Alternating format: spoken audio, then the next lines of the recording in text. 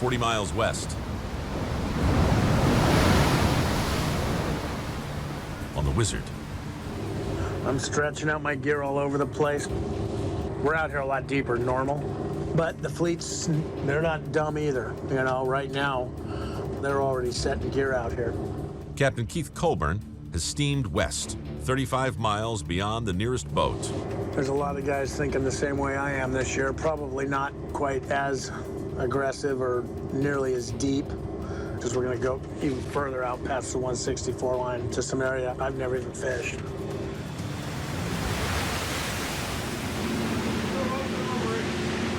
All right, if you guys are ready, we'll go ahead and start. Okay, Roger. Getting rigged up, ready to go. Oh, whoa. Whoa, going up. Houston, we got problems.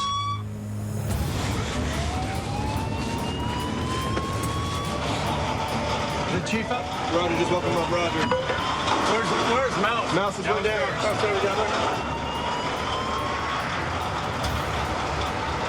Did the engine just die altogether? Yeah. Okay. Where's the chief? There he is.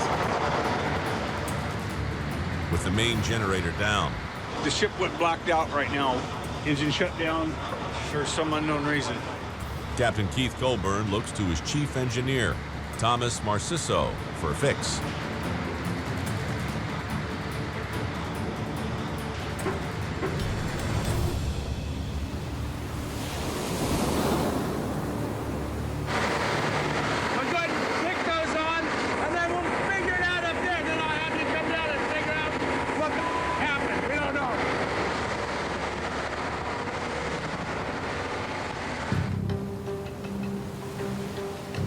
We have no idea what happened at this point. We're still trying to assess the situation downstairs. What we do know is this, our main generator went down. We went dead ship.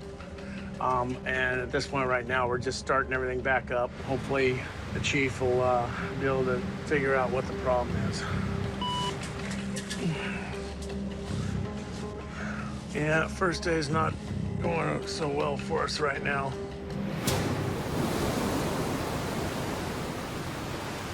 What do we got downstairs, Chief? Any idea? That charger was off in the off position, I guess. I don't know. I mean, it's easy to bump into that, brush it with your shoulder. Okay. I was gonna flick it back on. It's fired right back up and it's idling right now. I'm not sure if I bumped into that or if it was turned off for some reason or not, but... After checking every possibility, the engineer's conclusion, oops. It is what it is. All right, I'm gonna get back to work. All right, boys, here we go. With any luck, we've run our course of bad luck, and now we can get back to fishing. Yeah, go ahead and dump it. Yeah. Going over.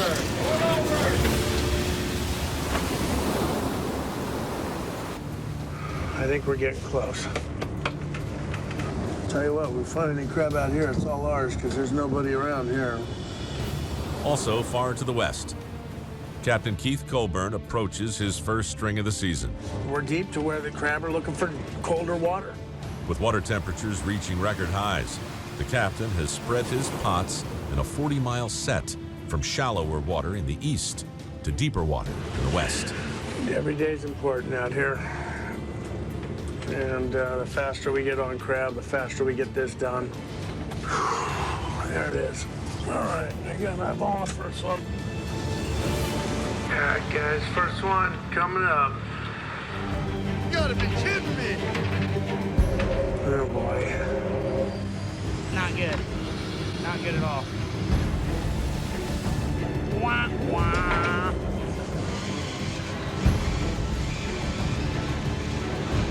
Might see me cry yet. I gotta find some crab fast here, man.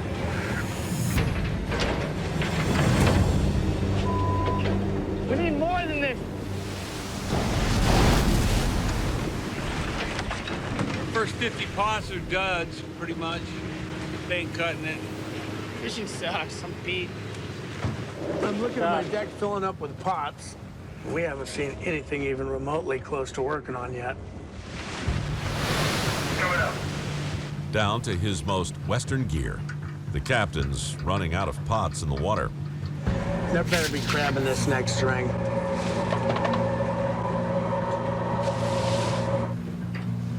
We're not giving up on the day. You know, you never know when lightning's gonna strike out here.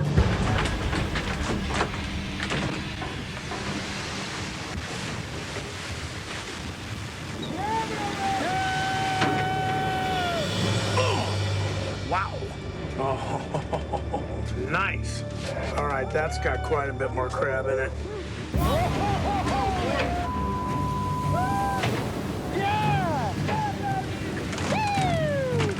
That's a lot of crap.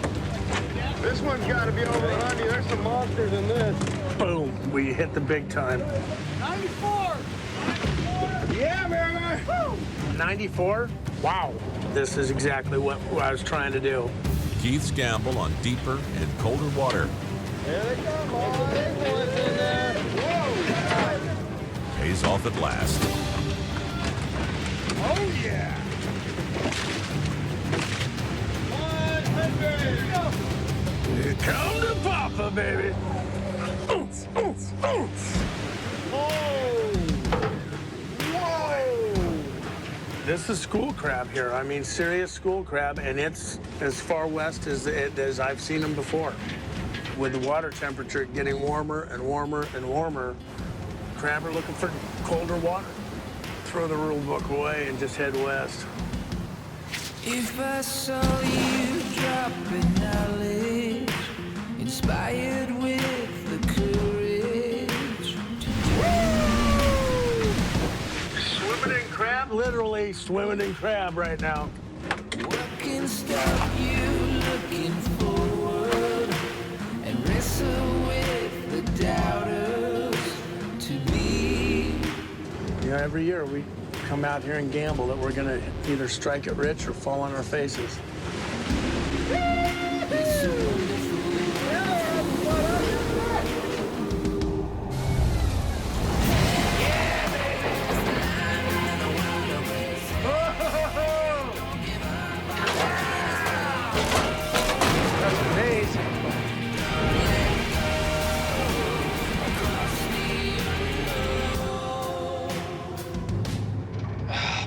Sig's not here yet. Interesting to see how he's, how he's feeling. Obviously, what happened to him in February, it's life-changing. Watch out. Oh, man. Oh, come on. After enduring one of his most difficult seasons,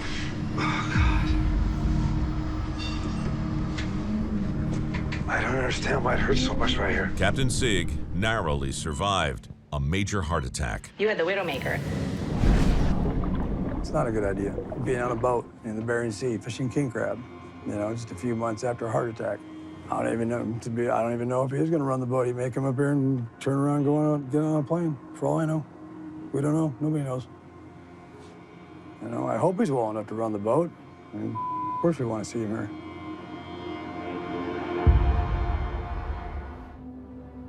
Across the bay, the fleet continues to get ready for the king crab season. There you go. Stocking up on gear, bait, and in some cases, reinforcements. Go down there. Hey, you made it! Okay. We jumping out? Yep. Come on. Clark, go down there. Party begin? Man, she's locked and loaded. Looks good. We're waiting on you. I had to bring my posse. That's a pretty good looking posse, though. The whole fam.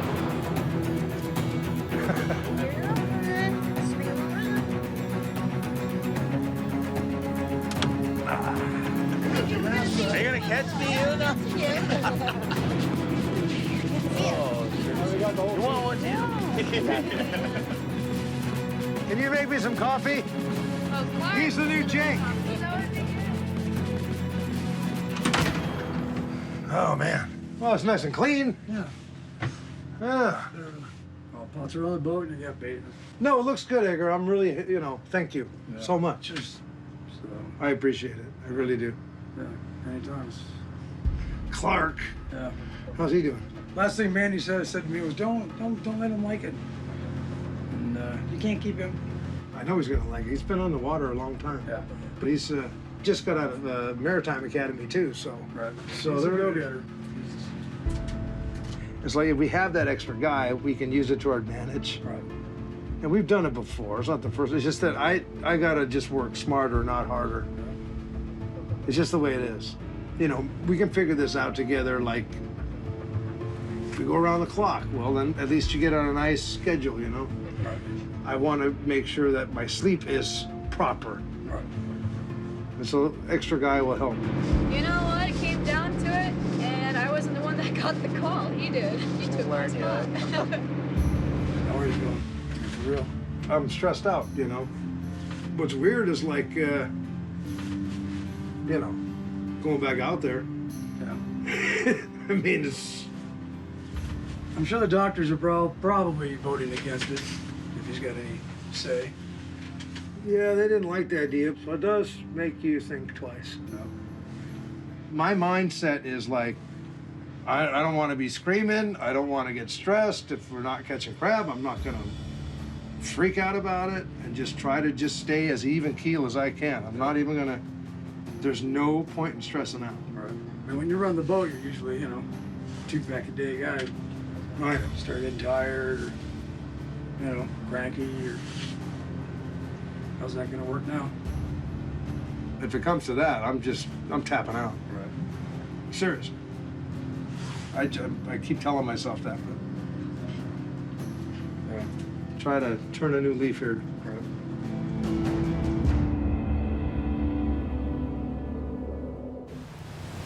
180 miles northeast, aboard the Northwestern. On the western king crab grounds. I'm ready to start setting here. These guys are gonna just get that first pot ready here. After a 20-hour steam, Captain Sig Hansen is poised to launch his first pot of the season. This year we're fishing much farther west than we normally have in years past. I just believe it's warmer waters. We gotta go a little deeper, and that's what we're doing. Sig's betting that skyrocketing temperatures in the Bering Sea have forced the crab into colder waters. His plan is to drop his first string 100 miles farther west and 20 fathoms deeper than normal. We'll call this one the Wild West. See what happens. Well, I think the guys are about ready. They're forgetting one thing. Should we have a little herring party? Oh, yeah. Yeah, I think so. But before setting his first pot of the new season, Who's the victim? Well, you look so nervous, Clark. Yeah. the crew taps young Greenhorn Clark Pedersen to appease the crab gods. We hired Clark, who is Mandy's boyfriend. He's got the motivation. You can't beat it. The guys just love him to death. But I think he's got a lot to prove. So we got a couple fish here, tradition here in the Northwestern. And I'm microwaving them. Only because it's 10 times worse when they're warm. Yeah. You feel like we're picking on you? No. Let's do it. Let's do it. Getting a special play. One for Clark. Welcome to the family. Welcome to the family. And we got one for Matt Bradley. Buddy. That's what you get for leaving in the first place. That's for retiring from retirement. Make sure you're right behind the head. You gotta go behind the head. Pull the guts out. Oh, behind the head, behind. Hold it in, hold it in. Chew it. Gotta chew it. Chew it. Oh, not so bad. I want to throw up. All the way. I want to throw up. Looking at him. How about Matt? Did he go? He faked it. Throw it in there.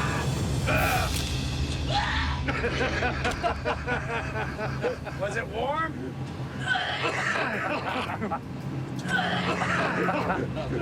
Okay, Good man. Welcome aboard, buddy. Good man. All righty. Matthew. Oh, funny. It wasn't bad. Just bite into it, not think about it. Rip it off. Herring scale stuck to my dentures.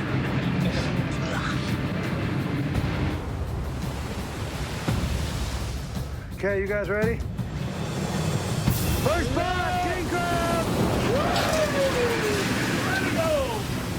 First pond, 2016! That's up, bud. It's a different area altogether this time around.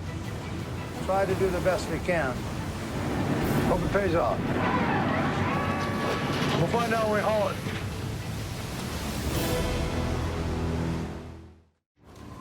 "175 miles northeast of Dutch Harbor. On the 125-foot Northwestern. Wow, Carl, look at this one. Look at this crab. Stay tight, yeah. Oh! Holy, this crab.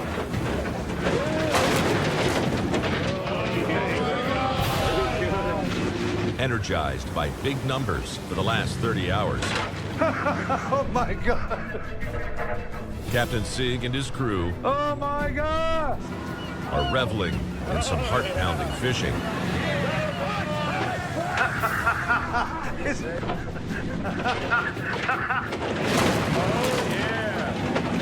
Maybe not a great idea for a guy 8 months removed from a heart attack.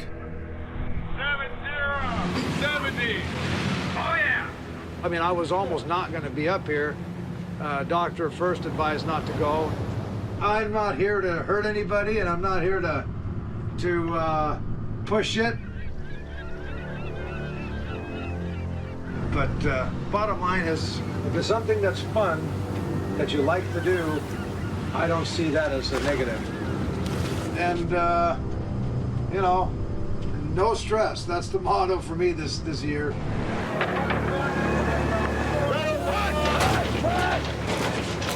Hopefully we can get most of this on before the weather blows and then see what happens.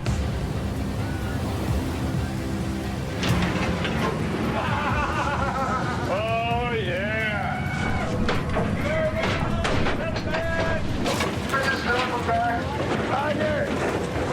Despite an oncoming storm and his bulky heart, We need to just turn and burn, load it. As soon as you get her loaded, the veteran captain doubles down. we're on great fishing, and I'm not stopping. $106. That is so nice, man. Unreal. Yeah.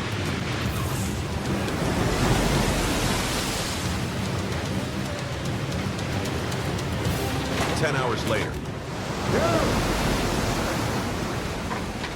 And after nearly 2 days of continuous fishing, Guys have been going around the clock here. All of a sudden you start seeing hundreds in your last string, and I think that's a shot in the arm. big numbers keep flowing into the Northwestern's tanks.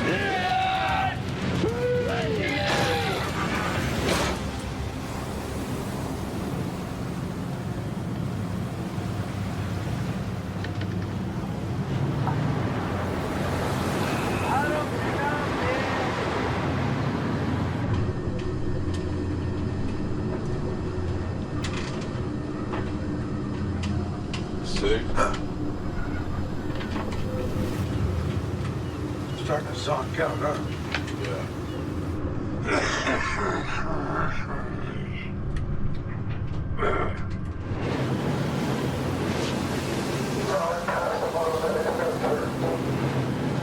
The grind is starting to catch up with Sig, Right here. What's the real? causing him to miss a pot. Everybody's tired. Taking a few hour nap. He hasn't been in bed. Everybody's a little tired. People are making mistakes.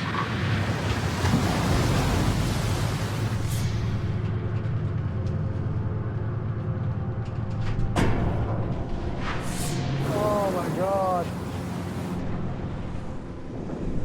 right there! Behind you! Yeah, this is Nathan.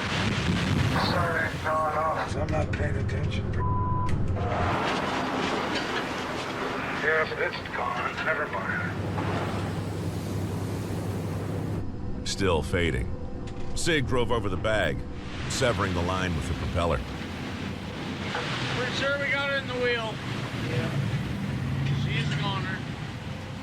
Losing the $1,000 pot and the crab in to the Bering Sea. Haven't had one in the wheel in years. He doesn't need the stress on this. You don't stay up for 40 hours if you don't have to. You know, it's not something you do after you just had a heart attack.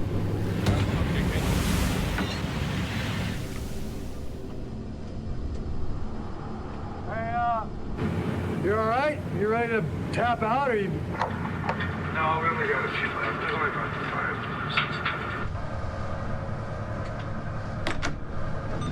Weather's coming in. Well, yeah, waves are picking up. He's got to bail. It's not ego. It's not even pride. It's just stubborn. Stubborn is all he knows. Looks like a bunch of hedges on this side to me. Sig, you all right? I feel like I can go down the street in an apartment over here, but it's all dark with big hedges in the front. I'm not going to say anything about the power not coming on to the weather guy. Power not going to what? Say the weather guy's next door to the power guys. Should I tell him? All right, Sig, call Eggert because you're talking gibberish right now.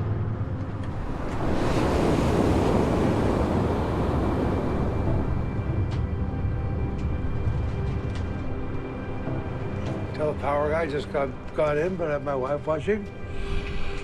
What's his name? His business. It's none of his business. On the Northwestern. I'm not going to say anything about the power not coming on to the weather guy. Power not going to what? Grinding for over 40 hours. Say the weather guy's next door to the power guys. Should I tell him? All right, Sig, call Eggert because you're talking gibberish right now. Captain Sig Hansen is staying awake, but losing his mind. So I'm gonna wait around for a few more minutes to see if we get a bag in the block here. If we don't, something's gonna change real quick. I bet you the whole clear has a bad something from somebody somewhere that's going on.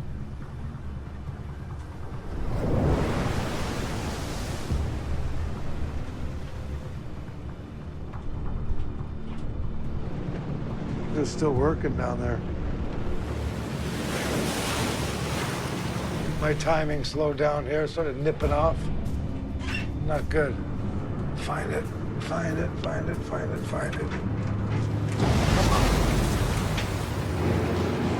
We'll just skip over it. It's not fine.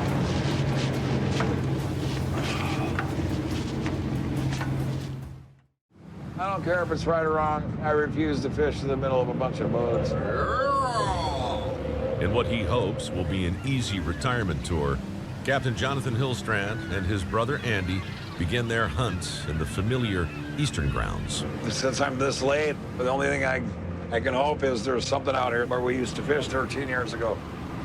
Looking to make up for lost time, Jonathan is prospecting away from the fleet on shallow grounds where he's had success before. We're going to set 24 miles. About 5 or 6 pots, just so we know if there's a biomass here. We find the females, and we need to go a little bit further west. Yep. And if there's nothing here, we need to go east. They talk about climate change, about warmer waters, so the crab maybe will go towards colder water. Climate change. They're on the bottom. They can't get on an airplane and move to Nome where it's colder. They're stuck here. And there's a lot of them. So I don't want to see no lights.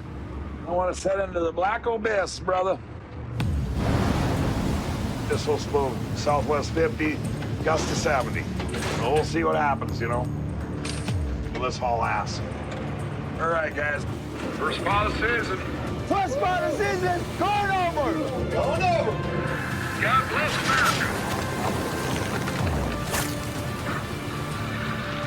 Yeah, right. Wow. All righty. Right on, right on, right on. The games begin. Welcome back to Crazy Town. Forgot how crazy it was. Thanks for coming out. I needed you. With their first pods of the season finally going into the water. Time Bandit. Hello, Time Bandit, Wizard. Mr. Keith Coburn. John and Andy are reminded of an item still on their to-do list. How you doing, Jonathan?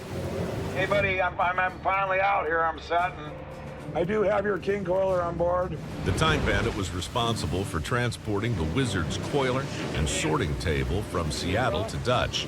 I'm sure you're going to be wanting that. But there's no way I can transfer that big sorting table. It's way too huge to transfer at sea.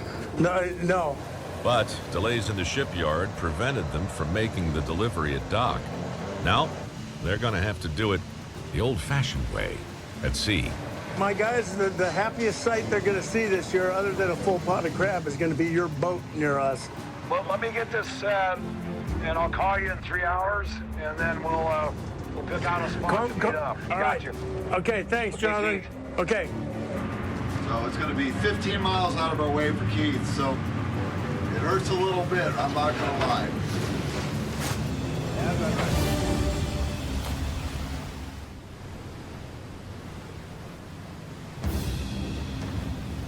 Oh, there's the Wizard. Time Bandit. Time Bandit, Wizard. Hello, John. Hey, buddy, I got your coiler and everything wrapped up and ready to hand over to you.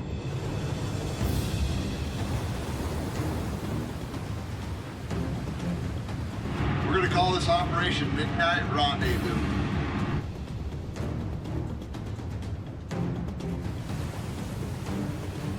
We got it on a pallet with 3 big buoys inside of it, so it's going to float really well. Awesome. But before handing over the goods, When we drive by, we want to see some dancing going on deck. Jonathan extracts one final payment from the Wizard crew. Dancing? Said anything about dancing? Oh, yeah, we want to see some dancing. I want to see how bad they want to go there. How bad do you want this thing? Standing by. All right, guys. Hey, Jonathan's not giving up the coiler until we dance, so you guys got to get out there and dance, okay? I don't care what kind of dance. You do something. Woohoo! We got one guy dancing, but I only see one guy. It's not looking like they really want the spoiler. Yeah, I don't think they want it. That's not dance. Come on, he says. Dance.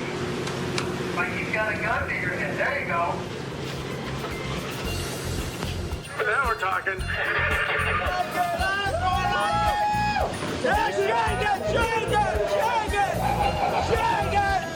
on, Butcher! That's dancing. That's what we're talking about. Get our coiler back, baby! Yeah, baby! They're holding up signs over here.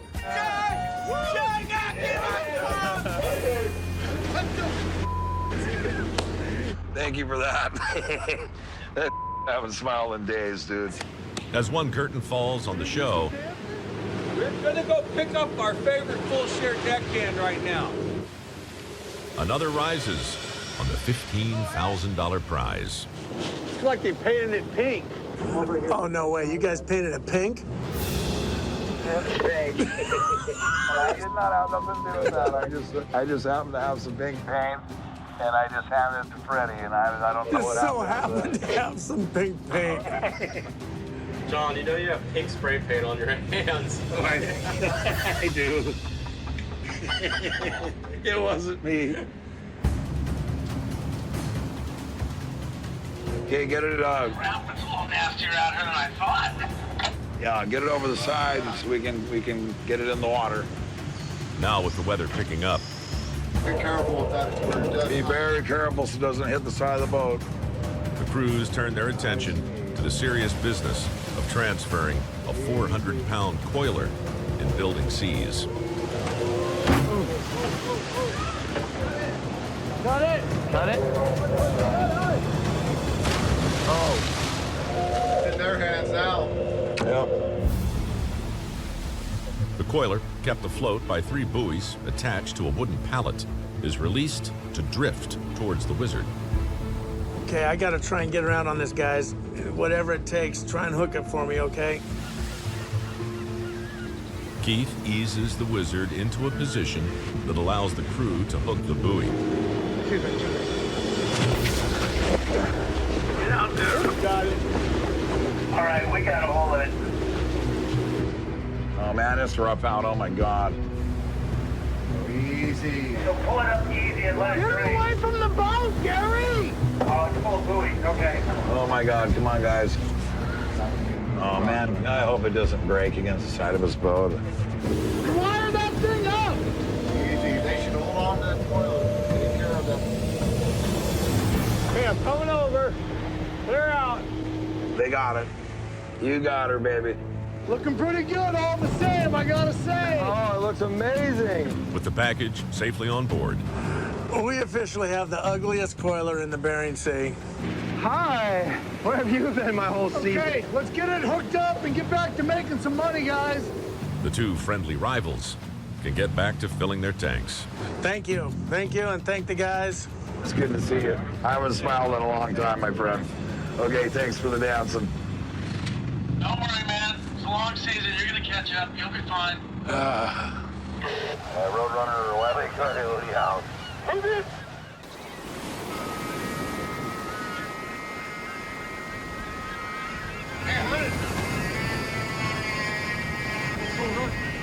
Fire in the engine room! Fire!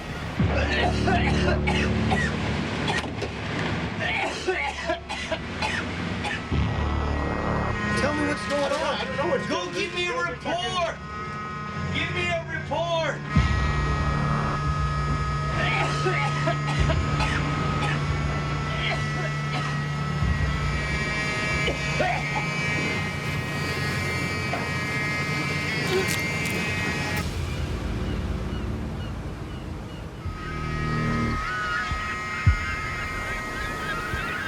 My main engines are off!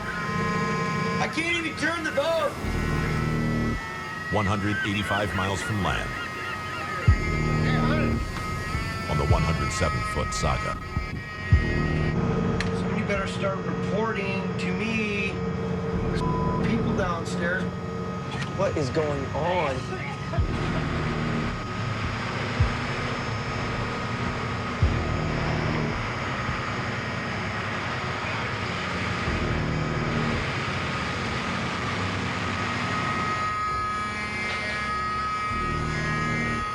Tell me what the f***'s going on. I'm trying to get a hold of it. It's pretty smoky over there. Now that it should Obviously.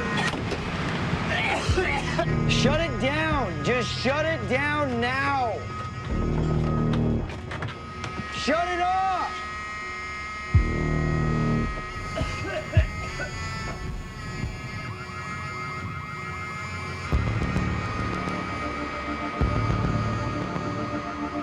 Get Oli out of there.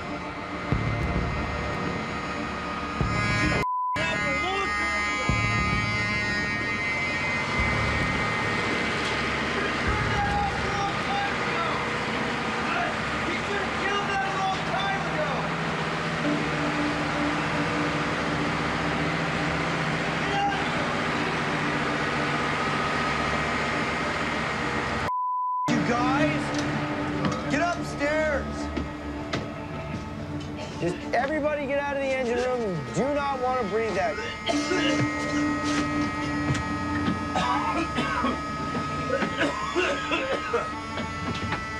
Why don't you just shut it down? Is it on fire? No.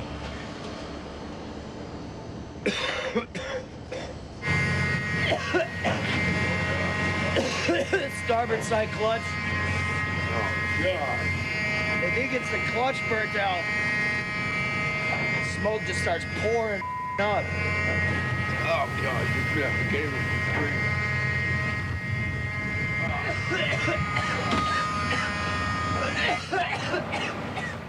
source of the toxic smoke? A burnt-out clutch. My heart just dropped. Fire is the most dangerous thing that can happen on a boat. It's not flooding. We caught it just in time. The clutch is a padded ring that transfers power to the hydraulic system. As the protective padding wears over time, the shaft slips, causing friction, overheating, then fire. If the guys wouldn't have caught it, would eventually got to the hydraulic oil, erupted in an explosion, and we would all been dead. So thank God that the guys caught it. Although a quick response avoided a disaster, We were dead in the water, literally dead in the water. Jake has to shut down fishing until the clutch is repaired. I'm worried about the owner, and now I've got to worry about this, and this is a huge issue. I've got the owner breathing down my neck. If I don't catch the crab on time, he starts taking it. At the start of the season, I hate to say it, but I'll have to get somebody else to help you harvest the crab, which would mean less for you and the crew. boat owner Lenny Herzog threatened to strip away Jake's quota if he didn't produce. Oh, dear God. One crab. Not good. Already off to a slow start, this delay could cost Jake and his crew their season. I know my engine room. I got no problem getting my hands dirty. Now, it's do or die as captain and crew attempt to make short work of a major repair.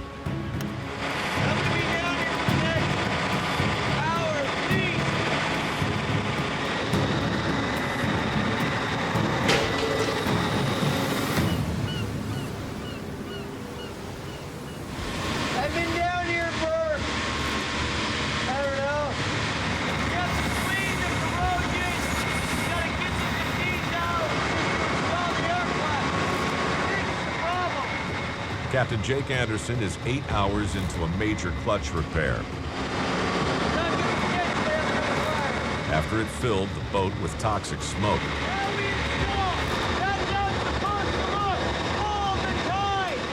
Until Jake completes the fix, the Saga is just chewing up clock.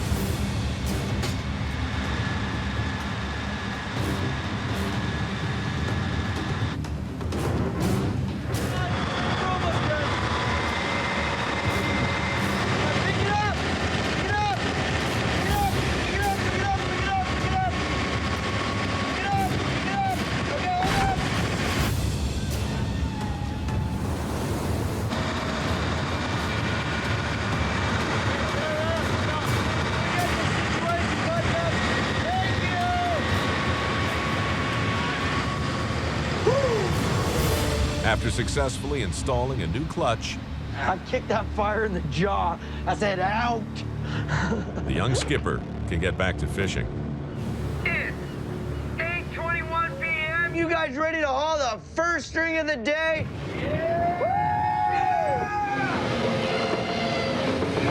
Let's go. Nice toss, Mr. Gribble.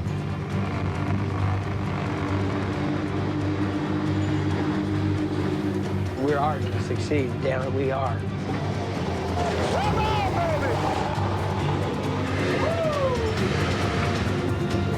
Coming up.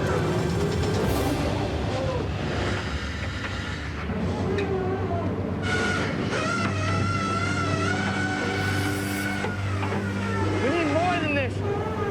Nothing. 33 hours. Damn it. Yeah, so far it's not looking too great.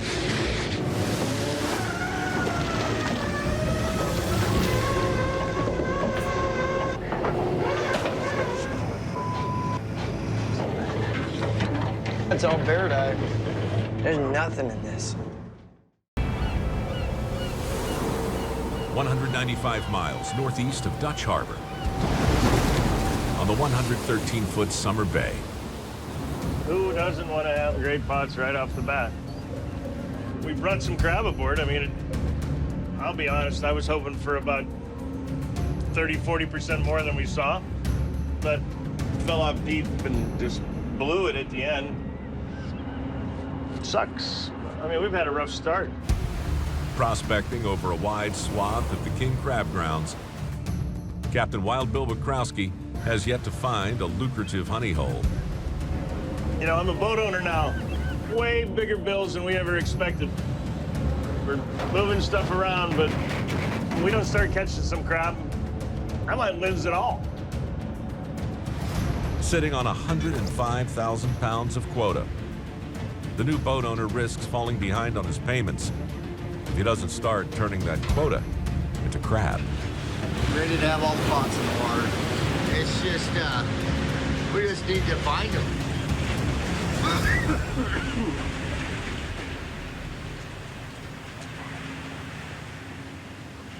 All right, we're shuffling these up the hill.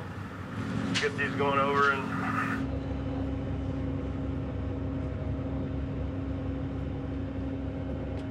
Who are we missing here? I think our deck box is feeling a little sick right now. Bill's ace and surrogate son, Nick McGloshin, has struggled with an illness all season. Not the best time for this. Let's go. More pots. More crab. More money. And the last one out on deck. Yeah, let it go.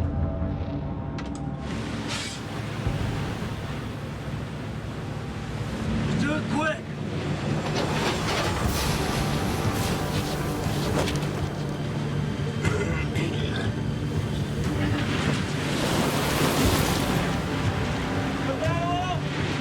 Hey, slide that leash down towards the bottom.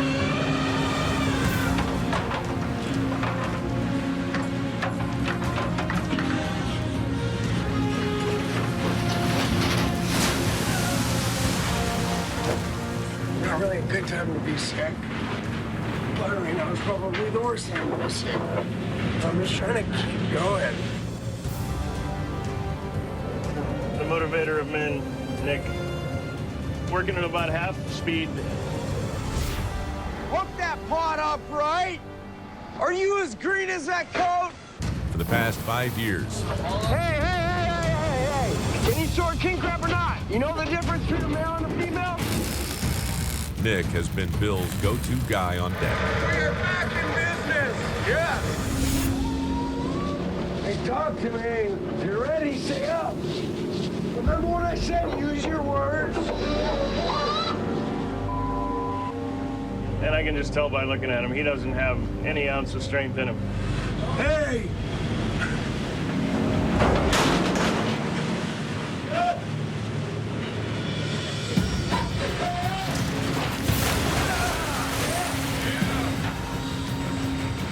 Hunter, you gotta go down here. I can't see you. Hey, heads up, heads up!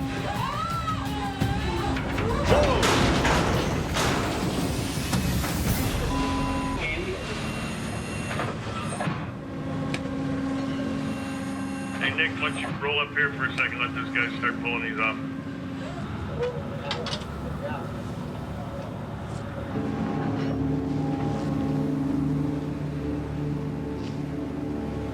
Yeah, there we go.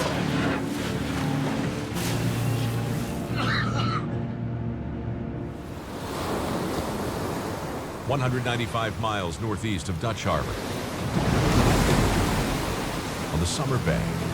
I just know that if things were normal and we had a normal situation, I would be on my way to town right now with the rest of my crab on, and would have been done.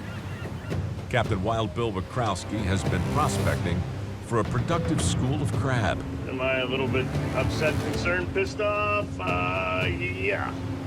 And so far, his prey has eluded it. We're down to the wire, working up to the last minute.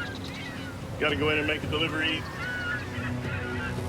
The hardest part about this whole deal is right now, I do have one guy that's sicker than hell.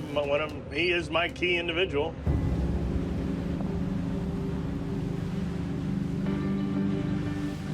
See what it brings.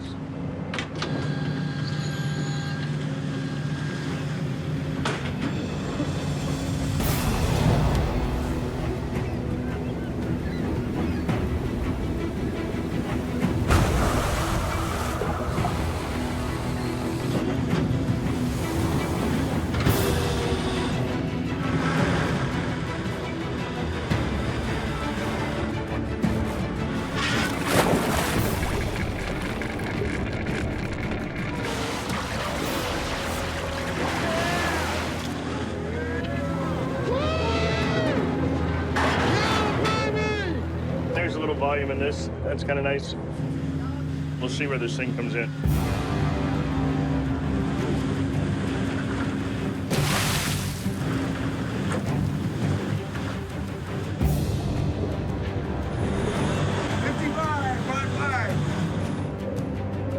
I'll take it.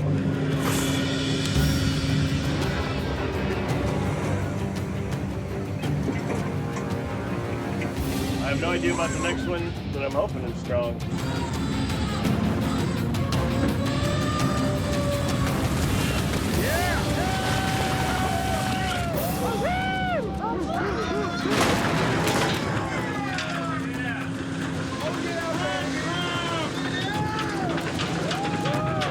Sweet! We're into third coat on this one. 89, 89! Cha-ching! We should be able to full tank with this string. Get this done. Hell yeah! It looks like this thing's gonna work out well for us. We're on some pretty tremendous numbers here. I just feel myself decomping because I'm feeling confident that we pretty much have this thing locked up.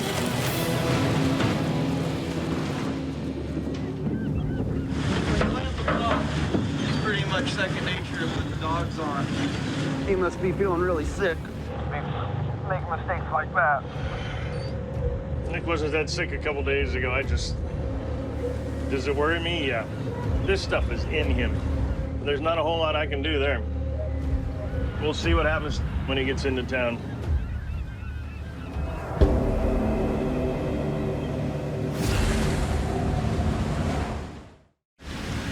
Ready to haul some pots. Time to do what we came to do and haul some pots. All right, first pot on the bow. With the light now secure, the young skipper can get back to chipping away at his massive 200,000-pound quota. I got everything riding on these strings now. We've hopefully got them all situated. I've got the owner breathing down my neck. He's nervous. He will start tearing the quota away from the boat. And with time running short, Jake must fill his tanks quickly or risk losing his quota. Oh, please, dear God. Show me a sign. What's in the pot? Sounds heavy. No. Not much. Not much at all. Females. Lots of females in there. A lot of females here. Start getting into the females, you start messing with the livestock for next year. You can't keep them anyway.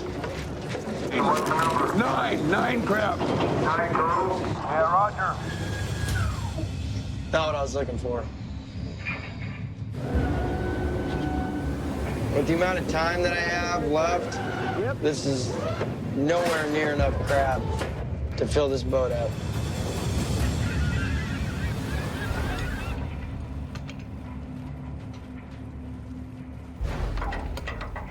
Whoa! What is that sound? Hey! Whoa, is that a board in here? Up inboard! That's not good. We got a Inboard, listen our tank. It's gonna spin around in there and just kill crab.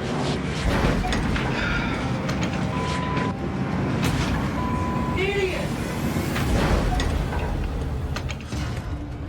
Bin boards are 4x12 wooden partitions that protect the crab from crushing themselves as water shifts inside each tank. But should a bin board come loose, it becomes a blunt hammer, smashing the crab and killing them instantly.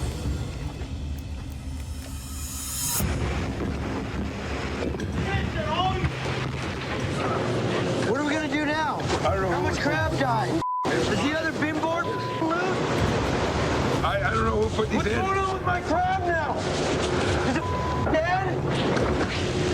Well, we're gonna take him off. We'll see what the situation is. I thought the hatch I could see Go them. with it, Ollie! The out of the draw! To keep from further damaging the crab, it's essential to position the boat perpendicular to the swell, keeping the water in the tanks as quiet as possible.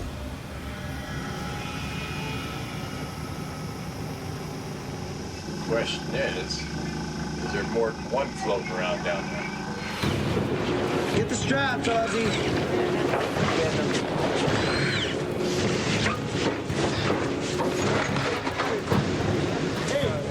Watch out, guys.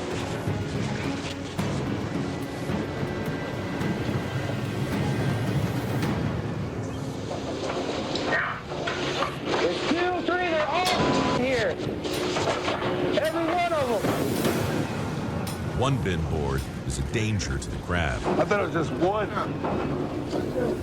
Unreal. 3 are a wrecking crew. Holy, you gotta be kidding me. They weren't even bolted. Watch it. Watch out. Drop it. The bin board stopped that. Watch the crab. See what they're doing? See all that weight? But simply removing the boards doesn't put an end to the danger. Imagine all that weight crushing those legs.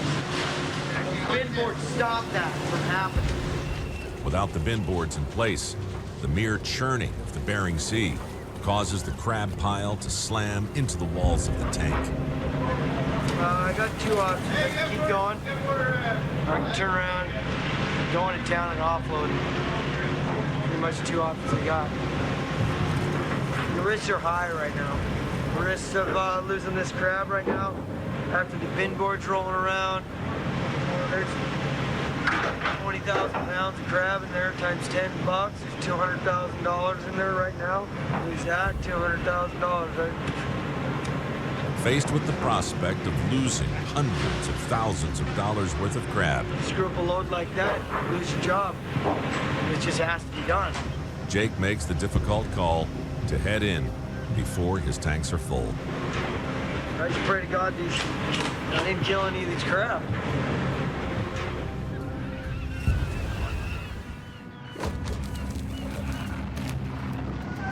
You like that right there? Okay, I guess that's it.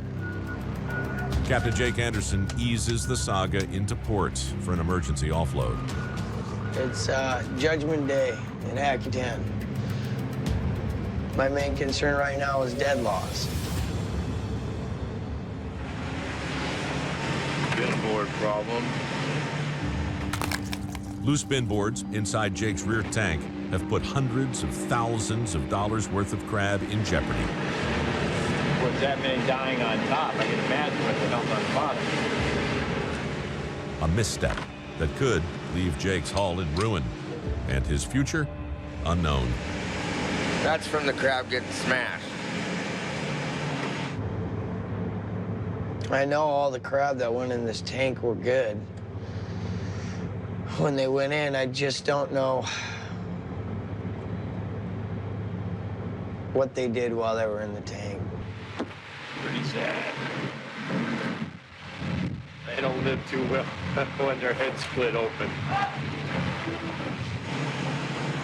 I just see a whole lot of anger right now. As the pile of dead crab continues to rise, We still can't go down there? Why didn't they pull it out?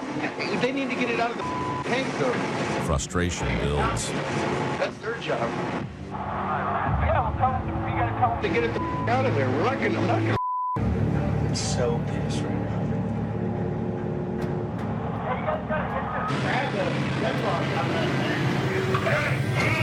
You don't tell these offloaders to do a thing. These offloaders do what they want to do.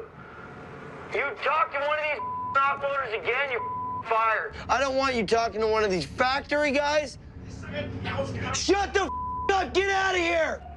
Out! Out! I don't like you.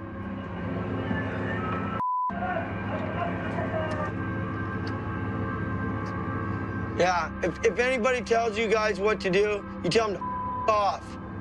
You guys are the boss, and you guys are my family. Roger? This past trip, deck boss Nick McGlashan just wasn't himself. You think it might be more than the respiratory thing? I don't know. The doctors said, like, well, your white blood cell count is really high. It's like cancerous. Raising concerns that he has a terminal illness. I don't have Zach right now, so I've been stressed. I mean, Nick's kind of like almost like a kid for me. Normally on the boat, Wild Bill can take care of us, and he's the doctor. I have some problems that Bill can't take care of, so we're going to the clinic. We get checked out. So we're all worked up and freaked out, and I'm thinking, what the hell could this be, you know?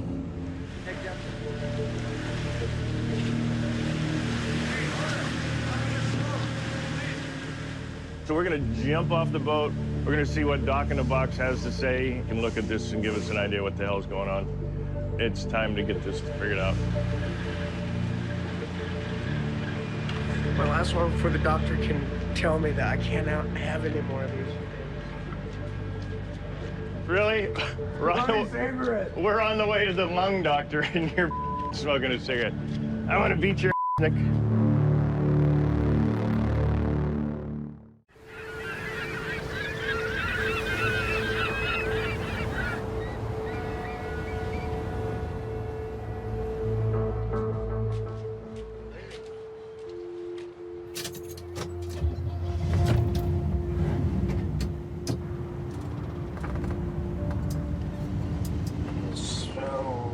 Doctor's notes. Rest. Yeah. And quit smoking. Throw that away. All my numbers were good. My white counts were good. X-ray looked good. I was fearing cancer. But the doctors said, you don't have cancer.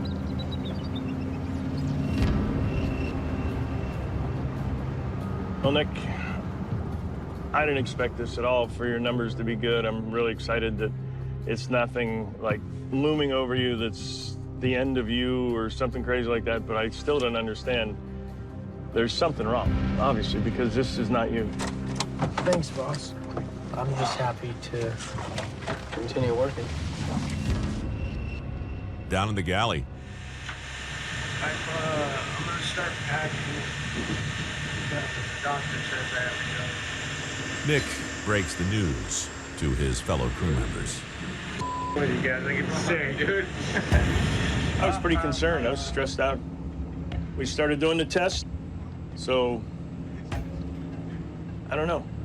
Clean bill of health, definitely not the same guy. The only thing that I learned from the chest x-ray is that I have a heart.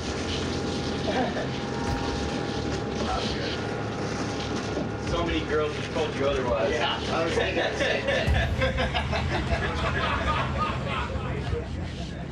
that. As this stuff's coming in, I'm kind of going, what is it?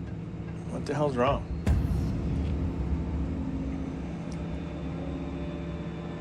Honestly, went up there feeling like I could be losing a buddy here. And I came away going, what the is my buddy up to?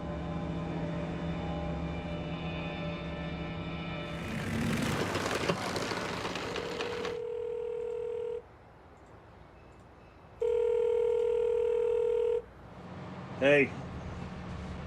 Yeah, you said you're gonna be up, so. Yeah, it was kind of a mixed day here. The offload went fine, but I took Nick to the clinic. Troubling questions about deck boss Nick McGlashan's health And they can't seem to find anything wrong with him. are keeping Wild Bill up at night.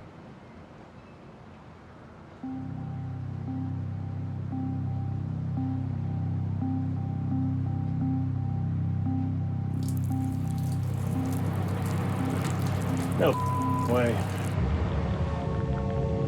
Hang on a second.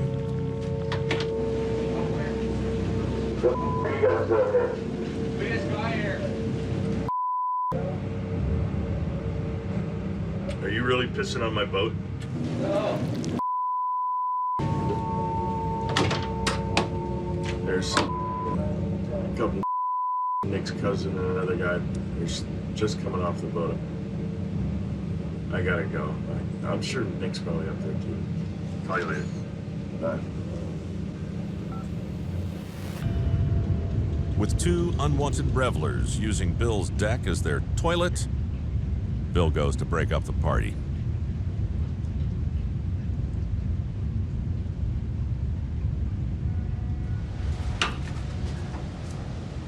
No way. Nick, are you serious? What the you can't even look at me, you're so up. Can't even hold a cigarette in your mouth.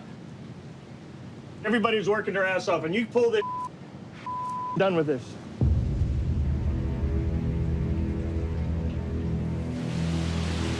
Nightmare. I've had it.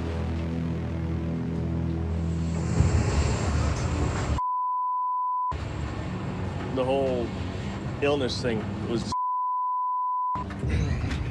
I can't take this anymore. What is it with these guys? How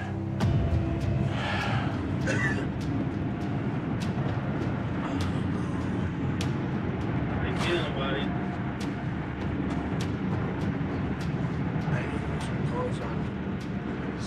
I can't. You know what? I'm done with it. His dad was done a long time ago. Well, you know what? I should have known that was the case. And it's probably my fault because I've given Nick the benefit of the doubt, what, 30 times? But this time was different. I mean, he's saying, like, I got cancer, I got pneumonia. Who would spread that kind of spew? I'm sitting there here near tears thinking this is gonna die on me. And it's not that at all. I've had it. No more will I deal with this. All right, where in the is Nick? I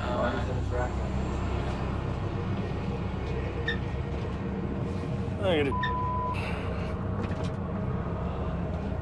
What is this? Oh my God. No way. I'm sick of it, man. I'm not having this on my boat. Bill discovers that his premier deckhand is sick. I cannot believe he has this on my boat. Sick from opiate addiction. He's gone. Oh, I'm just watering. Never mind. I don't know what's going on. Oh my God. I'm just watering. I don't know what's going on. What's going on? So thank you, Andy. Thank you, brother. Thank you. Just do what you gotta do, man. Yeah, You do it every year, 25 years in a row. You always catch your crab. Don't worry about it. Keep breathing deep. Every pot. Just chill out, man. Have fun. This is supposed to be fun. Thank you. You're one of the best at what you do, so don't worry about it, man. You're right. I am the best. You ain't no punk ass kid out here doing it. Namaste. Relaxed and focused. Right. I'm ready, boys. The veteran captain pulls up to his first deep water string. Let 'em rip, baby. There's so much crab out here, and every day so many pots get hauled, and there's that many less crab. With 140,000 pounds left to catch, the clock is ticking.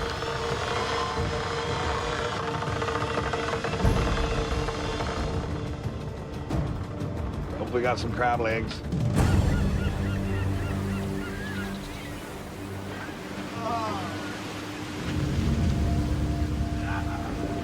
Wah, wah. This is not what I need right here. Not very good. It's just no crap. Females and stuff. I don't like the looks of that, Andy.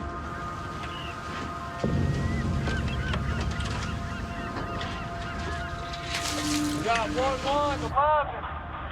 Not very good. I'm just trying to get these spots pulled. They got like 39 more to pull. I'm not seeing nothing. There's a lot of trash in here. I want to see how many crab are in that pot. Not very many. So far, the Time Bandits' foray into the deep isn't much better than their boondoggle in the shallows. 21. 21. We need 30. I'm really hurting over here for crab. I just need at least a 30 average because I don't have no time to pull any more pots, so. Every single one of us, our families rely on us to bring the bacon home. I don't want to bring just the bacon. I want to bring the whole pork. The big, fat one. No, ain't not bacon for years. I'm doing my job, you know, trying to do my job. My stress level was high enough. All you need to do is take 3 deep breaths. 3 of them. You're gonna get lightheaded, but it'll calm you down. If you don't do 3, you're not gonna get calm. What did I ever do without you last year? In the wheelhouse, Andy works to lower the skipper's blood pressure. Freddy's going crazy. Oh my God, Freddie is too funny. While on deck, crewman Freddie Mogatai dances to get the crab god's attention. Come on, Freddy! Crab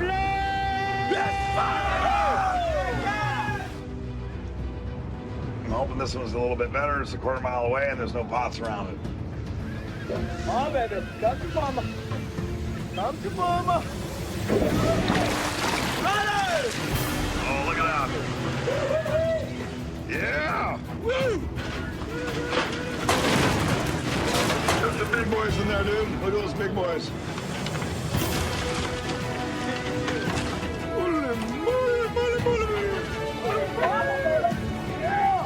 We got crab legs. Woo! We got lots of crab legs. 64. Oh, 60s again. Dude. 50s and 60s.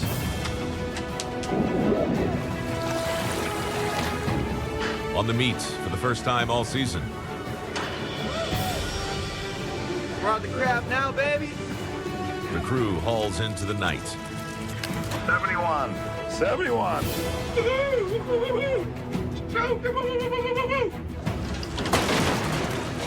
80. There. All day, every day. I'm gonna go look at all the crab going in the tank. I'm freaking.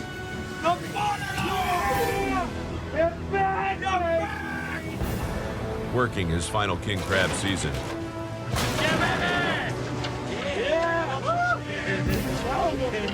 Jonathan is going to enjoy it all. This is all right. Look at this. It's got some Jim Cinderella story. 69 crab in 18 hours.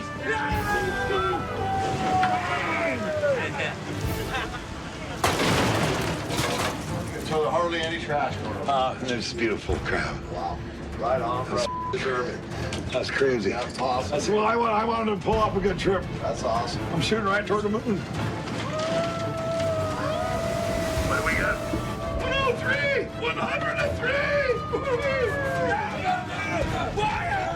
103 crab at $9 a pound. That's almost $6,500 for that one pot. 103! 103, brother! A nice down payment on a retirement watch. First trip is officially almost done. Let's wrap things up and get Andy home. Oh, man, I had so much fun fishing with you, dude. Anyway, thank you, brother. I almost went to tears. tell you one thing, it's been crazy however many days I've been out here. You're always glad you came, but you always want to leave. There was some good and bad and ugly on this. Oh boy, here we go. On the time, Bandit. Yeah, you want to take us into the dock, brother? Oh yeah. Younger brother Andy helps John finish up a successful first trip. Got a good, decent jag of crab on the boat. We're finally in King Cove to offload. Want to get this crab off the boat and get the money in the bank? I'm really proud of all the guys. Started out 9 days late for the shipyard and got on the grounds, and we didn't do too good right off the start. Finally got on some crab. I don't know what we have, 70,000+ pounds. This is like $850,000 worth of crab here. But a massive amount of work got done. For the comeback kids. After putting in one final trip with his older brother, he's gonna fly home. Andy is heading back to the mainland. I'm pretty happy my brother gets to go home. I got you home on time, just like I told you I'd get you in on time, didn't I? I tried to keep him out here. He tried to Shanghai me and keep me out for the whole season. He's helped out so much. My brother, thanks for Andy. Thank you for coming out with me. Had a great time, man. We found some nice crap. I love you, man. Love you. You're welcome. I gotta pack all my stuff up and I get I know. ready to go.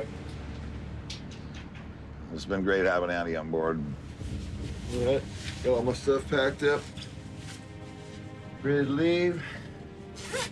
Got my briefcase. Hey, Eddie, can you help me throw this stuff over? Yep, you betcha, Andy. 150 miles southwest. On the Saga. Oh, yeah! So right now we're pulling into Akutan, and I see 3 boats ahead of us. I don't know when we're gonna get to offload.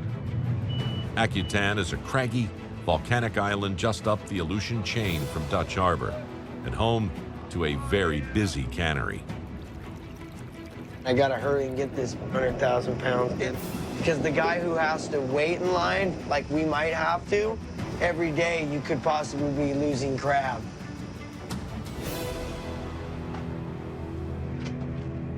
Yeah, can I speak with the plant manager there? Saga, tried it. Yeah, I'm just letting you know I got in.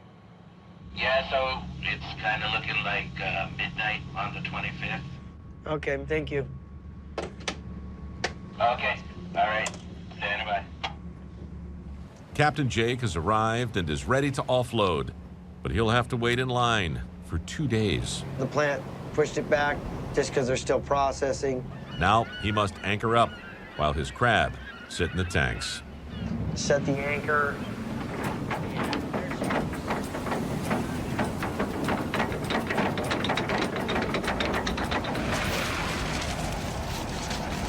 Notice the wind's picking up.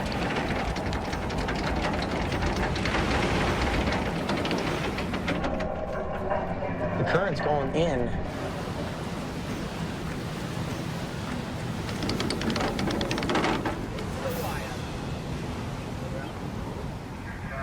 Does the chain look good, Dave? Trustworthy? Does the cable look okay? Yeah, cable looks good. I don't feel it dragging. We're caught.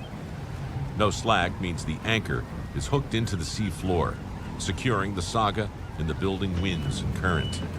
I think we're good.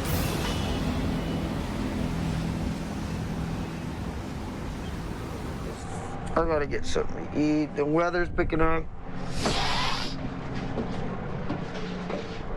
So hungry.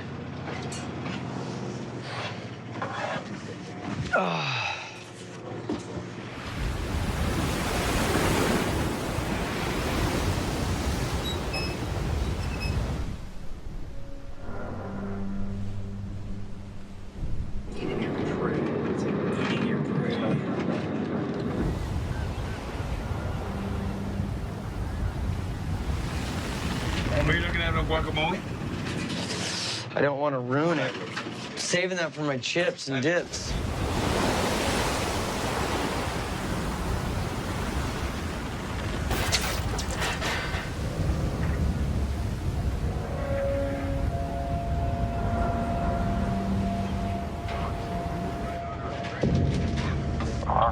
Saga. pepper, onion. Yeah, Saga back.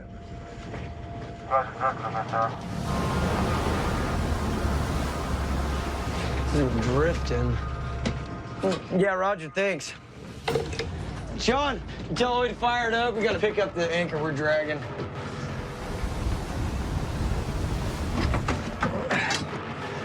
Holy, we are.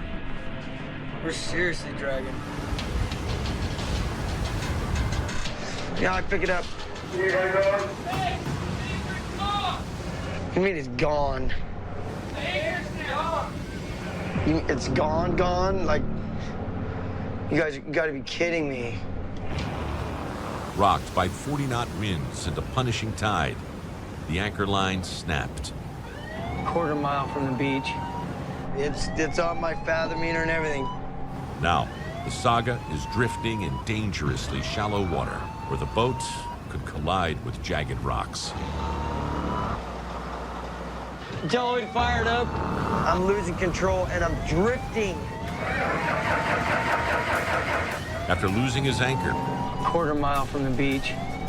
Captain Jake is on a perilous collision course with the shoals of Akutan. Oh, no.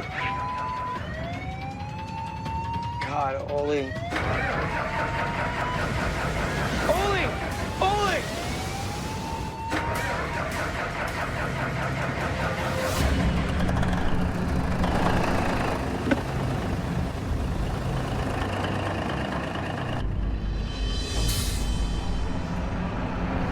Oh, here we go. With less than 10 feet of clearance under the Saga, Yeah, we're moving. We're moving, we got it. Jake steers the 198-ton vessel to safety. I mean, we could all just went up on the beach. What if nobody was here? What if it was just us? It had been done. I don't want to hear you. Had I finished my meal, yeah, we would have been close. A lot of money. Eating dinner could have cost me my dream. $1 million worth of crab on the beach. Saga, is there any way I can tap? Hello, what happened? I just lost my anchor. Roger. Without an anchor to prevent them from drifting, Jake gets the go-ahead to tie up at dock. We're gonna just get tied up and get to work on the boat as we wait to offload.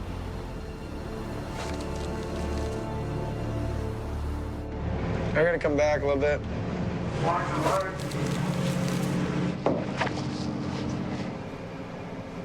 Bring that line up here. Give me another line. Right now I'm on edge. There goes in the truck. I don't want to hear any. That's it. Last hole like a cowboy. You okay, buddy? No, I'm not. Pretty far from okay. Pointed for an offload. There's a sinking pit feeling in my stomach. Depending on how well this offload goes, Lenny can still yard quota from me. Hopefully, he doesn't say, all right, that's it, go get your gear, you're done. That's what I'm worried about. So, it's a lot of pressure. It's very important that our numbers are right on for this one. You've got to be just on the money. So we'll find out. We'll find out tomorrow. Hopefully, I'm a little over so I can get a home pad. That's wishful thinking. We're gonna have no time off. I'll be just strictly fixing and fabbing toilets, motors, lights, and the engine that started failing.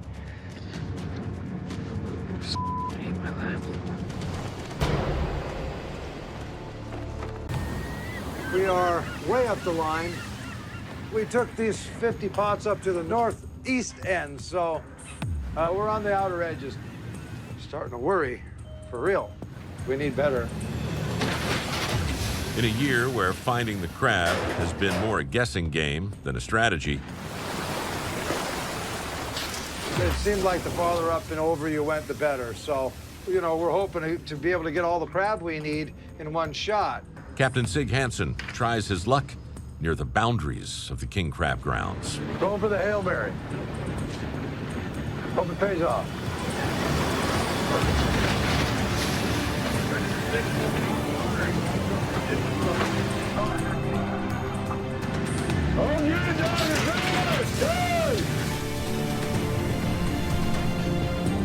Let's get these two hatches swapped. Let's swap them. Hey, I said swap them! Still trying to find his feet on deck, Greenhorn Clark Pedersen. Stepping into the cycle with a crew like this that have been so tight-knit for so long, it's definitely nerve-wracking. It's hard to keep an attitude up here too, but we gotta keep that going because You know, it's my girlfriend's dad. You know, who wants to look like an idiot in front of their girlfriend's dad? I kind of think Clark isn't feeling like he's part of the team yet. He's got the right mentality and attitude. He also has a lot to prove to me and the guys.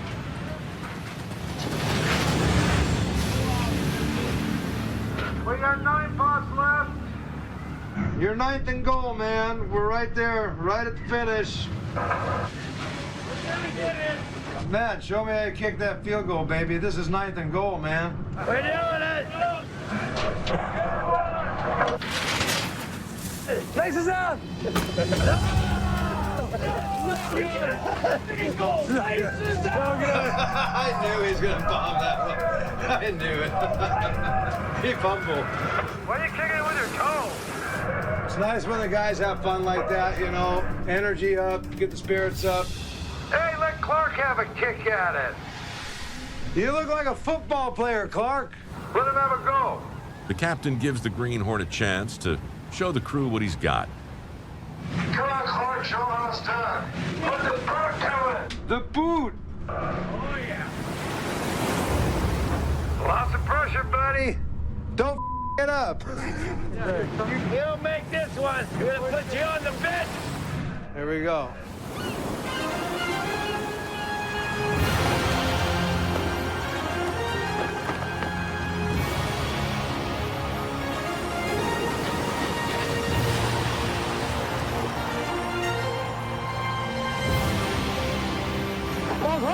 Hey, we're good! Yeah! Get the roar! How's it go? Nice job, Clark. What do you guys think? That was good! Looks like we got a new kicker. How's it go? See,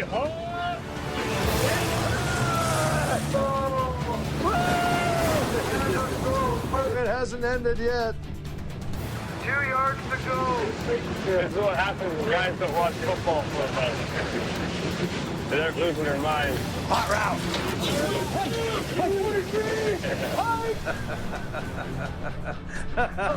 Run it!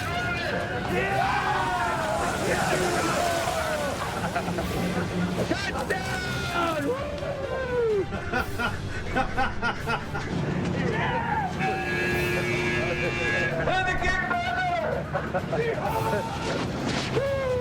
That crowd goes wild. You go 110? I give it 110%. Go hard on the whole way. I think we're long. Dude, Carl. Go around this shit. Oh, God. Whoa. I feel like the Gatorade ball. Just getting on the top. That's funny.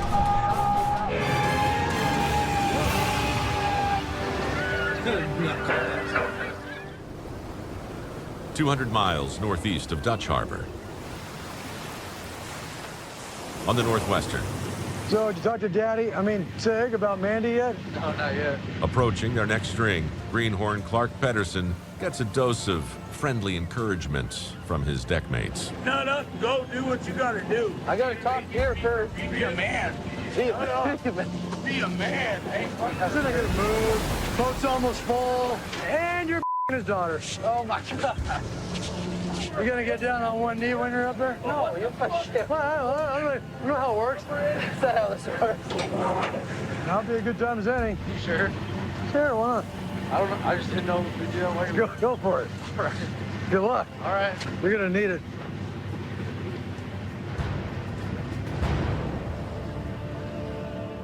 We've done it. There it is.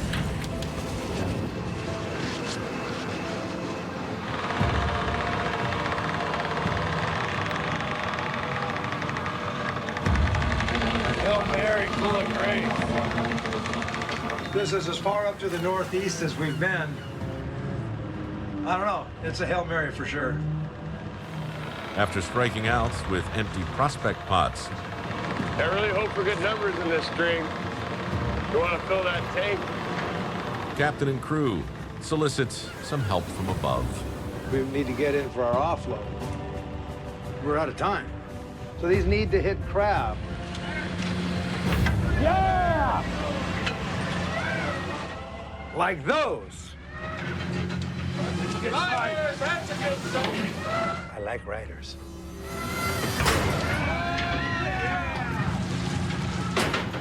Yeah! Oh, yeah! Oh, buddy! That's nice. Yeah! What'd you get? 56! Oh, wow, guys. 50s will buy cars and houses. At $10, that's $100,000 a string. Oh my God. That's a little more on this one.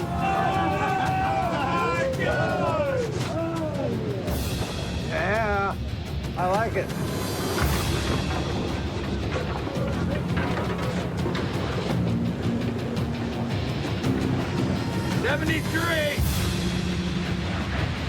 Yeah! Hail Mary. That's amazing. Set these back. Sig's on track to offload on time, thanks to the Hail Mary full of crab. Oh my God! It's fantastic. We got lucky with this string here. So sometimes a little luck goes a long way. I'll take it.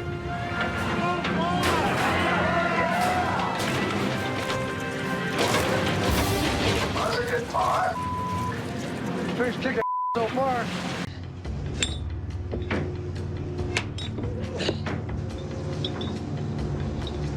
Hopefully I didn't put it in backwards. Young Captain Jake Anderson tends to his latest problem, I put it in backwards. installing his new $5,000 anchor. If I didn't find this anchor this morning in Dutch, which was a miracle, my quota definitely would have been removed. Quickly. We're all getting pretty good at this stuff because that's just the way it's been this last year is fixing and fishing. The saga always continues, it seems like. This season, Fire in the engine room! Go give me a report! the Saga has had issues, Hey! Angry call! both mechanical You gotta be kidding me. Move it! Get the out of here! and personal. Crap boat. Gotta take care of it. All right, we're gonna put the new cable in. Now, with one trip left to catch the rest of his quota, We are getting back on track and getting on top of our stuff. Jake needs his boat and crew firing on all cylinders. Honest and I are okay. I don't think he hasn't really came up to me and apologized yet. We'll see how it goes. I believe he's over it though, and I certainly don't want him getting hurt. I just want to finish. This is a marathon. All right, here goes nothing.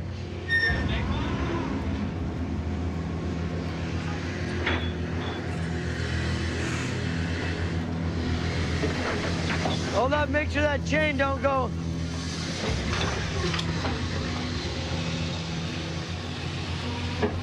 Stay.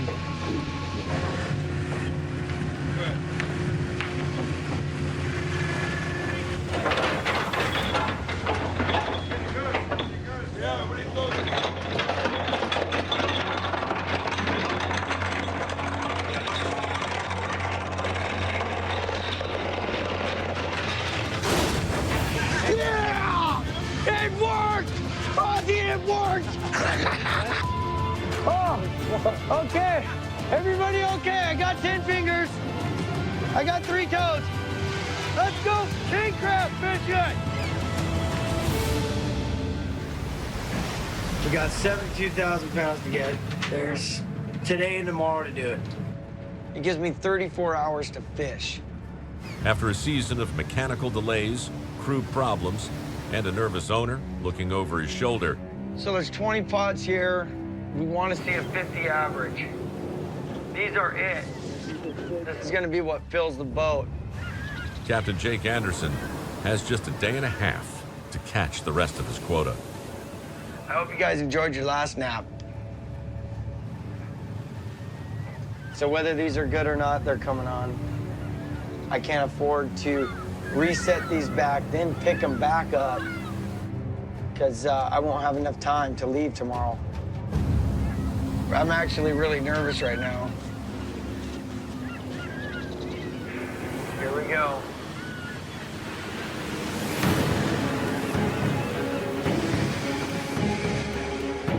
First pot's in the block. I just want to get this crab caught and get this trip over with.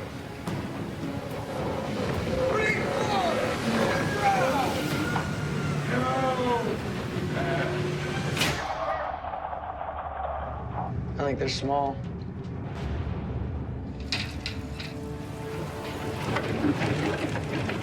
Most of the females here.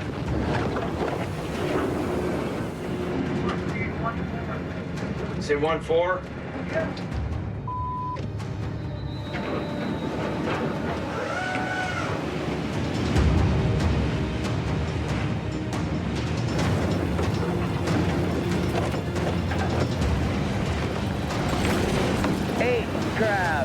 Eight crab. Not good, dude. That means my average has got to go up now for the string.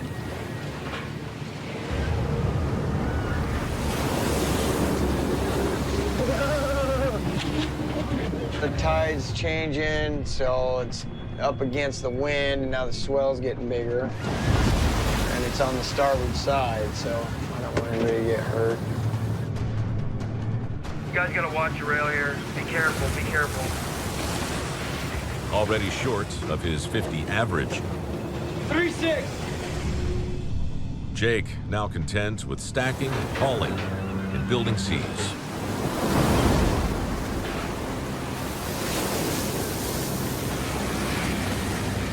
It's gonna be a long string.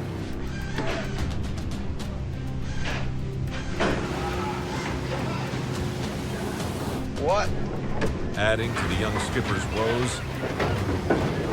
Oh, watch it. What the f is going on?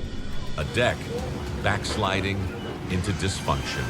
God, Sean, you're scaring the out of me. You okay, Austin?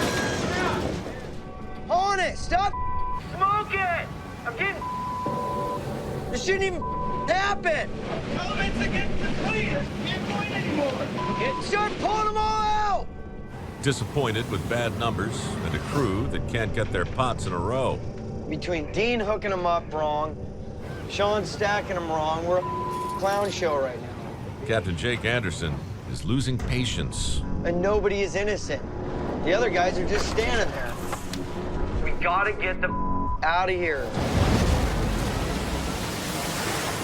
I don't want to see us going light. And I don't want to see us going unsafe.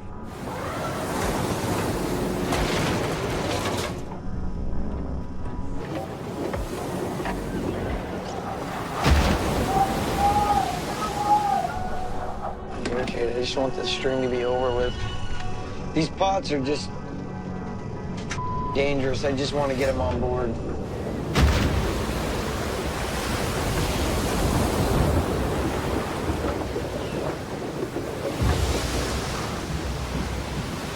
Right now, the sea state is very confused. They're coming in from all directions. Having trouble landing pots in the rack, having trouble stacking the pots. It's creating a lot longer haul time. We were doing 20 pots an hour. That means this string would have taken us an hour and a half. We're now into like hour 4. It sucks, man. The weather, numbers. Twig forward! Still short.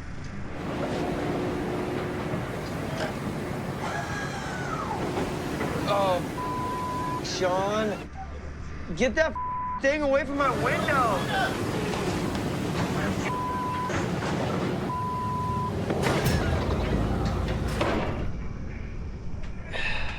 We're on the way to the gear. Our offload is done. On the 125-foot Northwestern, We got what I expected, which is about 175, 178,000 pounds. And we need another 25, 30,000 pounds. What's an hour? 15! in a season where water temperatures had him prospecting in the deepest corners of the king crab grounds. Oh, yeah! Captain Sig Hansen finally nears the finish line of this difficult fall season. We have a town soak. Those pots are soaking. So, knock on wood, things will go well, and we can bring in our last trip. How much left it all? Get the gear on the boat, 20, 30,000 pounds. We're done. We're in the final countdown here. Guys are all frisky. Everybody's happy. Dude, any spec junior is running around. The big question is, do we have the crab in the gear? And I suspect we do. So I think all I got to worry about now is getting those pots on safely. And then I got another decision with Clark. Pretty excited. I'm trying to not think about it, but I'm gonna have to make up my mind on that one and give Clark an answer. 4 days ago, Greenhorn Clark Peterson asked Sig for permission to marry his youngest daughter, Mandy. My gut says they can wait. We can wait another 10 years for all I care. Mandy can have any boy she wants, in my mind. But I'll push that off until we get these pots on board. For now, crab takes precedence over romance. We're gonna start going through the gear, and hopefully we've got enough crab in the gear to top off our quota. These have got about 4 days in the water, so we should be okay.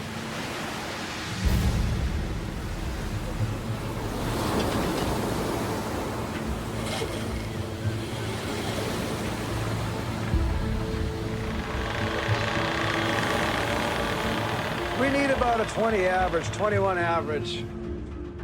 So I suspect we've got that.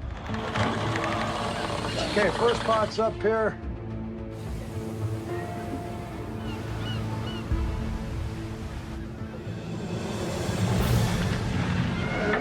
Oh, no. Oh, no. Pretty meek. You'd think after 4 days there'd be more.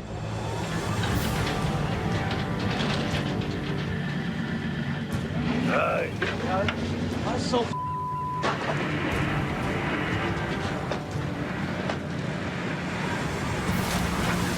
27. It should have been better than that. But as long as we get a dab of crab in every pot, I think we'll be okay. Oh, boy. 15. I'm hoping for more. We need more than that. That's not looking real good. Oh, no. What was billed as one last easy trip Big 9er. 09. 09. is now turning into a grind. Oh my gosh. This first 30 so far ain't hitting real well. Oh, no. No. Oh, no. I think we're in trouble. Me.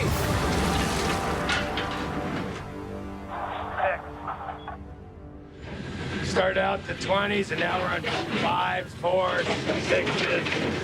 Oh.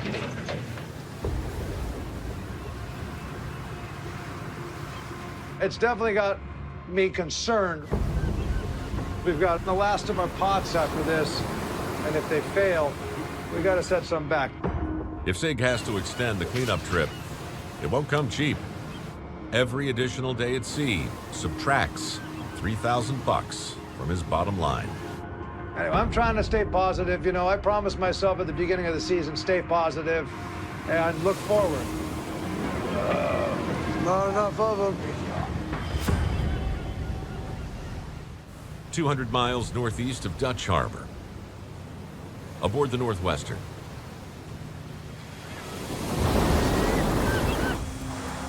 With a few minutes before reaching the top of the string. That's good. Fine. Get the list of it in here. I know stuff's all dirty around here. I didn't stress up. I'm trying to do it. Greenhorn and possible Hansen by marriage, Clark Peterson takes the opportunity to make a good impression. Okay. What we can do? Oh yeah. Just hit the console. Just real easy wipe, you know. Yeah, much better. All right. Thank you. All right, no biggie.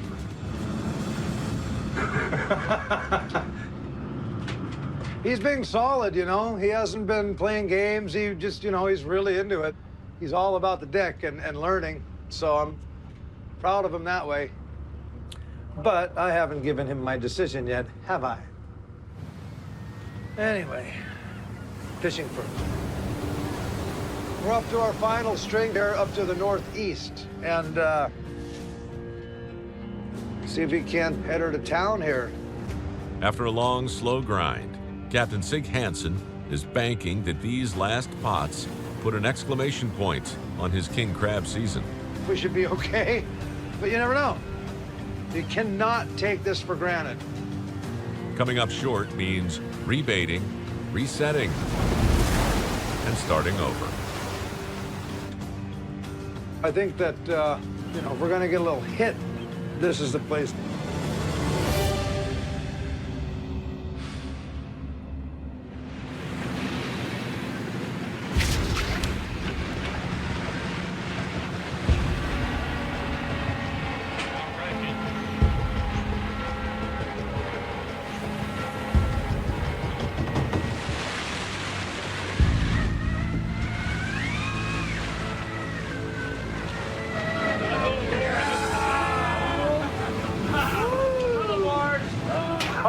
That's half full pot. Looks like nice big crab. Make me want to cry.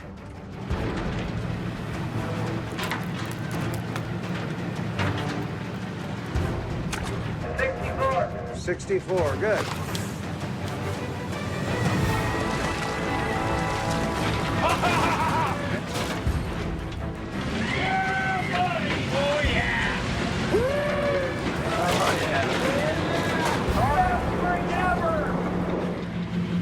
Good. All clean crab, all big.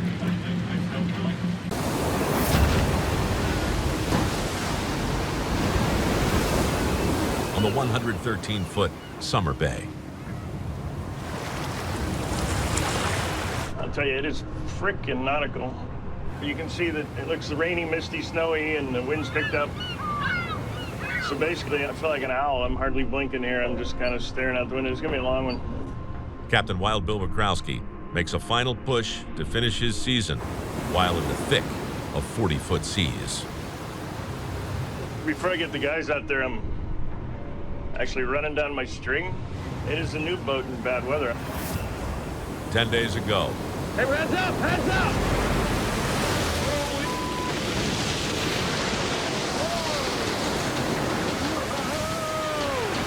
Unfamiliar with how his new boat handled in weather. We're gonna go ahead and secure the deck and take a little break. The captain was forced to shut down. I think we're risking it a little bit. The new boat. I'm giving it a dry run without the guys out there taking the heat. Now, with the seas building again, Wild Bill decides on a test run before he begins his haul. The human interaction with the throttles and the rudder. See, there's a big one. Back it off. Just keep the nose into it.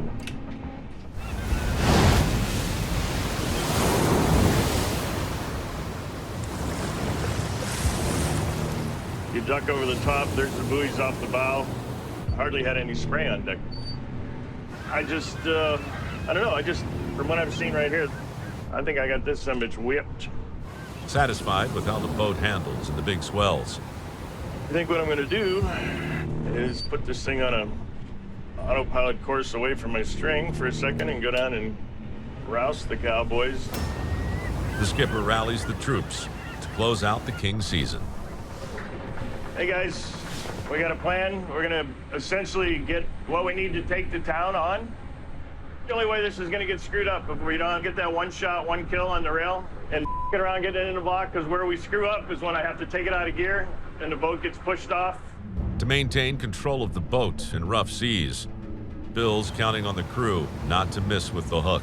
If you guys can be smooth, so I have to take it out of gear, get in the block, and get right back on it, we should have no problem.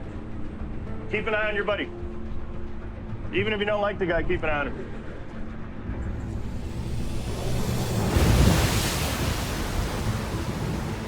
And he's out there right now. It's not safe. I take, I don't know, we gotta get it done, but safety's out the window. On the Summer Bay,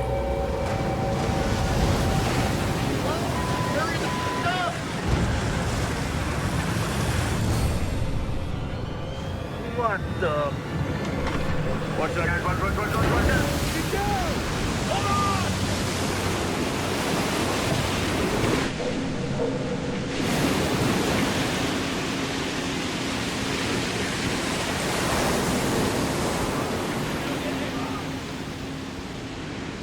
All right, you all right?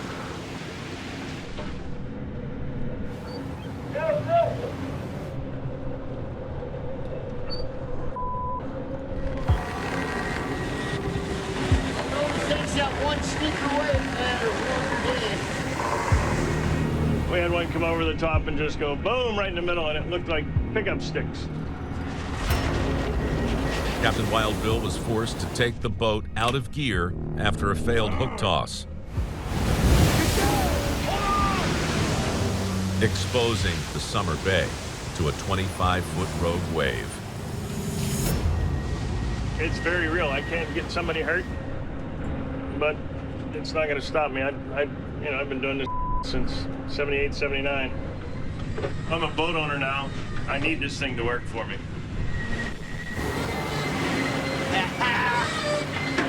Yeah, baby! A lot of volume. Hopefully there's some keepers. I don't see a whole lot of big legs in there.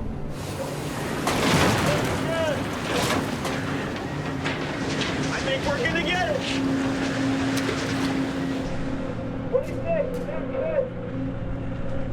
26 keepers, that'll help. I'm gonna go ahead and put it on course here. The weather's gonna be on the starboard side.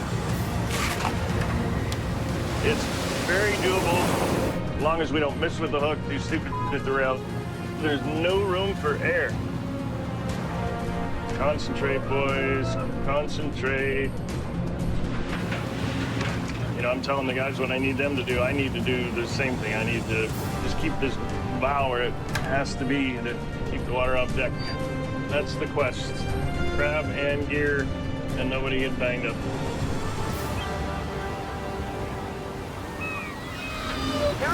Counting, yeah. Yeah, so we're just pushing really hard here to get this crab on board. Hopefully we can do it and get home. We're getting our ass beat for this, but I'm so damn close to this thing, I can taste it. In one final push, 2 to go. Captain Wild Bill Wachowski looks to put his King season to rest. It's been a hell of a season. Poor fishing in the beginning. We've had to put more money in the boat than we definitely anticipated. And we can hope that we do okay on Opies and we got worked out all of our bugs. I'll tell you what, I've had easier seasons. I've had easier root canals and jail time than this season. But we got it. All right, guys, last pot. Yeah! We're done! Thank God! First official season for the Summer Bay in the bucket. After more than 2 punishing weeks on the ground, boat, new life, new brand. Bill successfully caps off his first season as a new boat Where owner. we see a little bit of money here in the mighty Summer Bay. Let me see some celebration, Ronnie. I know it's been hell getting here. Appreciate you. For their efforts, each deckhand will bring home 40 grand. Let's get out of here before we get our ass kicked. Yeah, baby. We're done.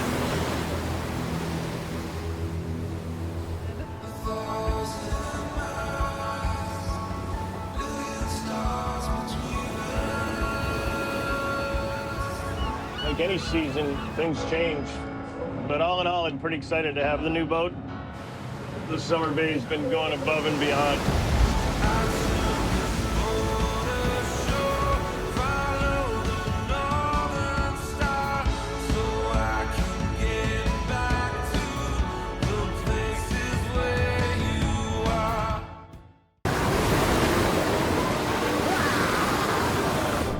So I get his haul ass and pull the next one. That's a good sign. Wow. Another good pot? Oh, thank you, God.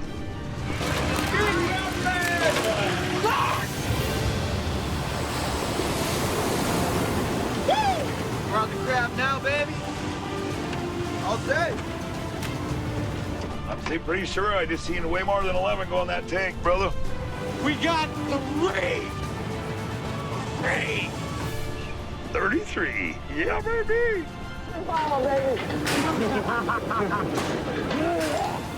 Oh, this one's even better. Better start stacking out. The captain will get the numbers to meet his quota. Stack out in a hurricane and go home. And hopefully it doesn't shut me down before I have my pots on. If the weather holds off. It's not over till it's over.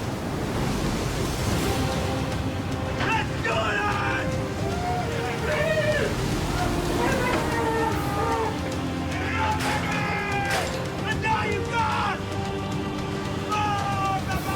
We're surviving. At least we're getting our crab done. Whoa! I just know there's not very much relief in sight.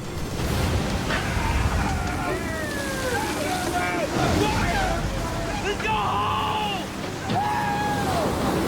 Just got one more. Okay, it's the last one coming up. Then we're heading against that. With a brutal 10-hour grind coming to a close. Ain't over yet. We're headed back towards False Pass. And to prevent dead loss by getting his crab in on time. Our decision's made. This is what we gotta deal with. And we'll just do what we can do. The veteran captain is forced to take a perilous shortcut known as False Pass. False Pass is called False Pass for a reason. There's a sandbar. It gets really shallow. That's what wrecks you.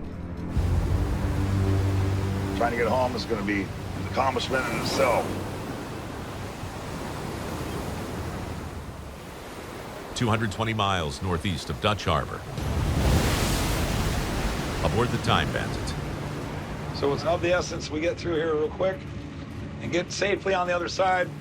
We're going to bring all the crab in. To protect his $300,000 payday from excessive dead loss. It still looks like we might not be home free yet. We're never home free, you know, coming through here. Captain Jonathan Hillstrand has chosen to take a shortcut back to port. False Pass is sketchy. You know, a lot of boats can't do it. The notorious strait, known as False Pass. You never know what the pass is going to do to you. You get extreme tide up against an extreme wind, and extremely shallow, and it can ruin your day. In addition to navigating a tight, shallow channel threaded by sea buoys, Jonathan must contend with strong tides and shifting sandbars. If he veers off course, the Time Bandit will run aground, threatening the crew and his 30,000 pounds of crab. Look at this right here. Feel the whitewater right there? Right out here, it's all whitewater. It's because of the storm that was out here, left the big swells and stuff, I think. See that whitewater, Eddie? We are. We're right at the top of the tide.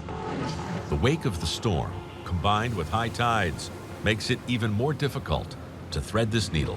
You gotta go through, because it's gonna get worse. So we don't go through now, we ain't gonna be able to go through. Got crab on, I gotta go, we gotta go. Breaking on through to the other side.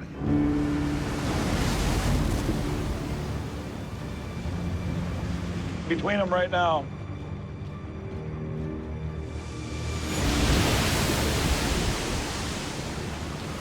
Yeah, should be heading right at them now, guys. And here we start. Crazy swell. Oh, it's gonna get nasty up here, guys.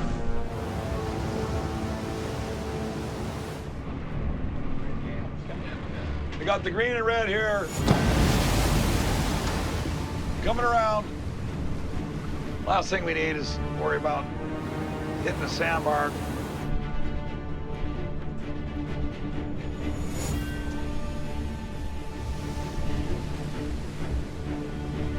It's gonna get way worse. Right now. There. Wow.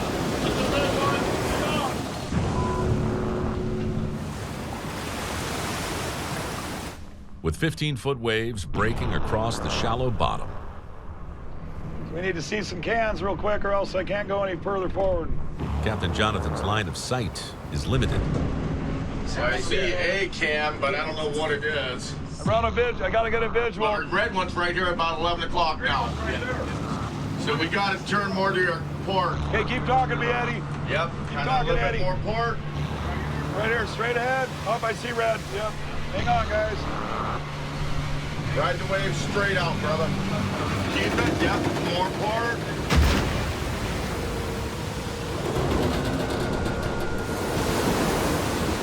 This is crazy. I didn't think we were gonna be doing this. Red's about 10 o'clock now. Yep, come apart.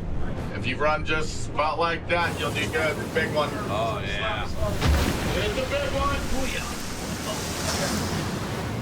Straight ahead. It's right there off your bow, John. I gotta try to come around, guys. That wave just knocked me in next week.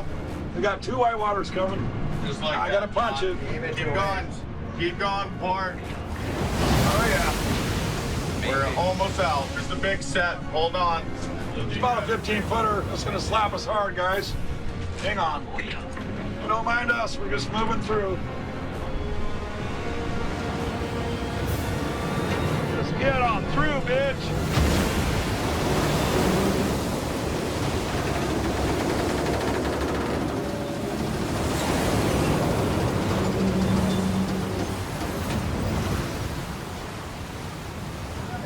Here we are. We made it, guys. Sea buoy's right there. We made it. Ah, ready. Yeah. That was super job, Johnny. That was awesome. Yeah. With False Pass behind them, the Time Bandit heads to port for the last king crab offload of Jonathan's career. Holy, I hate this place. You, Sandbar.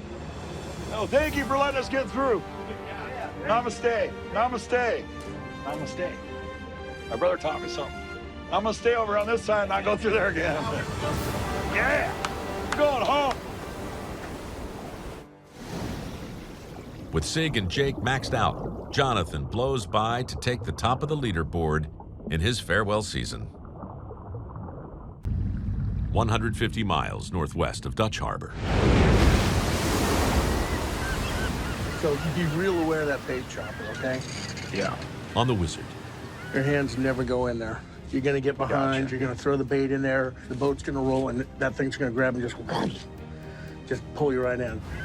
Arriving at the grounds for his first set of the winter season, Captain Keith Colburn arms his 20-year-old son with some words of advice. Just never take your feet up off the deck, shuffle along, and make sure all that line's where you can see it. Okay, yeah.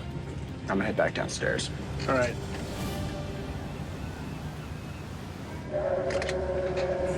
Keep an eye on the kid, all right? Not only because he's a greenhorn, but because he's my kid.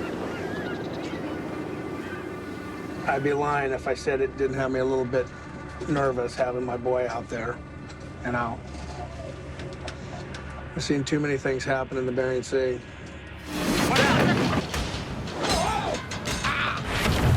All right, you got a little bit of blood coming out of the side of your eye. Get away from the pond! Watch out, hang on. Hey, I need some communication here right away. Yeah, now I've got my boys out there pretty much on the front lines. First pot going in the rack. You stay up there making bait till I call you. Because we can't have you over here early. Because you need every second you got. Before the first pot goes over the rail, Uncle Monty has some advice of his own for his young nephew. Every second counts is a huge understatement.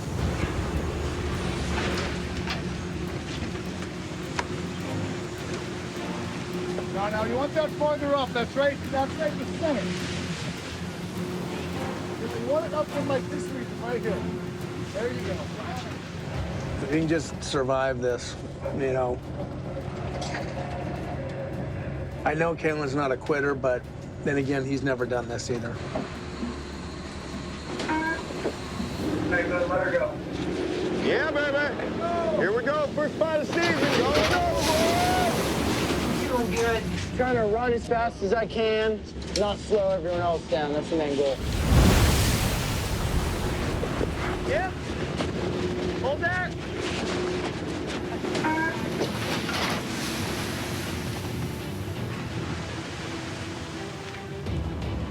He just said he's doing good. 8 hours from now, he'll probably say, I'm doing all right.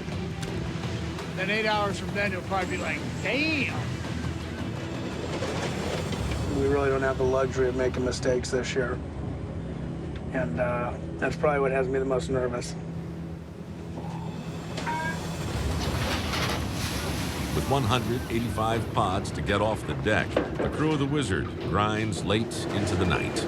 Oh, man, there's only one bait in there. We need another bait. Double time. Right here.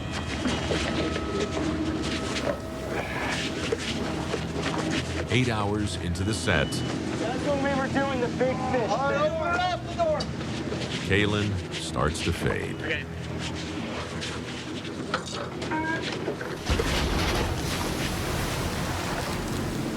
No bait. No bait. No bait.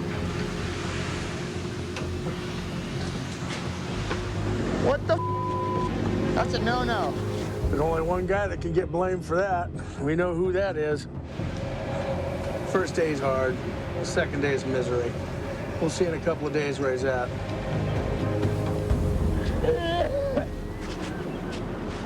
Fatigue isn't all that ails the Greenhorn.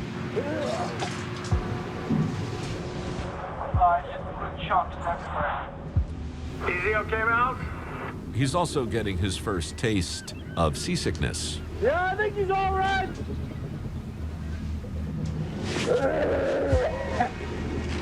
And his second. Oh, he doesn't look good. It's supposed to be a greenhorn, not a green face. He's looking a little ghostly now.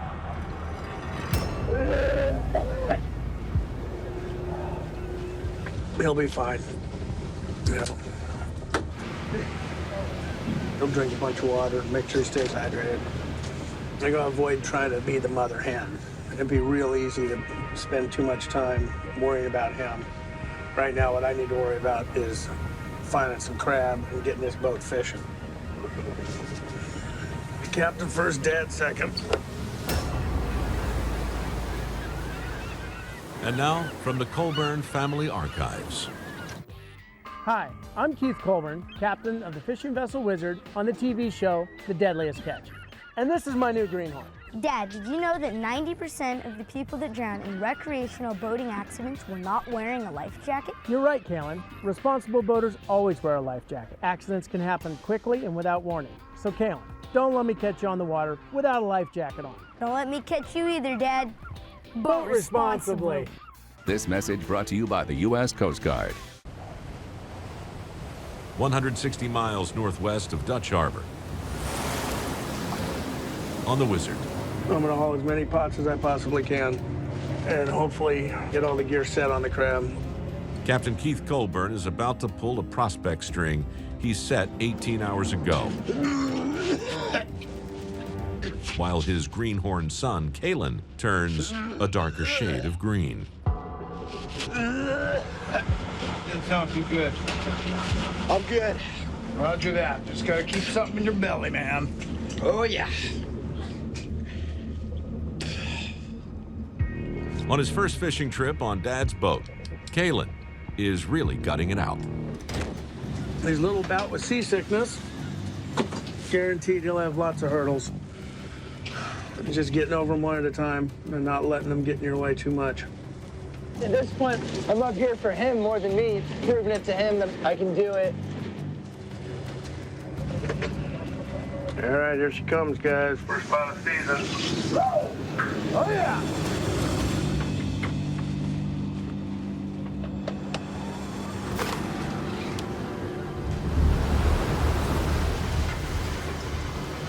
It would be awfully nice to see some crab in this first spot. Coming up this early, we'd really like to get on the crab fast and make it a quick trip.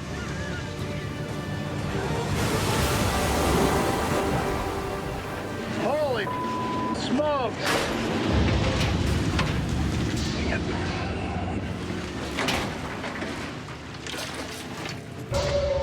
What'd we get? 31. All right. Not enough.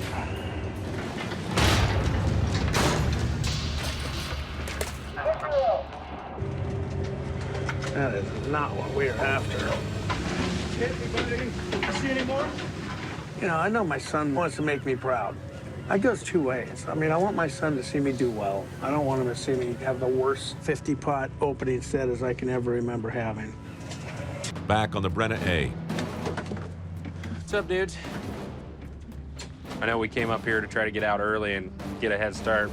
So the plan is go out, set a load of gear, and then just start fishing. Captain Sean Dwyer and crew nail down some loose ends before throwing lines.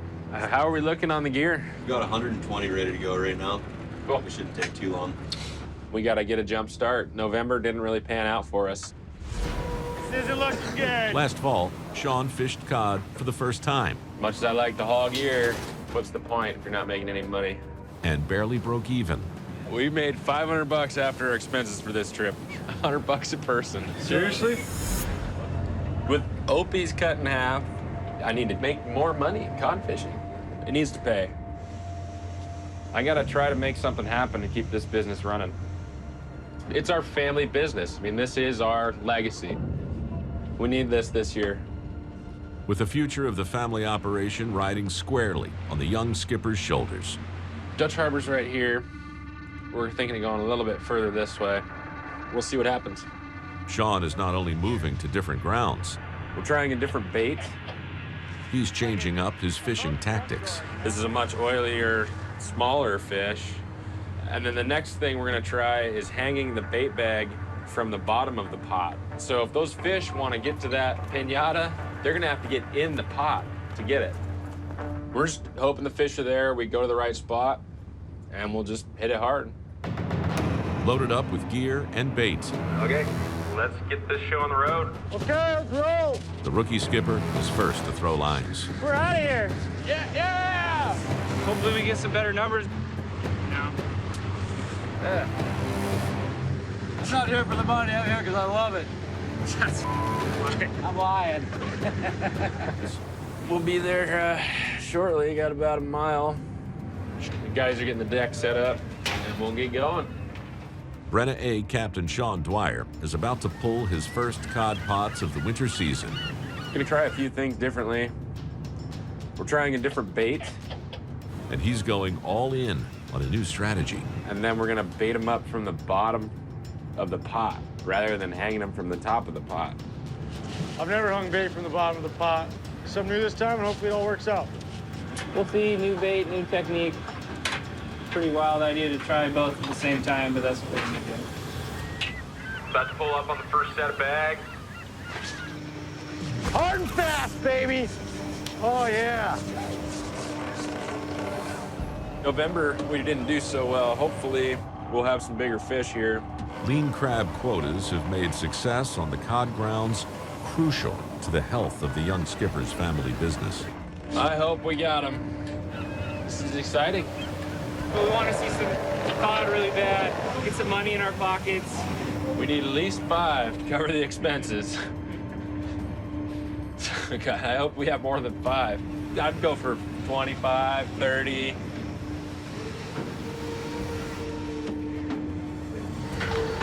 Yeah! Yeah, there's a few in there. It's a good looking pot.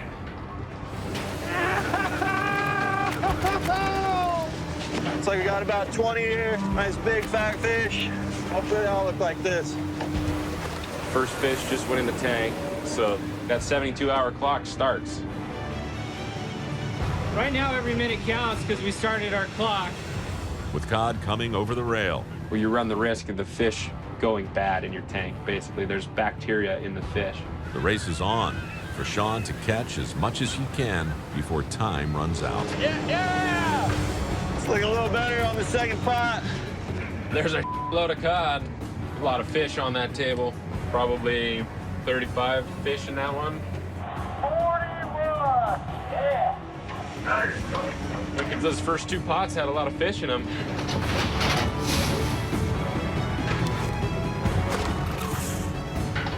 So far, so good. We're making money at this point, for sure. We just gotta keep going around the clock here. And that clock keeps ticking away! Cod fishermen pull 3 times more pots per day than crabbers. Crews have to haul, reset, and dump in a continuous grind. We're just gonna keep the ball rolling, keep moving.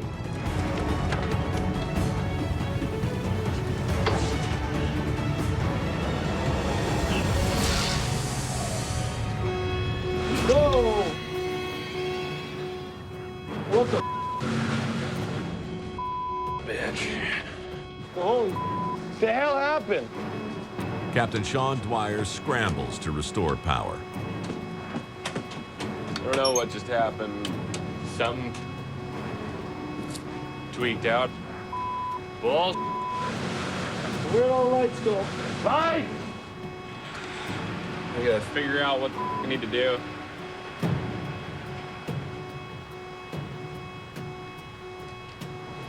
What's going on? Emergency legs.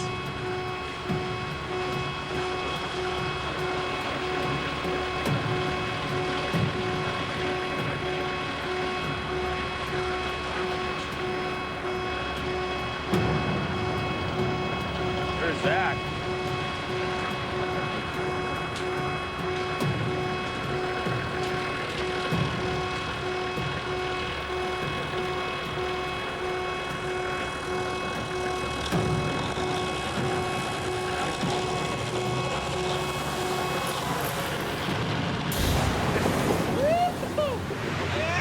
Yeah!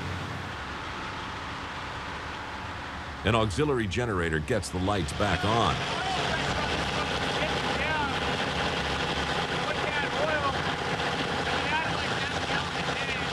But the main generator is still down.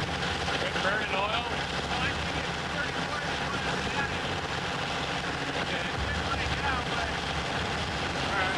The generator ran out of oil.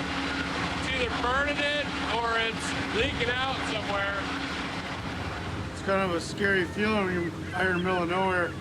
This boat's our lifeline. It's the only thing that keeps us between us and death is this boat.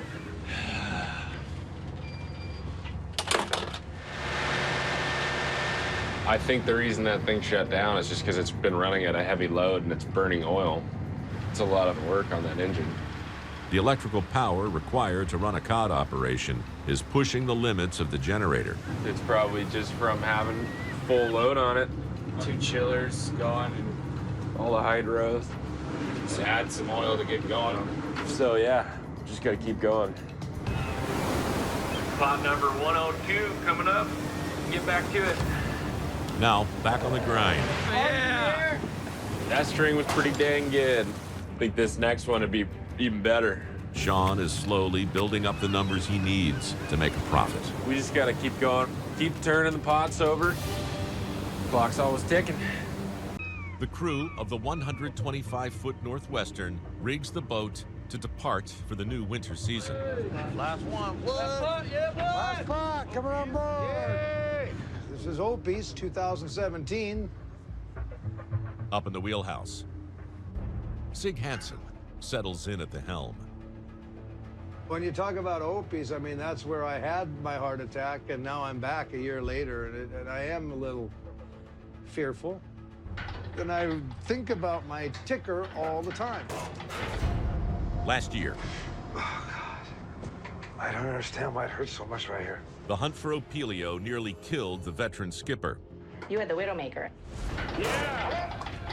But after a successful king season, I'm completely in support of that. and with a green light from his doctor, the captain is back to face the winter season head on. The quotas are small. They haven't been this small in a long time. And so I'm very concerned about that. For now, I want to go north to stay away from the bear dive because I don't want to risk a fine. Low numbers forced Fish and Game to close the bear dive fishery, making the species illegal to catch. I don't want a mixed bag. I'm going to try to stay out of the bear dive if I can. You're going to head way up north. If you want to find nice, clean crab, I believe that's where we got to go. All right. On deck, We don't want a repeat of what happened last year, especially with Sig. younger brother Edgar Hansen We got bait on board, we got the pots on board, double checks every detail. crane's been greased, deck's been greased. All the lights are working as far as I can tell. Try to keep the stress levels down. Not as much with us, but for Sig. So we're trying to do as much as we can to keep all that from happening again. But he's got to do his part too. You know, you got to slow down on these things. Yeah, you can repair a boat, but it's a lot harder to repair a heart. Last spot. Last spot. All aboard. With 150 pots stacked up and ready to fish, So that's the signal right there. So we're gonna throw a lens here in a second. the Northwestern departs for the Opilio grounds. Well, yeah, those fishes. Yeah, buddy! Opie's! The quota's half of what it was last year. And with that in mind, it makes you wonder, well, is there going to be half the crab? Are they going to be twice as hard to find? Are those crab there this year? Is anybody's guess.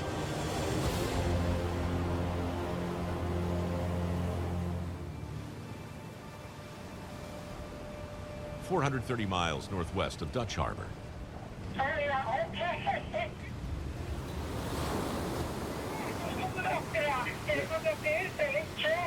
Before starting their Opilio season, Hi, Mommy. the three Hansen brothers attend to some important family business. Well, happy 78. Thank you. A birthday call with Mom. Norm, say happy birthday. Hey, Mom. Say it's Norman. This is Norman.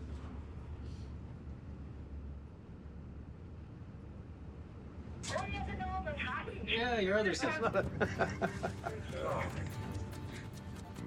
Okay, now it's my turn. Love you. Happy birthday. Everything's fine. I'm okay. There are a couple little pains once in a while. I don't know what it is, but it's nothing major. Okay, I'm going to hang up here, Edgar. Okay, enjoy your evening. Love you. Happy birthday. Yep. Okay, Mom. Will do. She said, "God tur." That means good luck on your fishing in Norwegian. Good trip. Good trip. Let's name the first one the mommy string. That's not a... Blessed by the family matriarch. Okay? You got it. All right, let's go bite a herring and get some luck going here, hopefully. The Northwestern makes its sacrifice to the crab gods. Oh, it's herring time. Who's the victim? All of us. All for one. That's how everybody does. All right. Get a little cheers in here. Skull. Family, skull. Put 'em in. Okay, hold up. Bottoms up.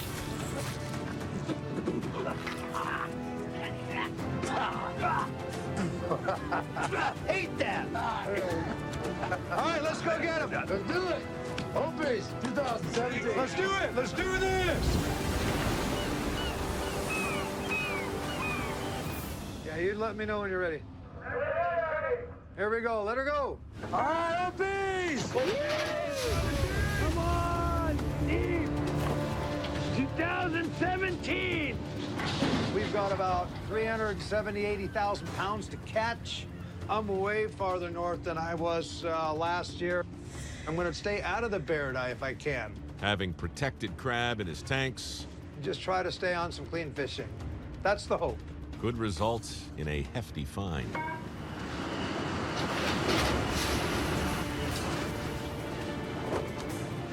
This is just a guessing game right now. We got the birthday girl string in the water. And hopefully she's got some luck in her. Well, we're coming up on our first string of Opie's 2017. You know, we called Mom the other day and wished her a happy birthday and set off these strings here. And hopefully this birthday girl will provide us with something. After a 43-hour steam, They're saying that half the crab populations are gone. We took a little risk by running up north. Captain Sig Hansen has staked his claim in the far reaches of the Opilio grounds. We're really after clean fishing that we can find on our own. This close to the Arctic Circle, Sig is hoping he'll find less competition and premium crab. We got sticks on the table, Maybar? 3? Not gonna need sticks. They're all gonna be 5-inch crab. Okay. You think? I'm real excited, I gotta admit, because we're pretty much by ourselves here. I don't see any boats around. So I'm excited. And nervous at the same time. Hopefully we land on something. First string, first spot. A little nerve-wracking. Okay, guys, here goes nothing. Here goes everything. Here goes everything. Don't miss. They miss on the first one is bad luck. Oh my goodness. Oh, this is nerve-wracking.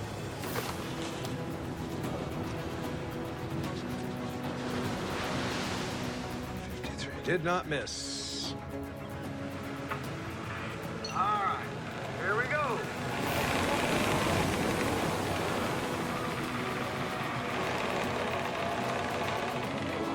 It's kind of fun. Been doing this a long time. I still get excited. The excitement of crab, you don't know what you're gonna get. Oh, boy! Come on, come on, come on, come on, come on! Oh! Man, talk about striking out. Holy On the 155-foot Wizard, We just hauled 180 pots and we don't have any crab on board. in an effort to save on upfront costs, You know, we're trying to get out here early and get a jump on the fleet. Quota is so small this year that most of the fleet, myself included, we're just barely going to make expenses.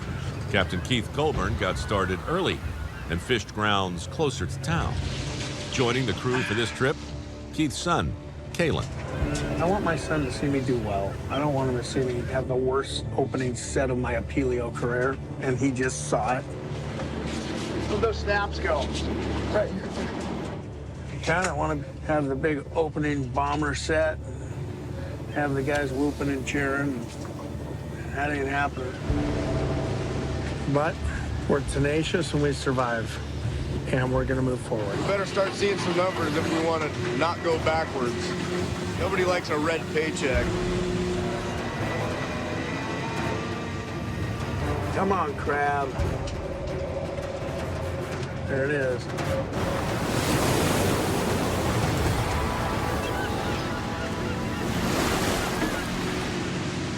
Really need some crab, man. Something, anything. Just a little bit of sign. Looking good here. That looks better already. Yeah, better already. Okay, there's something in it. How much is the question? Yeah, it's about time, right? Well, that's the best we've seen so far this season, that's for sure. Taylor!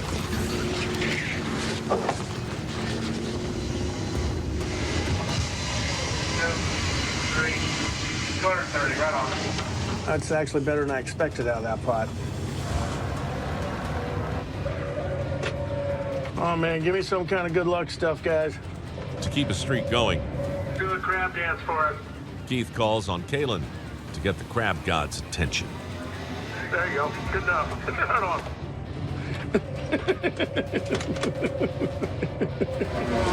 need it! We need it! What do you see? What do you see?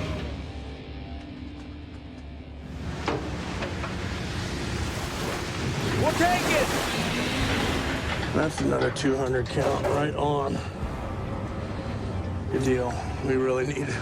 After days of blanks, a 200 count OP pot Got a chest of big man. is a gold mine.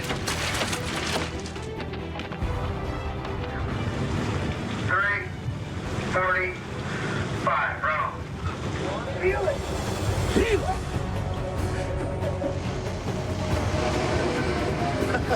I'm failing. I'm trying.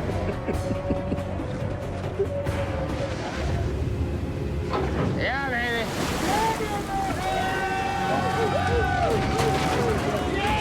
Yeah, baby. Woo! Oh yeah, we're on the fish, we on the crab. I've had a lot of greenhorns come on this boat, and within 3 or 4 days, they're in their bunks or they've quit. And you know what? From the minute Kalen got on this boat, he's been hustling. And he's been working as much for pride as he has for anything else. He hasn't complained. You know, he's done more than I would normally, you know, encourage a guy on his first trip to do. You know, this is my trip with my son. And I want to see him get a little bit of the full experience. Hey, so we'll get a quick break here, guys. And Kalen, I'm going to bring you up and let you drive the boat a little bit, okay? I want him to see what I do. I want Kalen to see what it takes to drive a 155-foot long, 2 million pound steel object through the water. 300 miles northwest of Dutch Harbor. This is your steering wheel. Gotcha. I see it. gas Yeah. Gotcha. Class is in session on the Wizard. You really want to keep that bag kind of at about 1 o'clock is best, depending on how far out it is. Captain Keith Colburn guides his son Kalen towards the next pot. Oh yeah, we're coming in. Now you've got it in a nice spot, right? Go ahead and grab it and let them know you're getting it. Here she comes, Tyler. Here comes Tyler!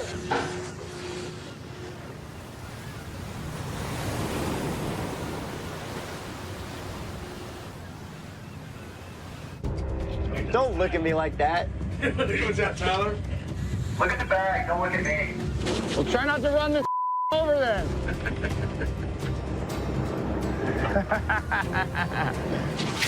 Okay, let's do this. Good job. Well, Uncle Monty might be a little twitchy now, thinking you might be taking over his job.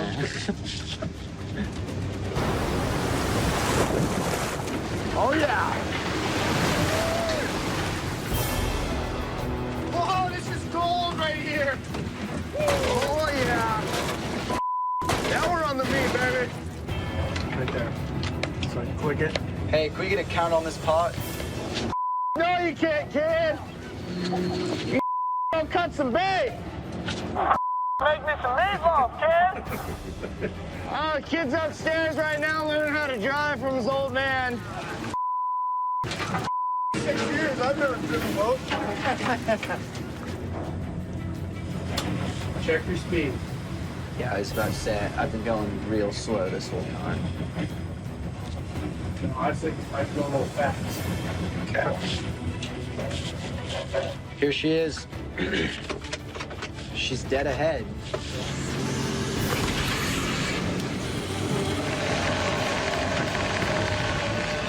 Oh, yeah. Right on, man. Woo! I'm Pretty excited. jazzed. Oh, I'm really excited. Right. I honestly had no idea this was coming. Hey, I'll tell you what, had you failed miserably, I wouldn't have you out there. but I think you've done a really stellar job. And I don't tell Greenhorns that unless they've done a stellar job. Thank you. That actually means a lot. I didn't, you know, that's all that I was up here to hear, you know. Okay. Literally, that was about it. All right, well, finish the trip. Yeah. Yeah. All right. Okay, way to go, Callan. Thank you. He probably thought that was a pretty cool experience. You know, I will remember this for the rest of my life. I'm proud of him. I'll say that. I'd love to have Callan here for the whole season, but he's in college. After 7 days at sea, I'd rather he be in college than on the deck of my boat. for Callan, it's back to the books. I'm gonna crawl back into town, come back out, try and do it again. Captain Jake Anderson is face to face with a 980 millibar Arctic storm. I need to get this gear off the boat. And I'm in heavy freezing spray. And the weather's picking up and it's only gonna get worse. You guys down there? Yep, right here. Meet up in the galley, just a little quick chat. Let's give these guys just a quick pep talk. Dean, let's go, dude. Come on. He thinks he's the captain. Look, he thinks I wait for him. He's not a part of the team then. Hey, so be really safe, Honus. I want you running the crane. Got ya. Just be really careful. Go slow. I'm not gonna push you. I'm just gonna go full steam. So be careful when you're throwing the shots in the bags.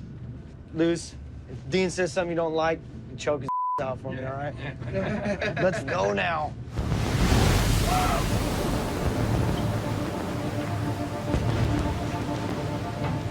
Fashionably late. Just first game, first 10 minutes, so can't really expect much. Deckhand Dean Gribble makes his entrance. He thinks he's just gonna do whatever he wants. I don't like it. Here it goes.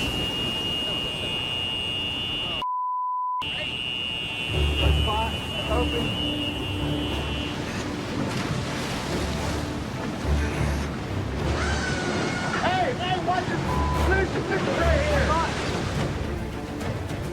The crew works hours into the night to get the entire 120-pot load off the deck. Last one. All right, here we go. Yay! Now, officially set. Everything's fishing. Now it's up to the bait. With the deck clear, Get this deck in order and go to bed. Bring the table up. the crew prepares for the next day's haul. Okay, watch out. What are you doing? Dean wants to run the hydros.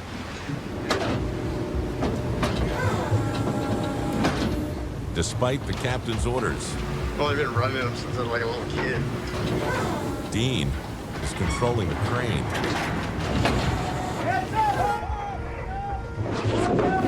That table up. Damn it, Dean. Should be over there, dude. Dean! Go down! Go down! Whoa. Dean! Hey! Somebody help me here! Turn him on. Right on the hose. Right on the hose. Right on the hose. Ah! Yeah. Damn it! You did exactly what I told you not to do. The 2,000-pound table crushed a quarter-inch hydraulic hose. Honest, get your damn over there. Don't ever let us touch us today. You should put me up. Did you want to play that game? You play that game. Get off my deck right now. My deck, Dean. Dean, get off of my Deck. Or you're fired. 5, 4, 3, 2, 1. That's right. Get the off my jet. He's gone. Have fun, guys. Need to get some Denzo on there because Dean's mashed his hose. If we break those lines, we're gonna be sorting out of totes the rest of the week. I haven't pulled one pot and we're already down another crew member, but I'm cleaning house. And until this boat is tip-top and this crew is tip-top, I'm not gonna make them a damn dime. I will have a Highliner. I'm gonna be top dog. I don't care what anybody says about what I do or how I do it.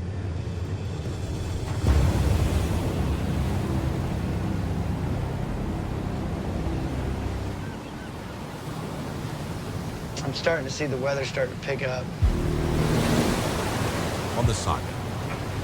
High seas, cold temperatures. It's hard to haul because weather. It looks like it's gonna be 19 footers, 18 footers. We got Dean on probation. He's got put inside. It's really just us even more. Well, I didn't mean to hit this post. Deckhand Dean Gribble has been confined to his quarters for insubordination. I'm gonna make him sweat, and I'm gonna force him to be humble.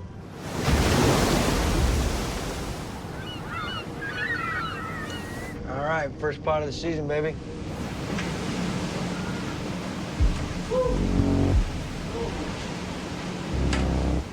And he missed it.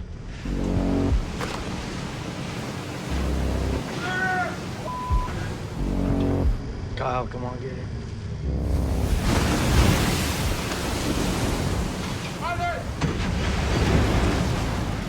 Oh my.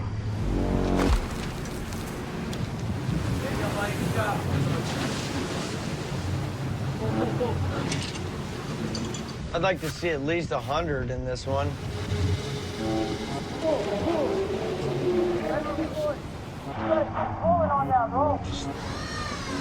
I got it.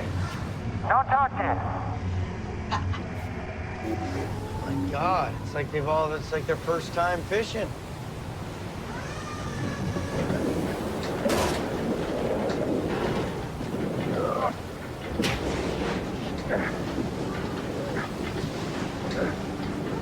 The crab are cooperating.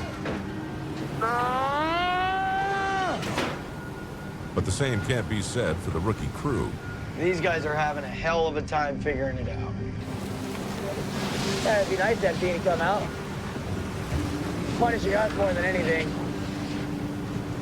Here comes a big fatty.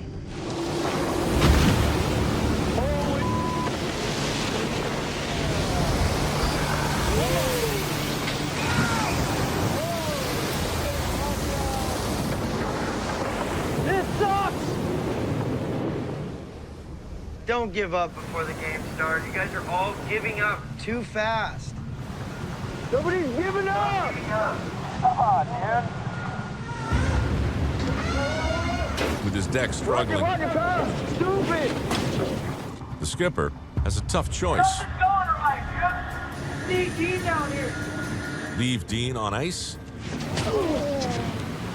or help his crew by giving him a reprieve. I'm ready to call it quits and go home, okay? Damn it, these guys. They're not gonna figure it out. We got a blow coming. We're gonna get our kicked out of the north. And by the end of the day, I'm hoping that we're dialed in with a high percentage of our gear. Then we get our kicked while we're fishing, I guess. Captain Wild Bill Bukrowski looks to get his Opilio pots in the water before being battered by an oncoming Arctic storm. It's going to be a tough one. I mean, quota's down 41%. Everybody's scrambling to catch something. It's a very weird year. There were guys out west that found 200, 300, 400, 500, 600 grub, but there were miles and miles of nothing too. I mean, years ago you could put your pots anywhere. Everybody was a good Opie fisherman.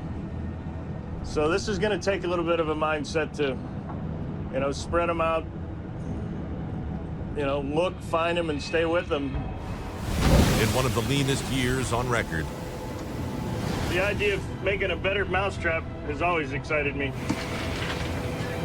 So we're gonna deploy the crab calls in these pots.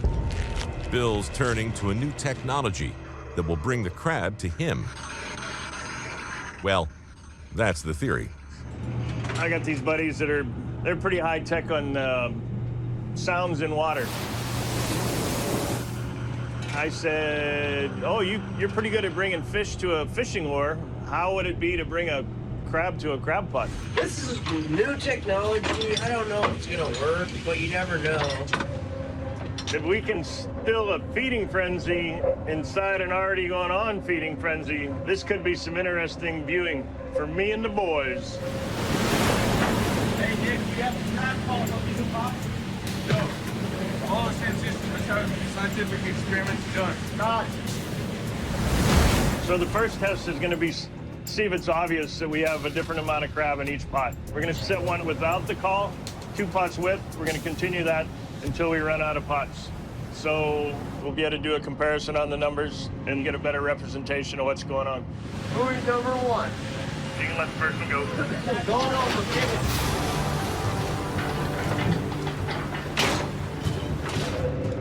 So put one in the next one. Go on the web, go up and down. Like that. God, I hope these things work. Make sure the doors are tight. You can let the person go. Making history right now, bud. I've seen the acoustics work with sport fishing quite successfully. So here we are. We're going to give it a try. All right, guys, crab callers. Let's get them after the bait so they're not getting up on the bait, all right? Pull it tight, just like that. I hope it works. Yeah, let it go. I mean, this is far from an exact science, but it should be interesting to see if there's anything obvious with the numbers.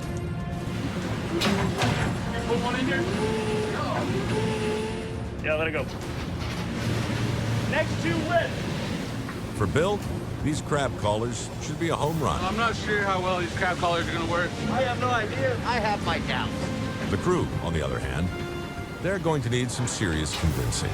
I've seen all kinds of different over the years, lights, tin cans. I don't think they're gonna work. Okay. Release the crab callers. The Summer Bay launches all 100 pots, That'd be the last one of these. releasing the call of the crab into the deep. Started our experiment. I guess time will tell what we end up with here. Woo! We're high-tech rednecks, man. Weird science. I think these crab callers are gonna work great. Yeah, we'll see. Hopefully they're chumming in all the crab. Regardless of what the crab call does, I need to see some crab in these. The boys need to put some stuff in the tank. All right, off to one without. Come on, baby. Yeah, baby, come on. Pot number 1, no crab caller. What does it look like? What does it look like? But lots of crab. Yeah. There's crab in it. Pretty good. Looks like a full pot to me. Give me some 2s and 3s here. I need some 2 and 300s. Yeah. This looks like nice big clean crab. Oh, nice crab. Lots of them.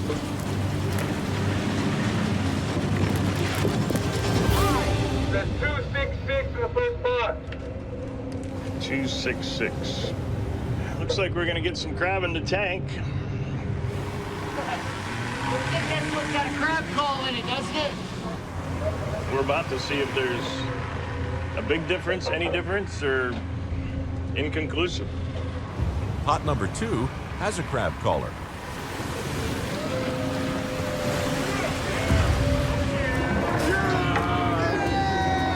And lots of crab. That's solid. Ah, a little light on the one corner.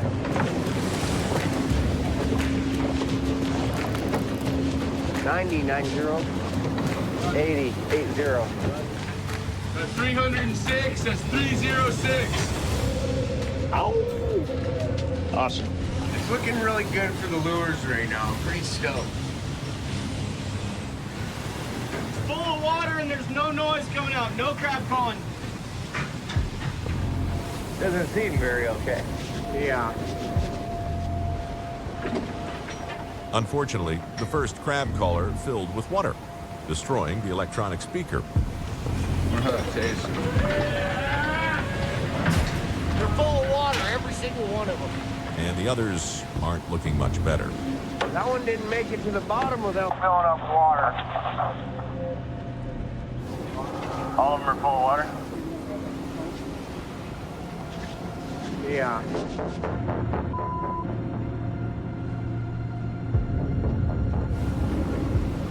Nothing ever works the first time. Well, disappointed in the crab calls, but we're gonna keep messing with it. I mean, this is the first trial run. Put it on hold for now, back to work.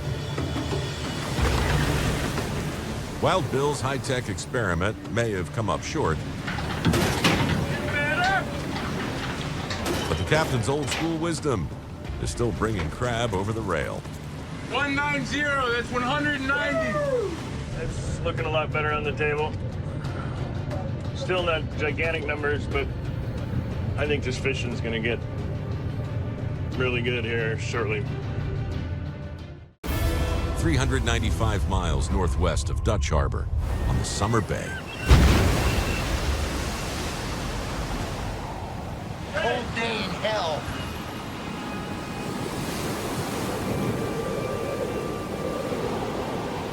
Yeah, let's get the ice off the bottom. I need to lighten it up. It's not swinging around with the steering like it should, so. Make sure you guys got life jackets on.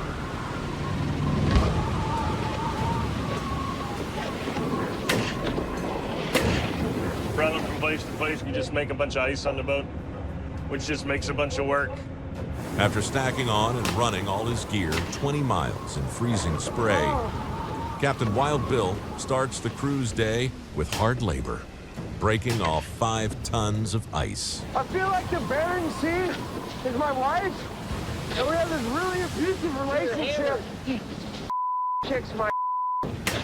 You know, you push a little bit to get where you're going, and you make a bunch of ice in the bow. Then it takes you time to break the ice. That wears the guys down, you know. They're not digging it. I forgot how much it sucked. Somebody needs a shovel up there. We need a shovel. Here, I'll get on it.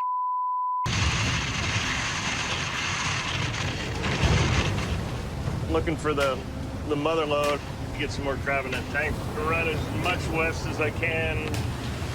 Nobody up here. Wild Bill pushed farther west on a heading that'll keep him away from the rest of the fleet. Problem is, now I have to go 6 miles completely in the ditch with the starboard rail wide open without destroying everything on deck.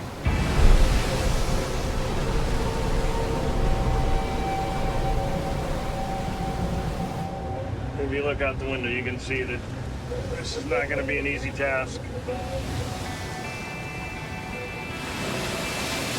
Oh, these are the worst days on the Bering Sea, especially when it blows from the north. It's cold and miserable. Hopefully the weather comes down, but I don't think it will. We're coming up. We'll wait till this next one goes by and then.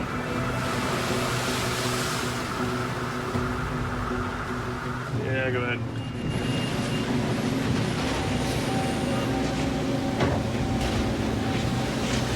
Look out! Look out! Look out!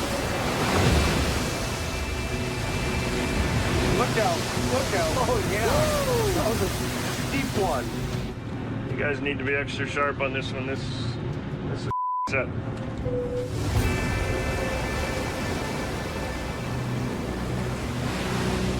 Yep.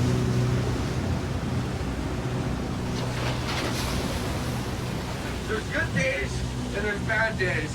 This definitely a bad day. I get nervous with this kind of stuff. You got the white caps on the backside of some of these. That means they're building. There's a lot of unpredictability in this stuff right here. Here's a Hawaii 5-0. Crazy.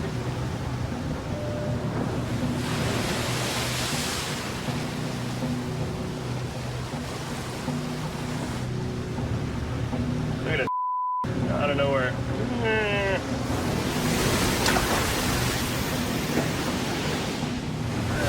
I don't know how much bigger this is supposed to get tonight. This is bad enough in the daylight where you can kind of see what's going on.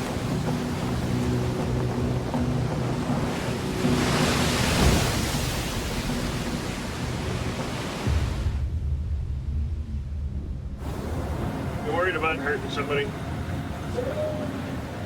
You get to the point where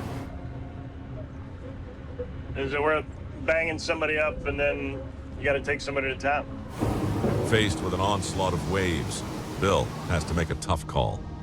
Keep heading west, away from the fleet, or protect the crew and turn towards less promising grounds. This sucks.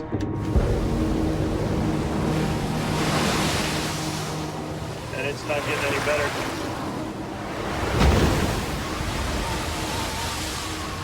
There's no messing with this weather. I mean, if it wants you to set one direction, you're going to set one direction.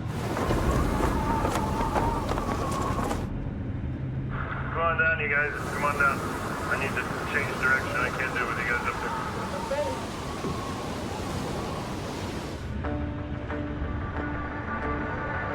Switch around to the north. We should be less rolling around. Hopefully.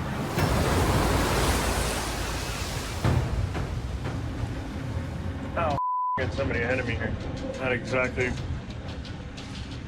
the set I wanted to make, but who knows? Maybe it'll be the surprise.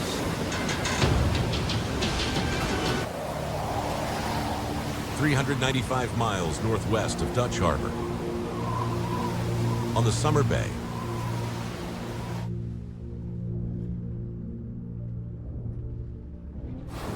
We're coming up on a string here. I was starting to think it was warming up. Now I got a brain freeze. Man, this sucks.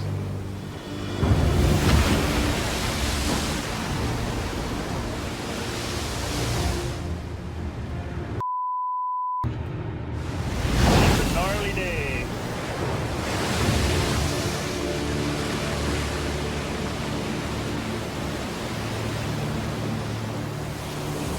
First thing that happened, we figured out we didn't have any cod, and the string was a bust. And then the weather came up. After no bait, no crab, and no relief from the thrashing storm. We're gonna try to run some gears, see what happens. I'm hoping we find some crab. Captain Wild Bill Wakrowski moved his pots 20 miles southeast in hopes of finally catching a break.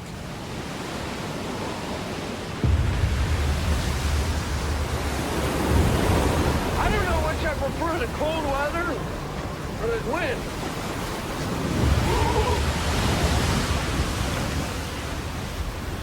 I would say she's pissed off again. Coming up.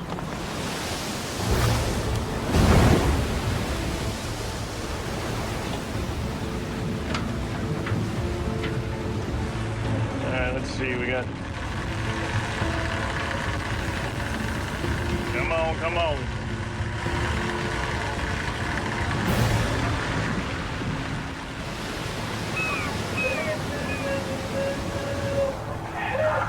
What do we got, boys? There's something in there. Hey, there's some crab in there. Yeah! Oh, yes! Yeah! They gotta be keepers. Come on! Yeah!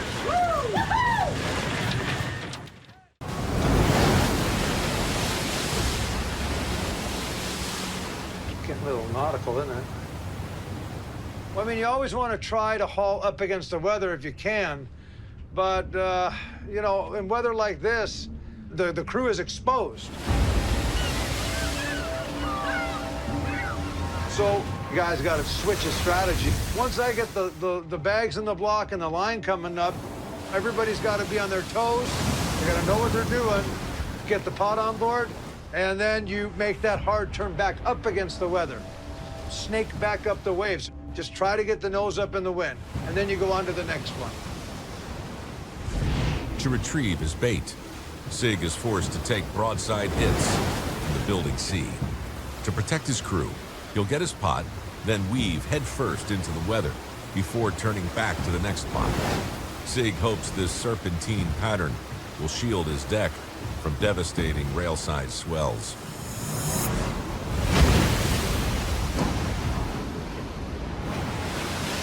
Guys, we're gonna have to really be careful in here. We're going right in a ditch. You gotta be on your toes. It's gonna get and wet. We'll turn on it and swing it out. Coming up.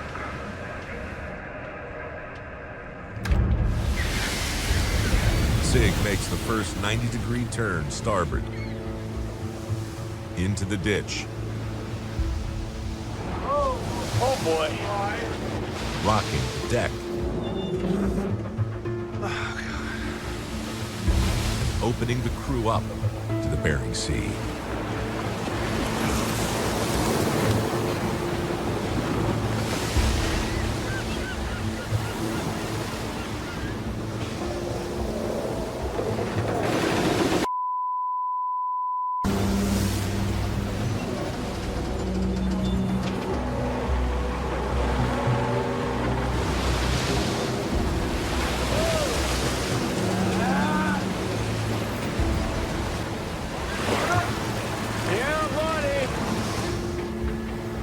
One pot down.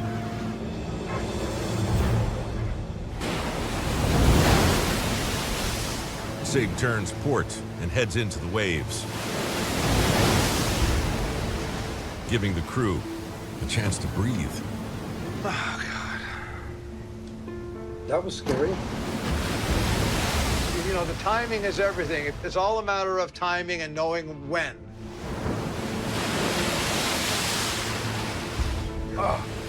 Oh, man, these waves are getting big. To retrieve his next pot, Sig turns the boat starboard.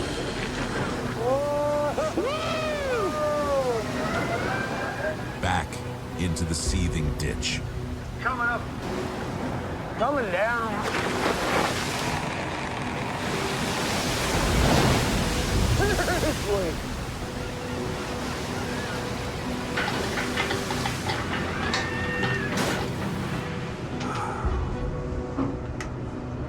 Another pot down, and Sig turns port to protect his crew. Cold blowing out there. Wind and no wind is a big difference. But right now, I don't want to take my fins out there. Coming up. Oh boy. It's coming up really good. Supposed to blow 45, maybe 50. Heavy freezing spray.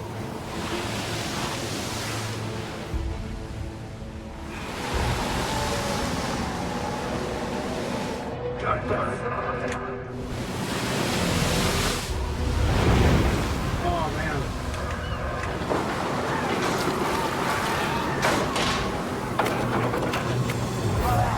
A first set strikeout means empty tanks for Captain Sig. But everything's fresh set. I would like to see a couple hundred average. That's what we're looking for, at least. Putting the pressure on his second set for an Opilio comeback. You know, hopefully we landed on some crab, and we can get a trip started here. You guys ready? Yeah. Coming up.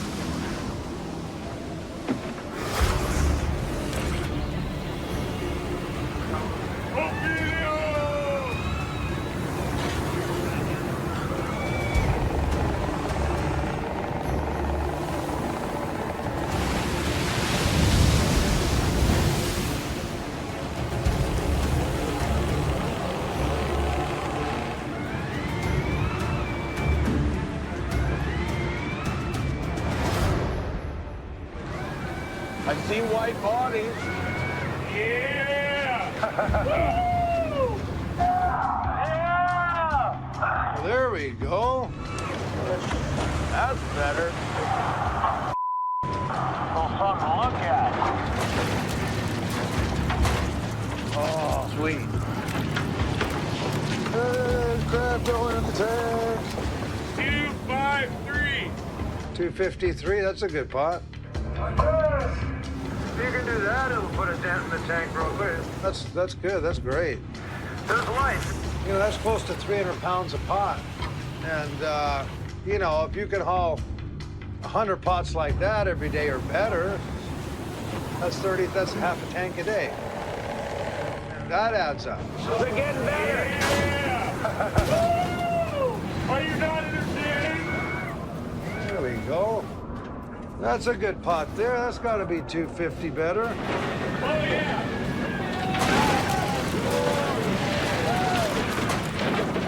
It's looking pretty good. That had me excited. A lot of crab in the pot. You guys feel good? Yeah, ready. Get it rebaited back in the water and just keep turning gear over. 200, 250. If we could stay even on 150 minimum, try to get 250s or 3/4s, that'd be great. But, you know, even on that, you're still, the boat's still making money.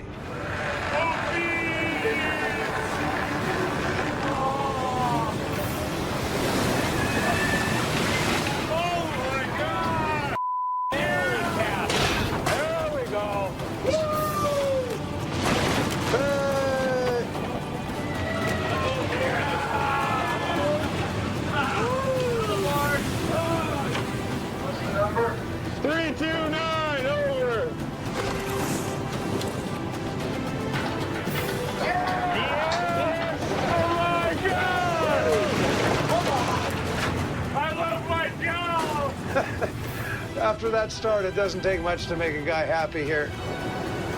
Try to get through quickly. Get the number of pots turned over. That's a 6-day trip for a full boat. That works. And that's what we'll do. 325! Oh, yeah. I see crab. Just in the nick of time, folks. I'll tell you what my plan is. I'm finna get some food in me. I can't even eat, dude. My stomach's in knots. And I'm... Oh, no, mean my pillow.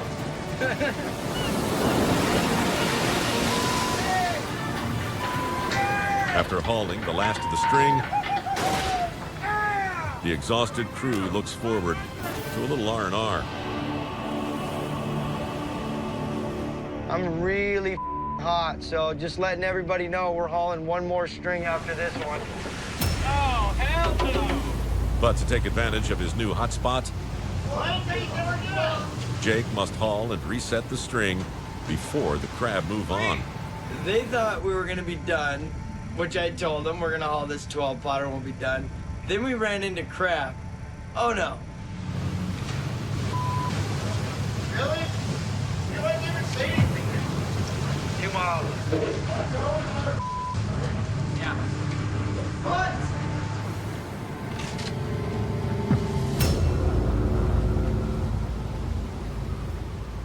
That crab was dirty. A lot of sorting. Sucked. A lot of smells. The whole was like half and half. I can see it from here. What happened to eat? They didn't eat. We're sorry. Eat something. You got 3 miles. 3 miles on this boat is like over 20 minutes. We've been out there for like 15 hours and we're hungry. Be nice to get a meal. So now we're seeing crab, so am I supposed to just sit on this? It's your team out here. You're gonna start cracking, dude.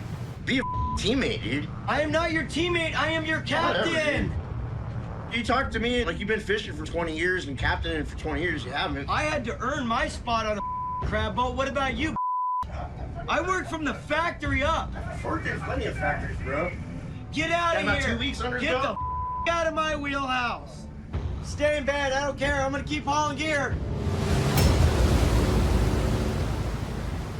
Coming into my wheelhouse, all because he wanted to go to sleep. Now he's questioning my judgment and my ability to be a skipper.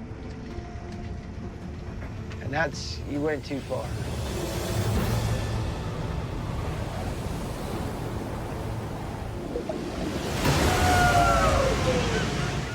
Aboard the Saga. Yeah. Okay, Hannes is in it. He understands. That's 400. 24 hours into a hull. This is why I'm hauling and not going to sleep like Dean wants. Captain Jake Anderson pushes his crew's endurance to fill his tanks. I want to go home.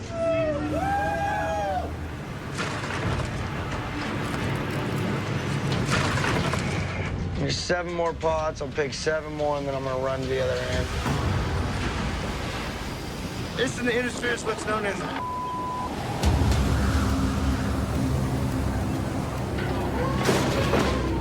Deckhand Dean Gribble just ain't digging the way his captain runs the boat. there'll be either crab in them, then you haul them, or there won't be crab in them, and you haul them and move them.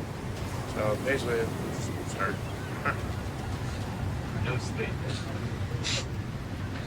Well, it's fun. I can only drive for Jake, so he'll get sleep.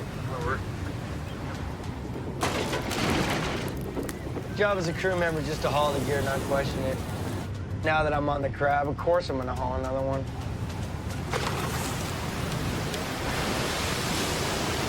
Yeah, boss! Come the crowd!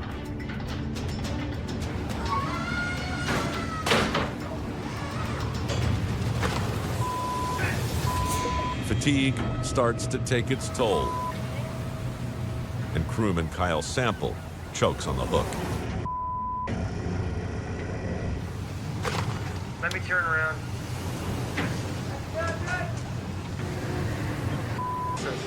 That's a joke, dude. Get me on a real boat. A real captain. All right, it's gotta stop, dude. This stops now. As Dean takes a stand against the captain,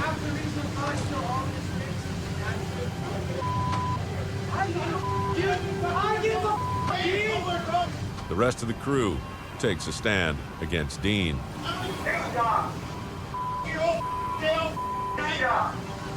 We're on the crab. Did you forget that?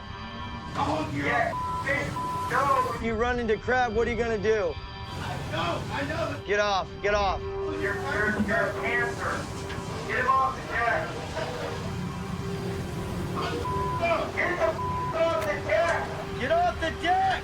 Everybody, remove them right now! Come here, dude. Come here. Get off the deck! Get off the deck! Stop now! Get off! Get the off of my deck!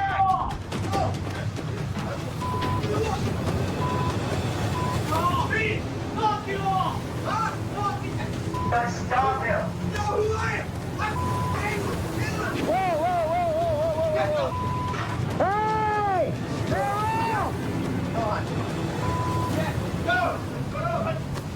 You're fired! You're fired! Get off my deck, Dean! I'm a backbone! That's it. He's fired. This guy is a danger. Right now, he's gonna come up and try to start a fight. Saying it's my fault. Get out of my wheelhouse. If you don't get out of my wheelhouse, I'll call the Coast Guard and I'll have you arrested. Really? Yeah. I'm trying to work, dude. Let's haul gear. We're finally on. Out of my face. Leave my wheelhouse now, or I will go to maritime law. Threatening me with maritime law? Wow, dude. Yeah, because obviously nothing else works. You dumb. How thick is this skull? I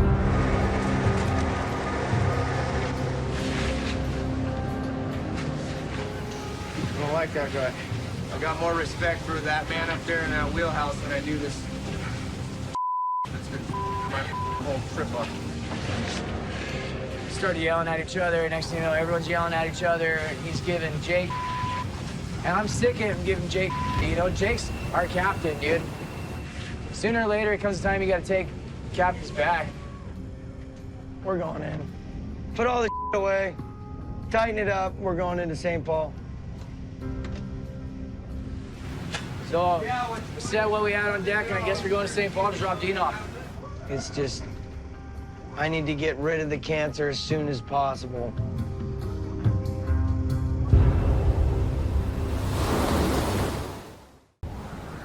.440 miles northwest of Dutch Harbor on the 125-foot Northwestern. Well, this is the calm before the storm. There's no question about it. They forecast now 55-knot winds with 31-foot seas. It's coming. With the storm closing in. Oh, boy. Yeah, this could be a grind from here on in. Captain Sig Hansen prepares for the worst. Took a lot of ice. Very cold, a lot of spray, 40, 50-knot gust, and, you know, just jogging into it. Took a lot of spray. The first task, get the 5 tons of destabilizing ice off the boat before the weather picks up. There's at least, I don't know, half a foot, 6 inches worth, you know, everywhere. We're gonna de-ice, probably de-ice some more. It's gonna be a rough winter. This down on the crane was just from the last few hours. Watch out.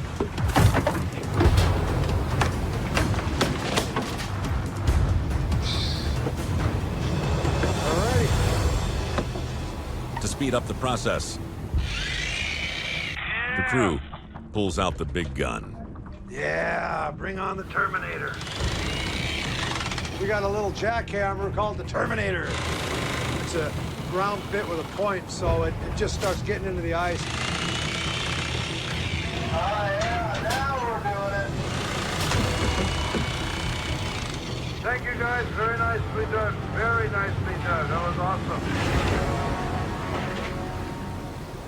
With the dangerous weight off the boat, First pod's coming up. Hopefully something in it. the crew will load as much crab into the tanks as they can before they're forced to get out of harm's way. We need this pot to hit. It's gonna blow 55 tomorrow.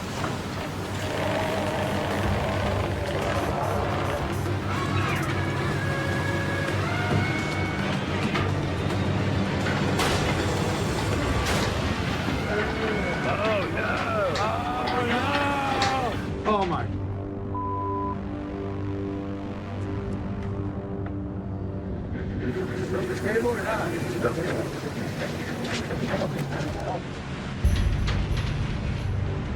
Open for 150. Not very promising. We'll see. Next one will tell a little story.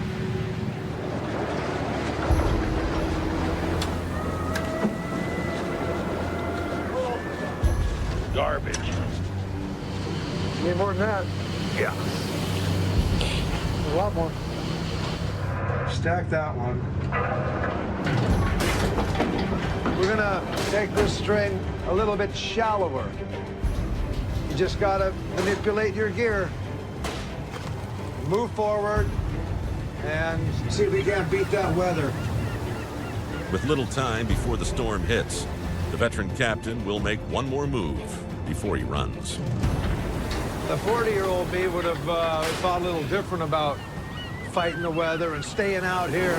But as you get older, my priorities are a little bit different.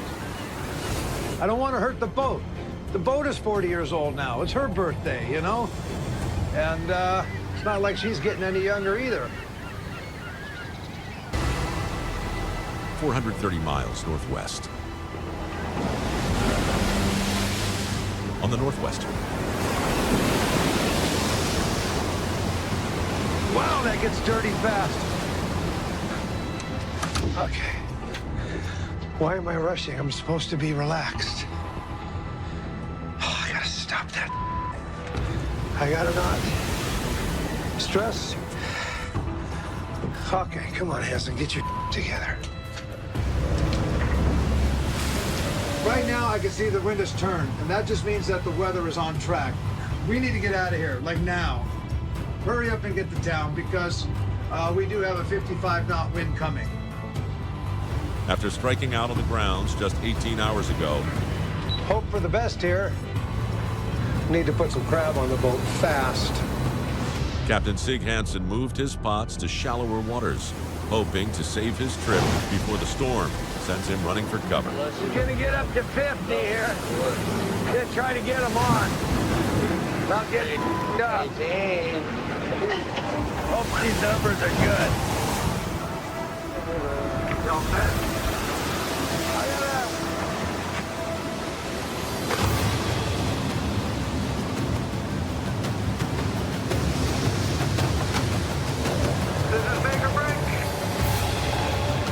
Come on, baby. Come on.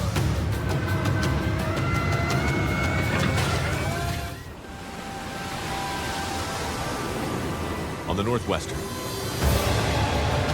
Come on, baby. Come on. Come on, come on, come on, come on, come on. Oh, yeah, baby! Yeah?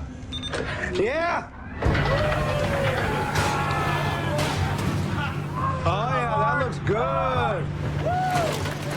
with an Arctic hurricane fast approaching, Captain Sig's last-minute move looks promising. 225. I'm very happy so far. There's life.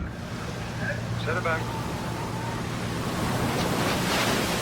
Hopefully it'll continue here.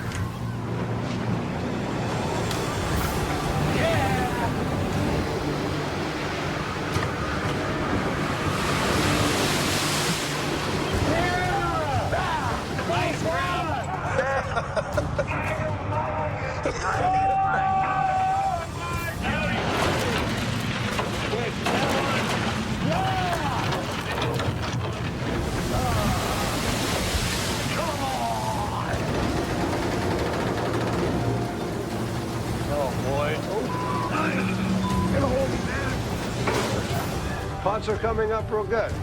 Couple of hundred, buck and a half, $2. So we're gonna keep fighting through these winds here.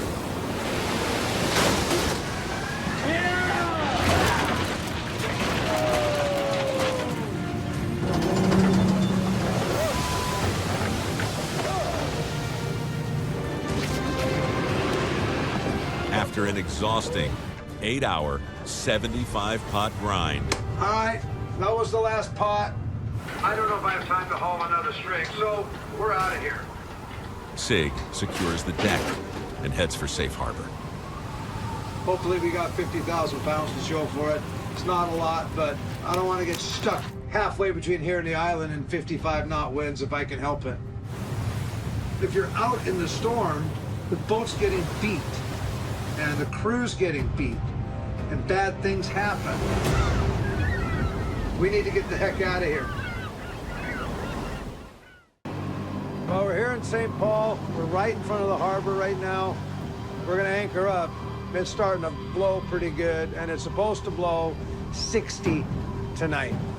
With a monster 450-mile wide storm letting loose on the fishing grounds. Here's the island.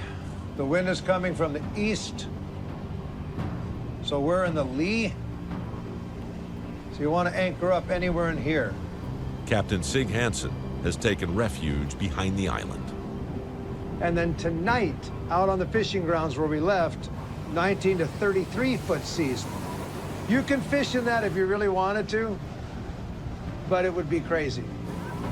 So I'm going to anchor up right outside the breakwater. I don't want to go inside there. No, that's not worth it. Last season, There's the entrance. Here we go. Sig made a run into the harbor in similar weather conditions. Oh, wow. Come on, Lord. Narrowly avoiding disaster. Ask me would I do that again? The answer would be no. We're in the right place. At least I know the guys are safe and the boat is safe. And for me, especially this season, that's all that matters. Now all we gotta do is just drop this anchor along the shoreline here. The captain will wait for the weather to die down before offloading his crab and heading back out. No stress. That's the motto for me this year. So, priorities, different. Cap. We're just trying to get the anchor out. Are they ready?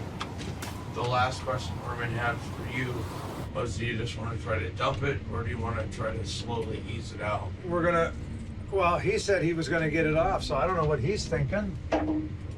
He thinks he can. He can't think for himself. I got it. Where's Edgar? I want Edgar up there. Get Edgar. Where is he?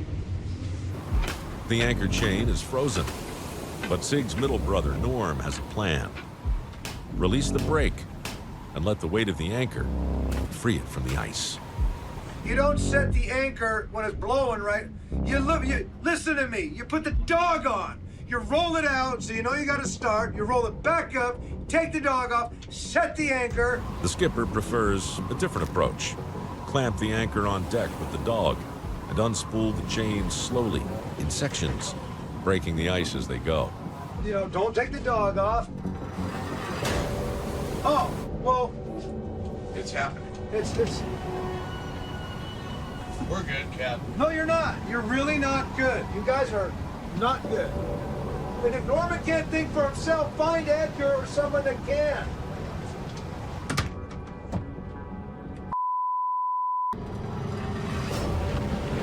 I'm never going into the wheelhouse again. If you guys want to set it, go ahead and set it. See what happens. Let the brake go. See what happens.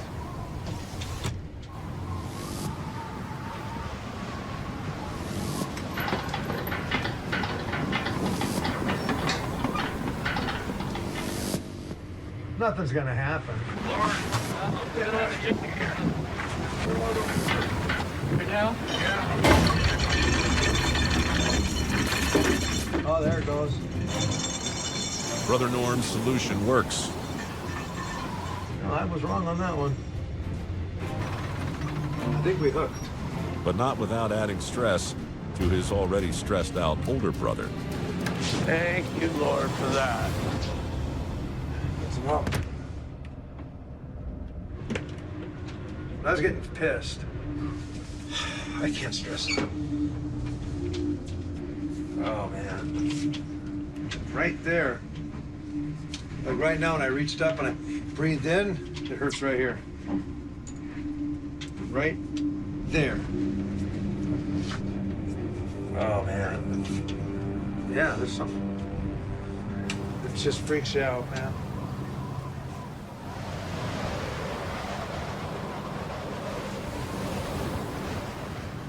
It's blowing like hell. This is. There's so much snow and blizzard, and you can't see. Or we drug anchor. We didn't snap it. It's new chain, bigger cable. I don't think you're gonna snap that too easy. But my brother's tired of having anchor drills where we have to set it out, pick it up, set it out. Drifting dangerously in the face of the mounting storm and seas. So I'm gonna go around this Sapadney Point and see if that works. We're trying to find a new spot here. Captain Sig Hansen raised anchor, setting a course for safer waters. It's a nice shelter in there on the chart. It's just, is there a groundswell? The answer is yes, that's why the boat's rolling. In the lee of the island, the wind's force is reduced by half. The waves remain violent. We're still getting a groundswell, but the wind has turned from 90 to about 50, 60. I think this is our spot. So what do you think? I don't think so. You don't think so? No. We're in 5 fathoms and we're tucked in. You just don't like the groundswell, right? I don't know, Ed. This isn't, once you get up in there, no? Just jog too. I know we can jog, but who wants to jog? Avoid all this. I know. It's easier than doing drills all night. Yeah, we're rocking and rolling pretty good. Well, nobody here got any problem jogging. Who here has a problem jogging? Speak up. No. Let's just see what happens here. Yeah.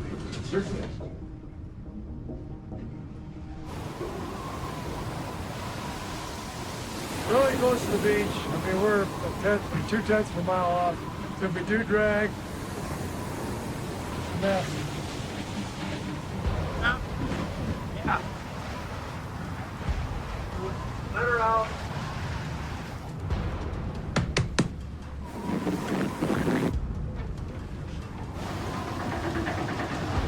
It's a terrible situation.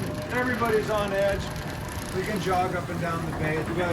It's going to cost us more fuel, more time, so I'm better off setting it. There's less wind here so far.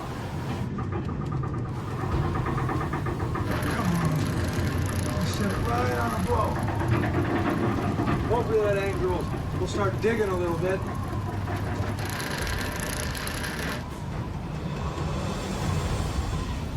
We'll see what she does.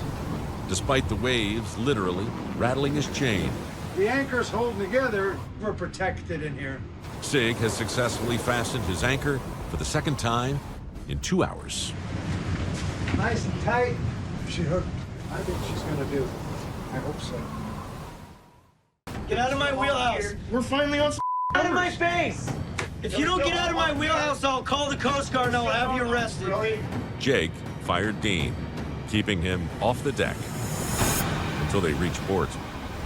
Well, if I fly out of St. Paul, it'd be a waste. And these guys to go fishing with 4 guys for Opie season without 3 of experience out there. But whatever. Let's go ahead and let it out, Dave.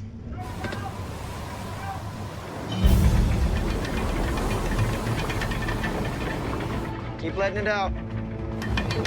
She's grabbing. She's trying to grab. Not too fast. Not too fast.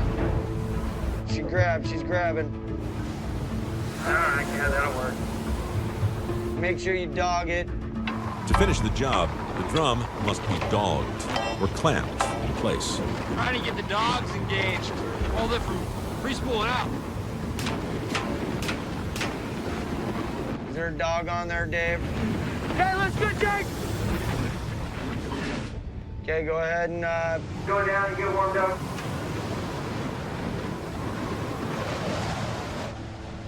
we're hooked up. I gotta still watch it though.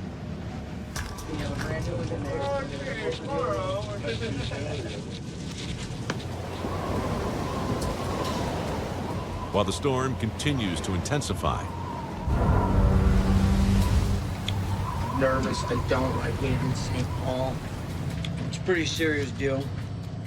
the young skipper makes sure his green crew is squared away. Just be race ready. Don't be thinking we're gonna go to a racks, you know, hang out, because it doesn't work like that.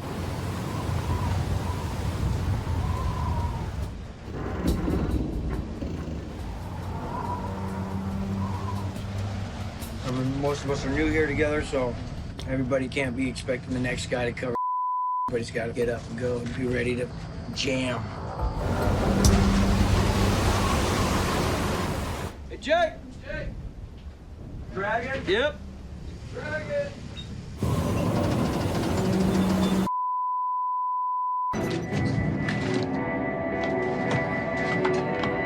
During wheel watch, Hannes Huswick notices that the Saga is moving.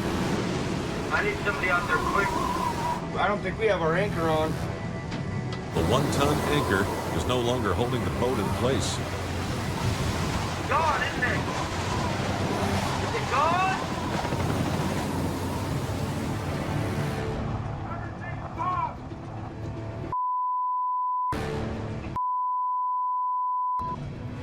We lost the anchor. Again. The cable's completely out. It didn't snap. It freewheeled out. The cable just slipped right out of the clamp and took off. So I told you guys to put a dog on that something.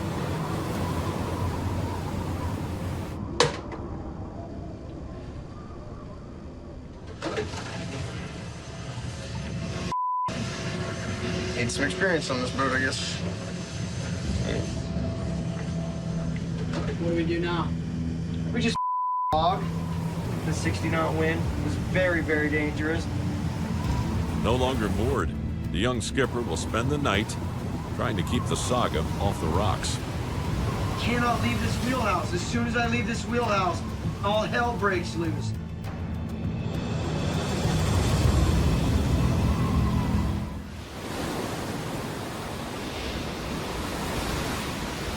Just outside the harbor, on the Saga. Well, last night sucked. We lost our anchor, putting the boat at risk in the harbor. Without his anchor, Captain Jake Anderson was forced to spend the night jogging in turbulent seas. So if I'm gonna muck and anchor up, I gotta do it right now. For an experienced crew and captain, it's a pretty standard procedure. But with a green crew, it can go wrong real quick.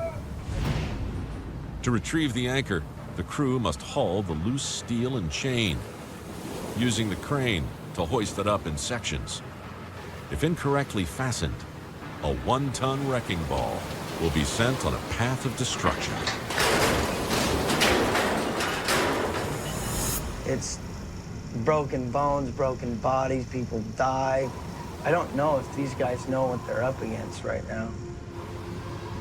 Dean's the only one that's ever mucked an anchor up. For the safety of his green crew, Hey, we send Dean up here? Jake calls on the only hand who can do the job, the man he fired. I need your help on this one. Sure. I have to muck this anchor up. All right, just give me a minute. It'll be fine. This is just me that needs someone who has experience with this. He's going to be on the rail, mucking. Connor's going to be on the crane.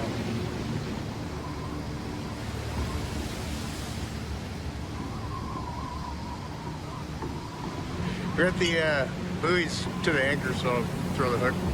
Get that. Pull it up. It's going to be a tough shot. There's not like a trailer on it, so there's no line draped across. Just a line going straight down. Okay. Game on.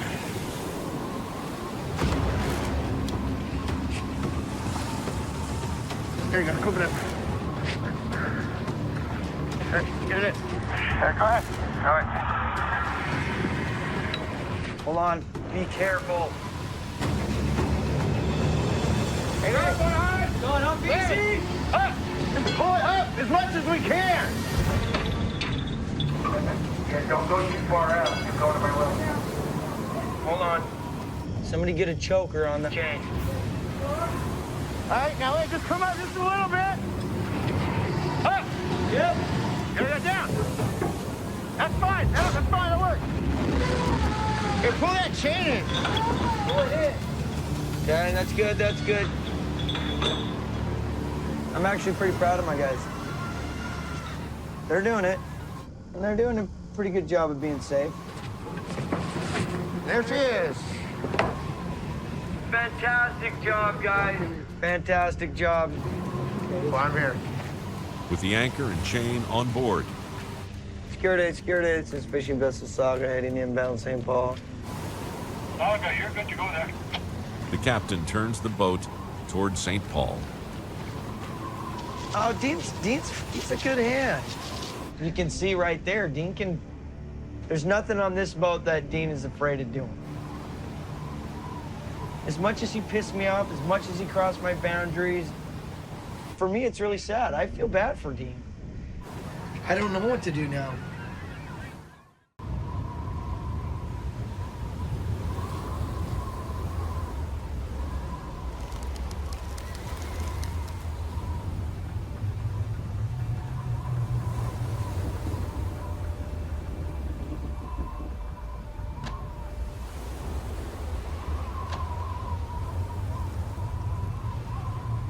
We know we can leave, it's just we don't know about Sig. The EKG test came back inconclusive. They're still doing tests, more EKGs, they're gonna do some stress tests. The pain that he was feeling wasn't like the normal pain that he had before. So they thought that it might be an onset of another heart attack. Relief skipper Edgar Hansen briefs the crew of the Northwestern. I feel that pain right now, you know what I mean? After his older brother Sig was medevaced to an Anchorage hospital. We'll hear back here in the next hour or so what's going on. But Scary part was they think that it might be the start of a heart attack.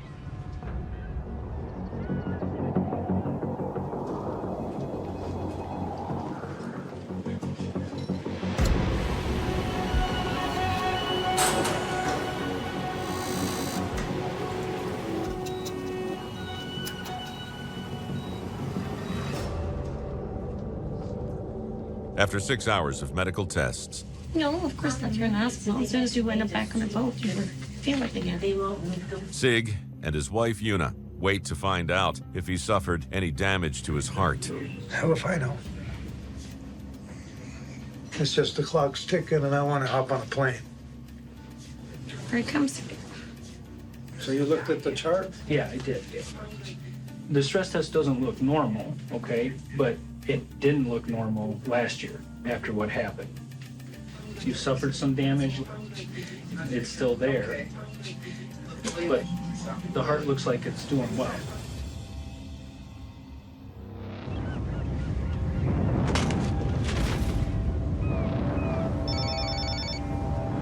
So, what's going on? He said that my heart was good. Like, I'm good. Really? That's the main thing. Unreal. I think it was just a false alarm. Now I don't know. I don't know if I should head back to the boat or... There's a flight leaving out of Anchorage in 2 hours. Okay. Well, yeah, if you're still at the dock, then don't throw the lines, okay? What happens if it doesn't make it? Are we gonna wait around until tomorrow or keep? No, then you just go. Then it is what it is. I don't want you guys to wait around for a couple of days and me not make it in. All right. Well, let's all right, see how it goes. Okay, I'll call you as soon as we take off, you know, if we take off. All right. Okay, bye. The captain's health is in the clear, but the delay at dock is costing the Northwestern valuable time and money. This boat's fully capable right now of going to fish a trip. There's a flight leaving at 12:40. My belief is if Sig's not on it, this boat's gonna go fish. This boat should fish.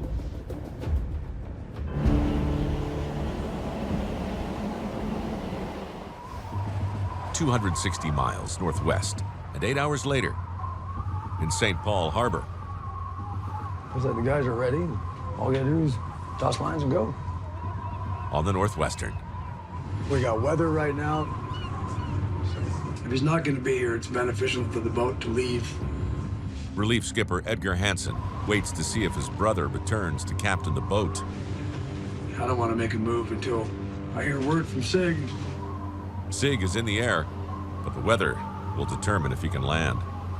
The guys want to go fish. They don't want to lose another crab that may be leaving the area. We should just go, because this few days could really hurt us if it's missed. We've seen it before. You know, you lose a week or even a month. You don't make no money at the dock. All right. Well.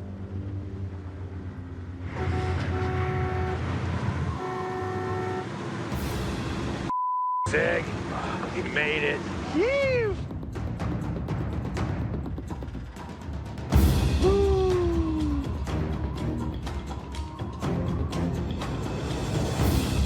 I don't want to. Oh man! I don't want to overexert yourself. Yeah! Welcome back. That was crazy, man.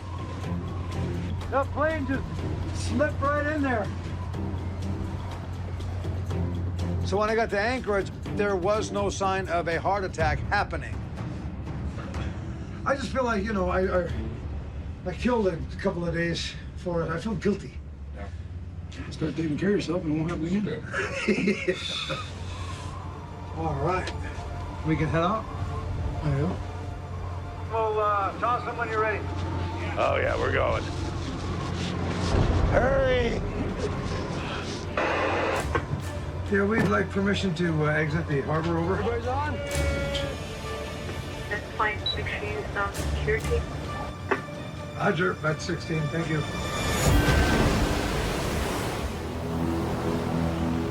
Back on the grounds.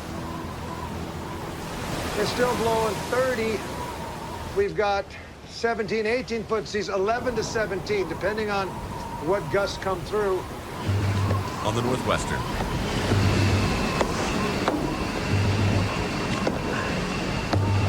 It feels good, even in this weather, it feels good to be back out here. I'm tired of sitting in town.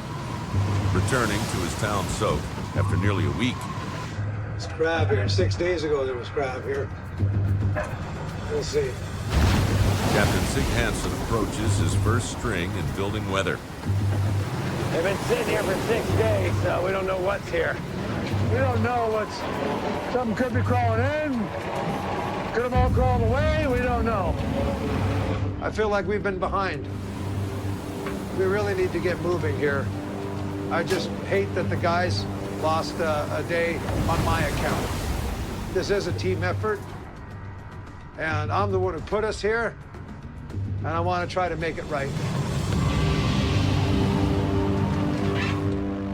You guys feel good? Well, positive attitude, guys.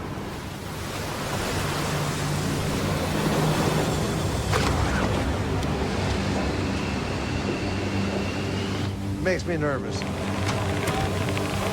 We need to hit crab.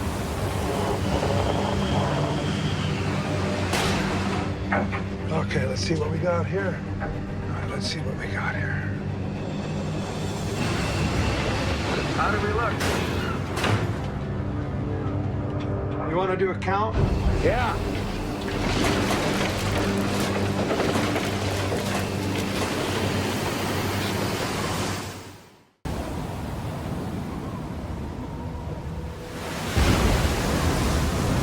We've been basically in survival mode for 36 hours. On the 113-foot summer bay. It's wet, it's cold. It's a Bering Sea in January. After riding out a storm for the last 3 days. The Arctic storm, nothing good about it. Captain Wild Bill Bakrowski is back to fishing after being shut down for 40 hours. Opies are always tougher, it's colder. Ideally, if one more trip through, I'm thinking we should be at what we need to take in. Squall again! Never-ending squall in the wintertime. With the relentless weather and the crab more elusive than ever. All right, cowboys, mount up. Catching the summer bay's small quota has been a struggle. Weather out here sucks right now. Bering Sea's pissed off and we're all in gear at her.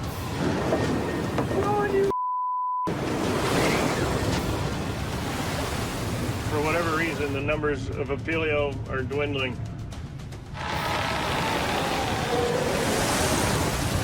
We came out with 150, 175 average, I'd be more than happy.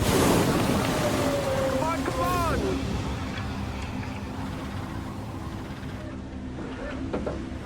Oh. Down. Wow, wow, wow. Dun, dun, dun. 650. Come on, show us some life!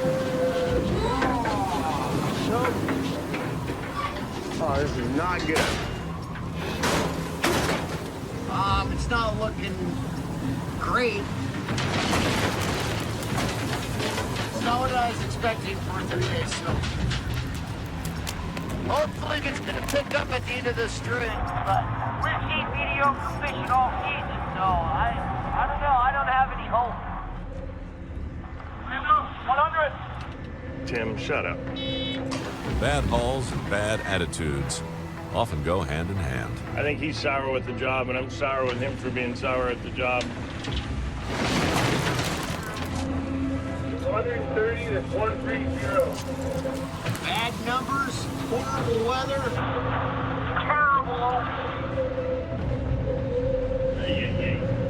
Ridiculous. Unhappy with his first 3 pots, Sorry, boys. We're shuffling these up the hill. Wild Bill plans to set back, but at a shallower depth. I had gigantic pots there 2 days ago, so I don't know. Might get better up the hill. Go ahead.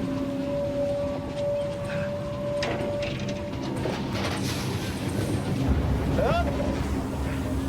Hey! What the?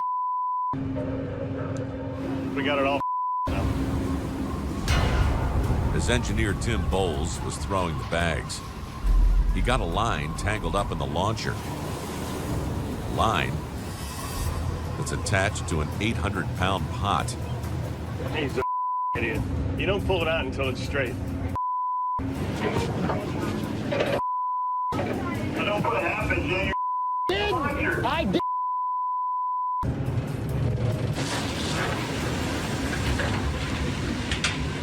Lock your gun.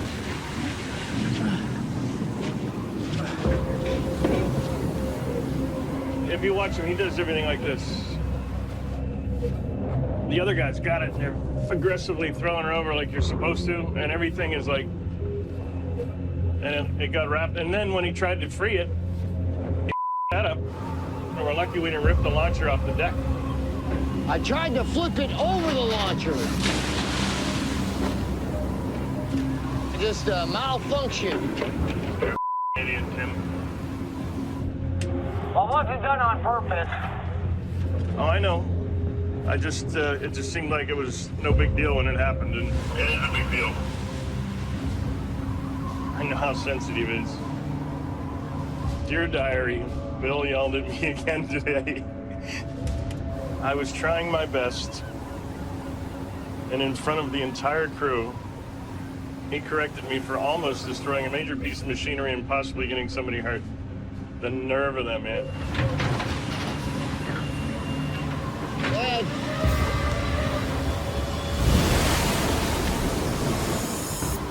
With the relentless weather putting the boat at risk, Bill is forced to pull his veteran deckhand out of the rotation. Nick, jump in and let's try this again. 18 coming to the rail. Wow, first time I've ever been booted off the rail. Wow. I don't care if Tim's butt hurt or not, you know, throw the hook better. Out here, you can't run with the herd, get left behind. Coming out of the bullpen, deck boss Nick McGlasher. What I'm talking about. We took like 8 shots with Grandpa there, and Nick was like 1 shot, had the buoy up over the rail.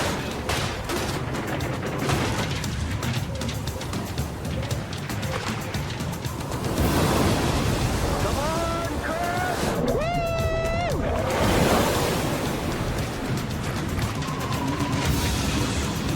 Yeah!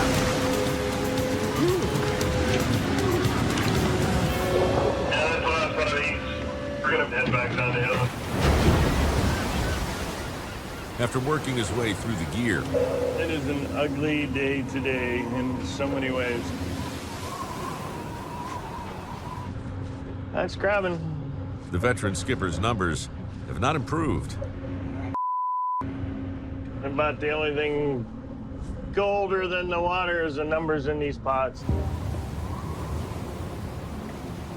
What's up, Tim? Pissed off. And the grind is taking its toll. I'm a professional at what I do, and I don't like to be downtop. Well, I guess that's why you worked on 32 boats. Tim's been on 18 boats.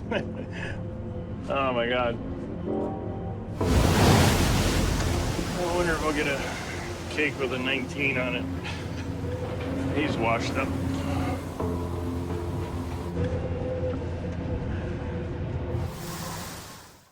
Right now is when I need everybody working together. Comfortable being up there, Luke? No.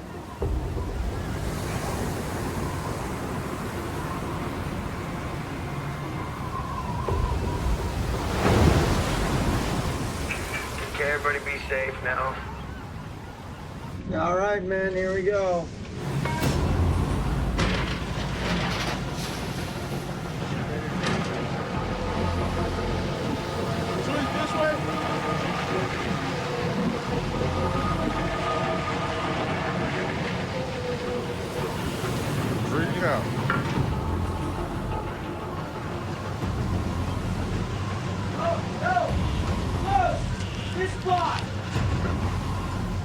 They're having a tough time keeping up with the boat.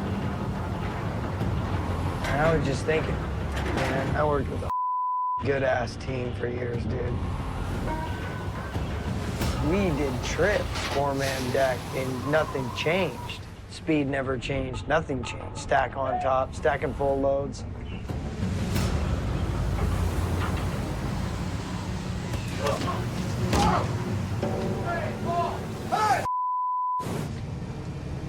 Oh.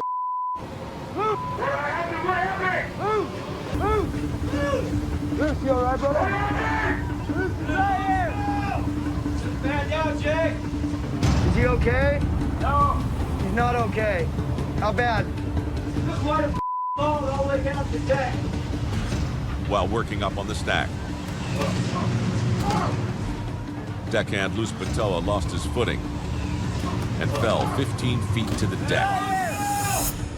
Holy jug, holy jug.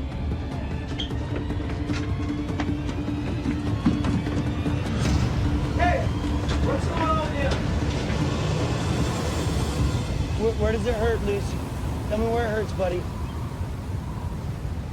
Your ribs? It's okay, Luce, it's okay. We gotta get him turned around. It's okay, Luce, we're gonna take care of you, all right? Let's get you inside, okay? You got you, brother. Well, let's get you inside. Here. Lean on me, bro. Okay, I can carry you.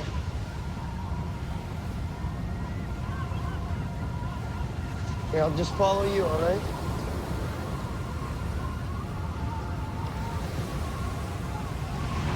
I thought he went over the side, dude. I thought he was gone, bro. I reached down. I thought I had a step. Is anything numb? Back numb, fingers numb? It bitches numb. I just want to look. That hurt? Didn't hit your head? How's sitting down? Sitting down hurt? Allergic to any aspirin or anything like that?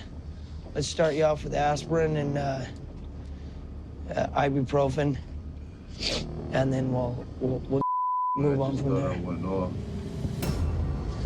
It's okay, buddy.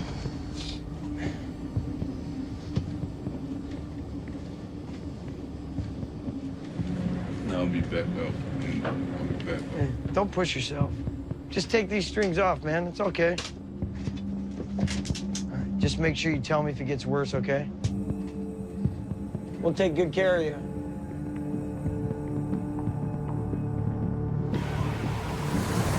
I have to take Luce in. Because we're out here in the middle of nowhere. The longer I stay out here, and if he's got a serious injury, the worse it's gonna get. I don't know.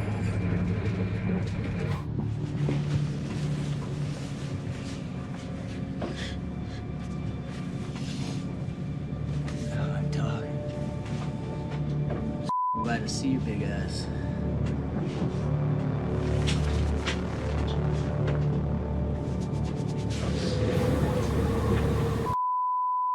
Just the beginning of the truth. Now watch the 3 horsemen. It's supposed to be the 4 horsemen out there killing crap.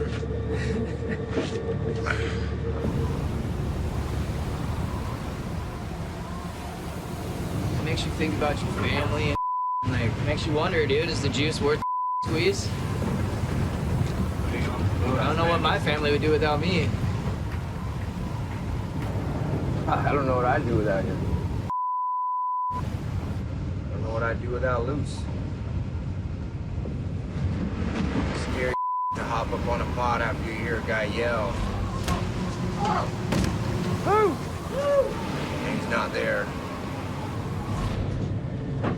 Get back on that stack. I'm not letting that stack be. I didn't feel no pain. I just was waiting to feel water. I think the pain was welcoming after that.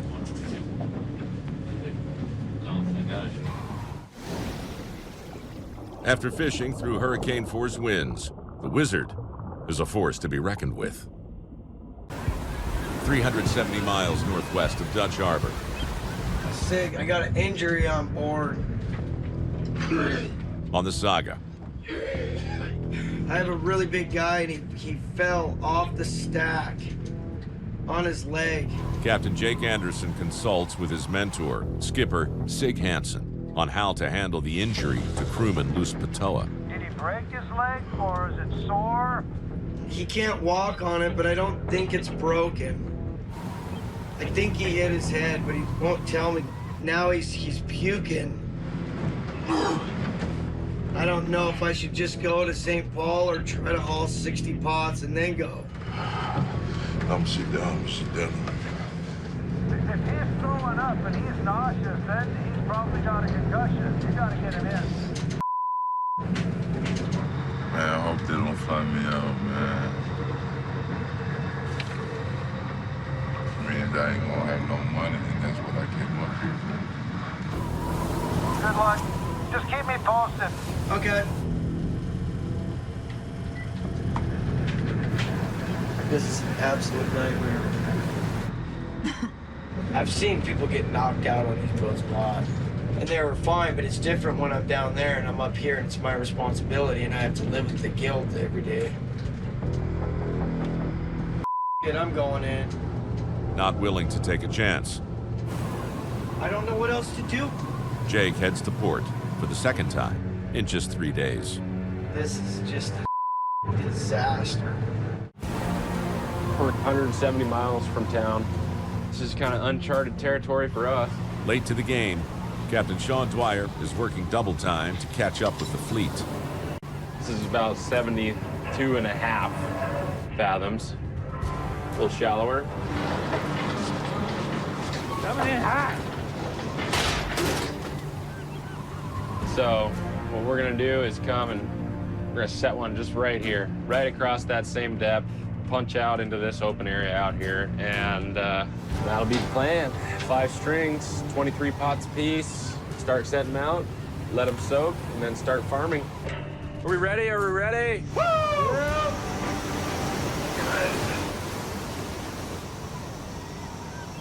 That buoy number is 414. It's my dad's birthday, April 14th. For a little luck, Sean counts on a guardian angel. And you want to know what else? My dad died at 4:14 in the afternoon. So I think what I'm gonna do, put my lucky king crab cork on there. So we'll see if this string is good luck for us, like it was during king crab. At the beginning of the fall season. All right, we're gonna name this string after my dad. It's gonna be the Pat Dwyer string. Nice. Sean set the Pat Dwyer string using the same cork. All right. And now? We're almost there. I'm gonna come down, got a little something special for this string. The young skipper is continuing the tradition.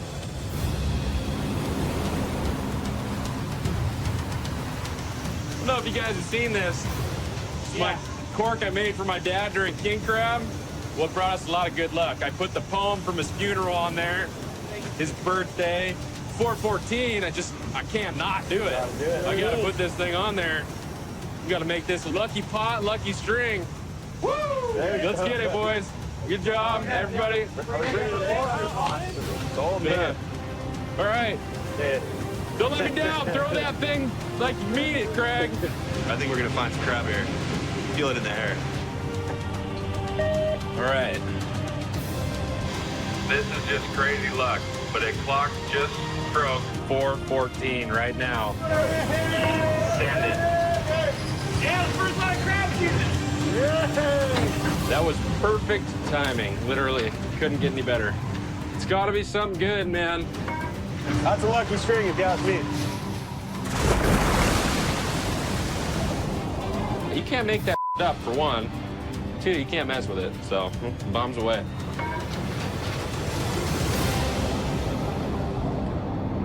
Just see what happens. 414 pot, the actual buoy with the cork on it, my dad's pot, that's all the way at the eastern edge. Less than a day ago, Sean set pot 414 and dedicated it to his late father, Pat Dwyer. Hopefully the old man's down there stoking the pots for us.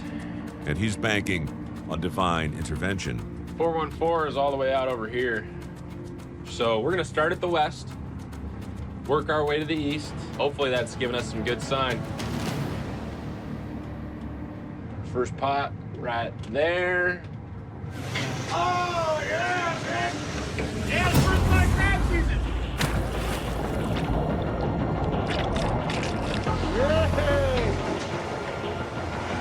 That first Opie pot of the season coming over the rail. Should give us a pretty good indication of what's going on.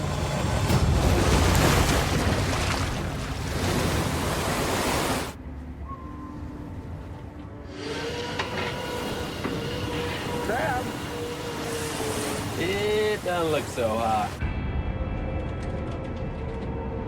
Looks pretty junky.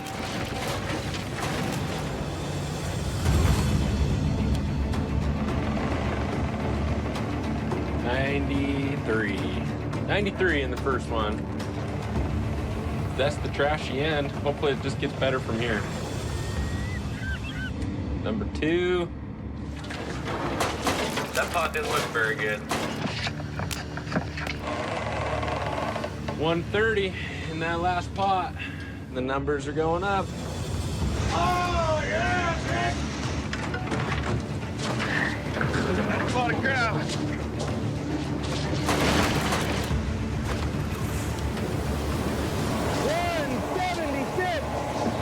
76. Yeah. We're getting close to the east end. Our numbers are doubling.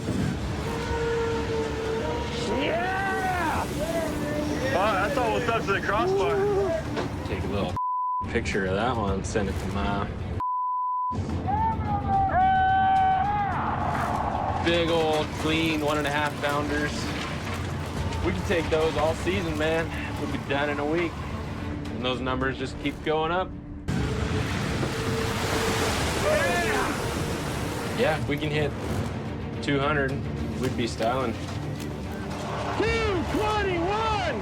2-1. 2-2-1. Yeah. We'll see what we get on old 414 here. 414 on the bow.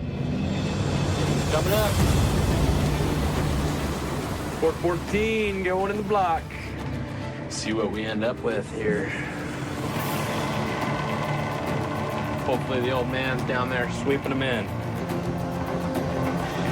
Here she comes.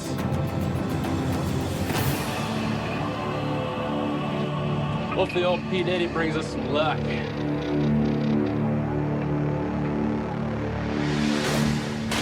Yeah! There it is! All right. That's what I'm talking about. Yeah, man. Oh yeah, looks good. This string means a lot to Sean. His dad meant the world to him, and he's out here trying to live on to his dad's legacy. And so, you know, any little thing that reminds him and, you know, keeps him going is a good positive thing.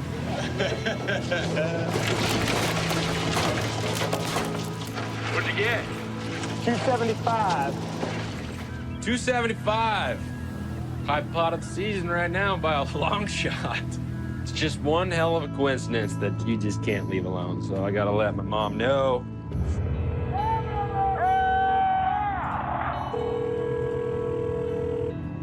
Hey, SB, how are you? Good, good. So you know I made that cork for Dad last king crab? Right. Well, so I went to go tie it on to a pot because the pot that was on the launcher was 414. Oh. And when I went back upstairs to go set the pot, it was 4:14 in the afternoon. Exactly. Oh, really?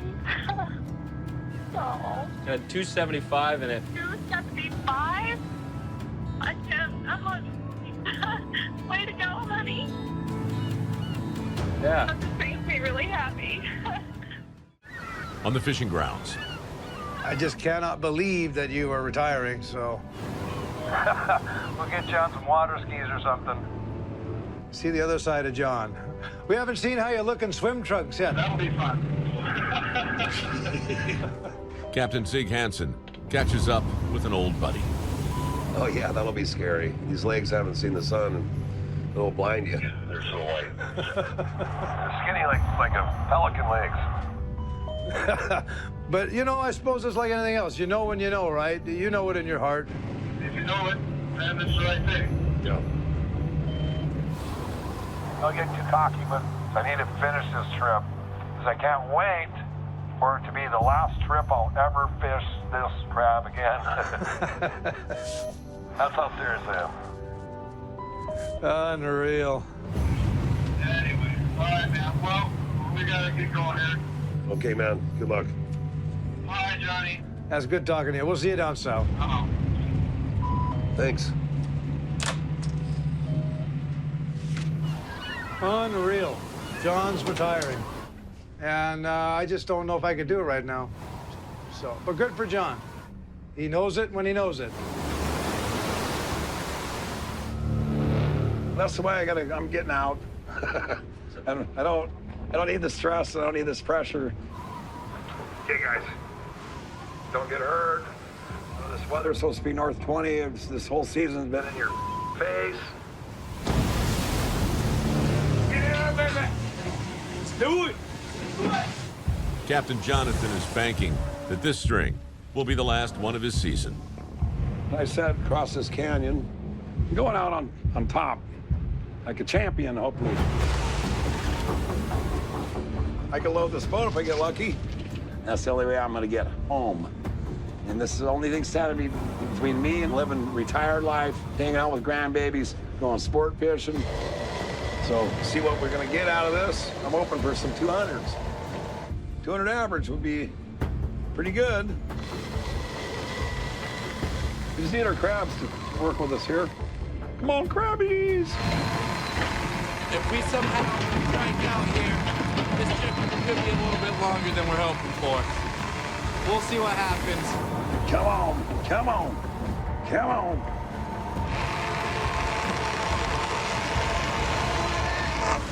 I see crab legs. Oh, there's crab legs. We got crab legs. We got crab on the back. We got crab legs. Yeah! I feel the pressure. No escape for the Opies. No escape for the Opies.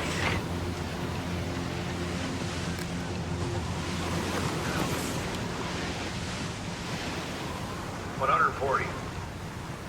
140 in that one. Need 200. See what the next one's got.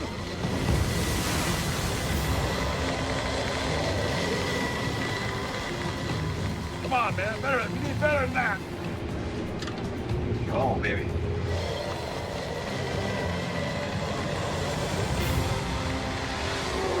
Yeah, baby. See some crab legs. Yeah. Look at all these crab legs. Yeah. Yeah. Yeah, baby. No way. Yeah, baby. Oh, man. I can taste it. On the crab, We're gonna be okay. Alrighty. Captain Jonathan's retirement dream is becoming a reality. Thank you, Jesus. You, bye-bye, kitty. And rat. Well, I like the rat. 365. Yeah. That's what we want to see, Neil. Yeah. 365. Look at this. Holy moly, we're gonna plug the tank. We've nailed it, we hit him again. I don't think you can walk on these. Namaste. John, we're gonna fill this boat up in record time, baby. Record time. Johnny, you're the man. I'm just gonna start picking them up. It's like berry picking, berry patch. In his 37 years, the wily captain has picked over 22 million pounds of crab. Little crab jig. But who's counting? We need a bigger table! Time out at 1. Crab 0. Hell yeah! That's a good pot, man. Look at that. Pretty proud moment. Yeah, baby. Yeah, baby. Joker. It's just clean fishing. Clean, beautiful, bright crab. No sorting. Scoopers. After 8 hours spent hauling up an Opilio bounty, We're sealing the deal, baby. Jonathan Hillstrand can see the end of his season and the end of his legendary career.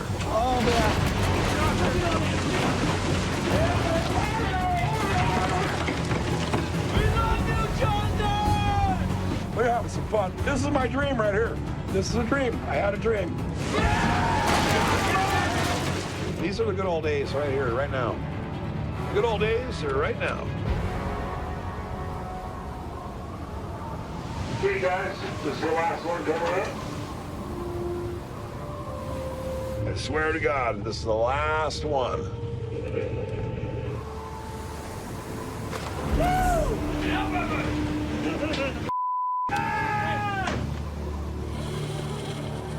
Hasn't resonated in my head yet, but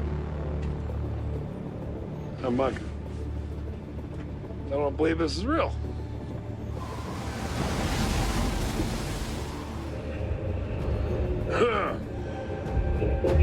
Chokes me up. Today's a really special day for our Captain Johnny. We take our hat off and salute our captain. Time pennant, breakdance, baby! Contest! Yeah, what's up? What's up? What you got? Look at this. Okay, look at this. What? Do that again? It's only as big as they're doing the group thing.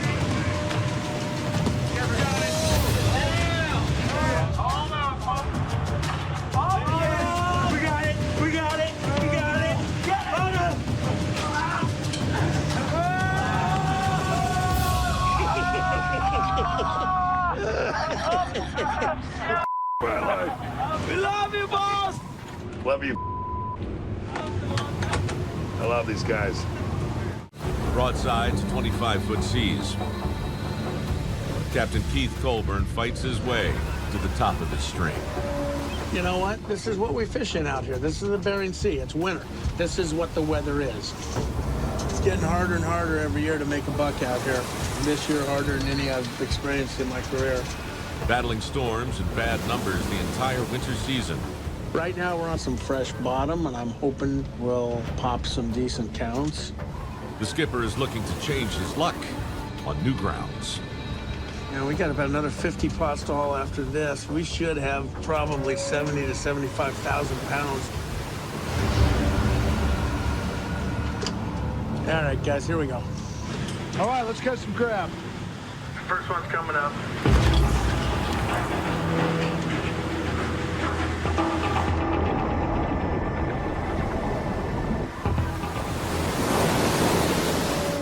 Roll the old dog on this one. Whoa, whoa, whoa, whoa, whoa.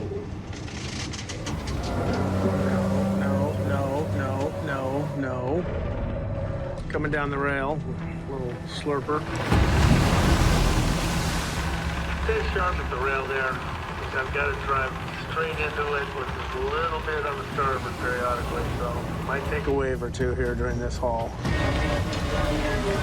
Eat your candy bars or your little protein packs. It's gonna be a long day. Come on, Crab. Let's see what we got here. Come on.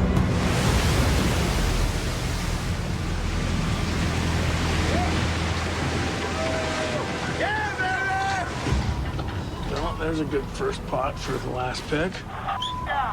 Pow, pow.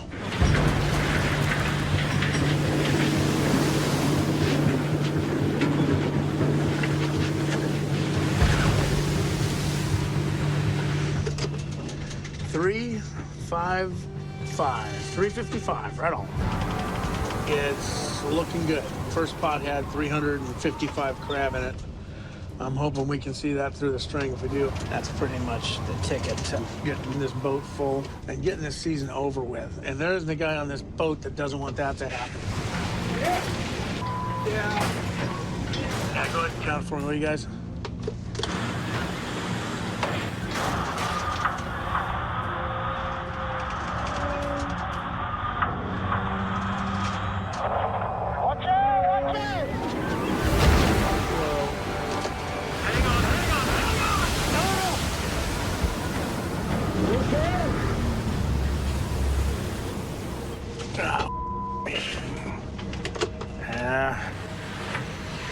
sorry about that, guys. I got distracted. Oh! That was a big one. We just took a big green one over the rail. Clipped Crosby pretty good.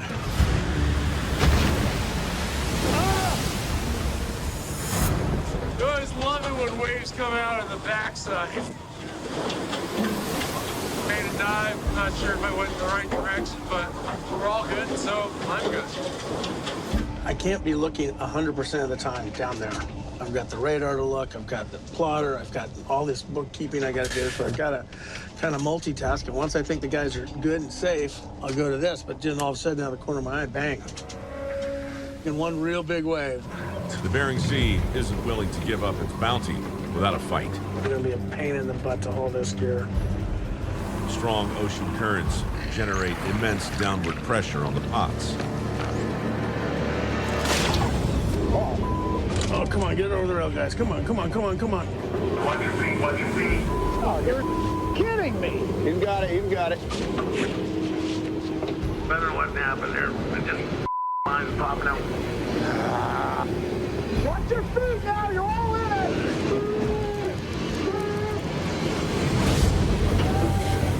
Whoa, whoa, whoa. Holy.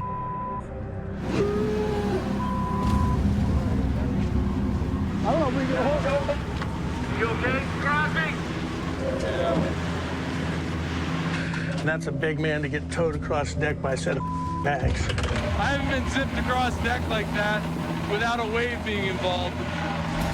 The thing is this, if Crosby's tangled up and goes through that buoy, he goes around that block, over the side, under the boat, and into the stern. No more Crosby. It's kind of scary now. Battling fierce tides. All right, coming at you. The crew manages to muscle through. Stay sharp. Oh, there go the buoys again. There we go, get them in.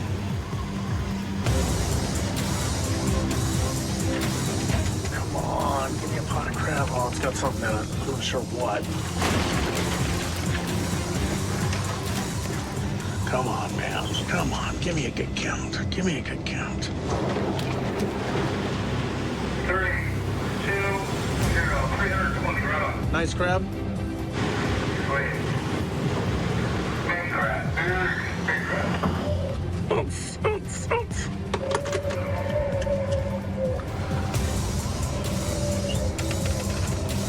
I hope that can be a little easier to haul. Take her easy now. Stop doing. Nah, they're not gonna be any easier to haul. I will be a happy guy when we get this string over with. Oh, clean crab, Lord cover. Come on, baby. Oh, nice. Keep pulling, pull. That is exactly what we needed. Oh, Daddy! Every passing pot, we're one pot closer to going home. 355, right on. That'll work. Oh, clean crab, Lord cover.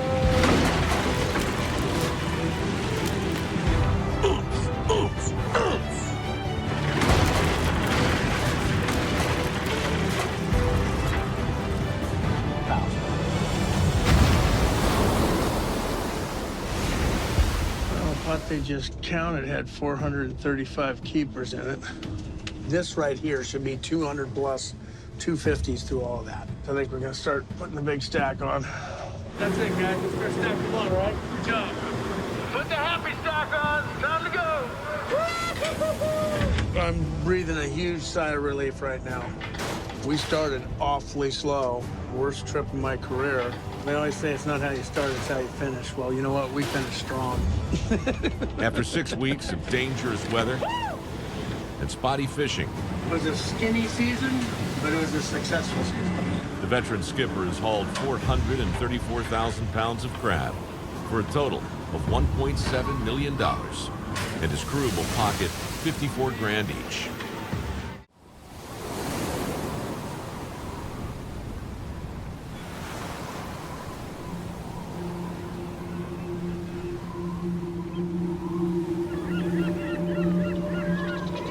Pon.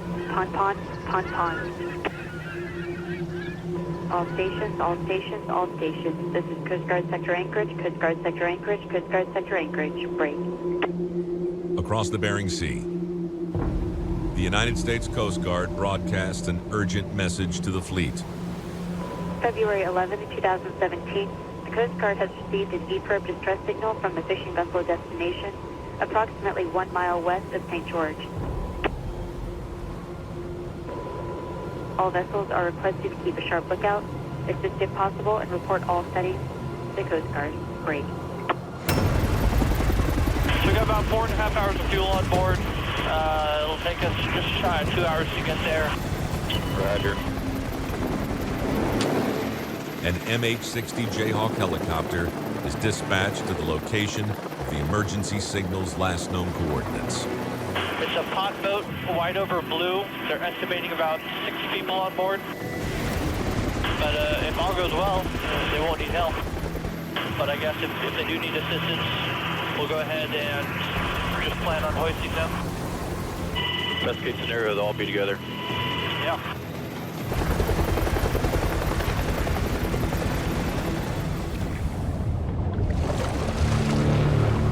The last CIS is currently 310 for 2 miles. It was drifting in that direction.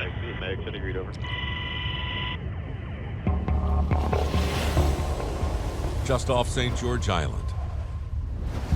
Kodiak 6037, just want you to be advised we are commencing our search pattern at this time. The Coast Guard helicopter searches for the location of a signal from an emergency beacon assigned to the fishing vessel destination. Best case scenario, the E-probe just fell off and they're still trucking north and just don't know. Come down a little bit. Look at that. Is it a tarp? Yeah. Right out your windows. There's some more stuff right here. Some sort of crab pot line or something. There's a lot of clutter in this area, man. It's all kinds of stuff I'm starting to see. Are finding some lots of buoys, pieces of crab pot gear.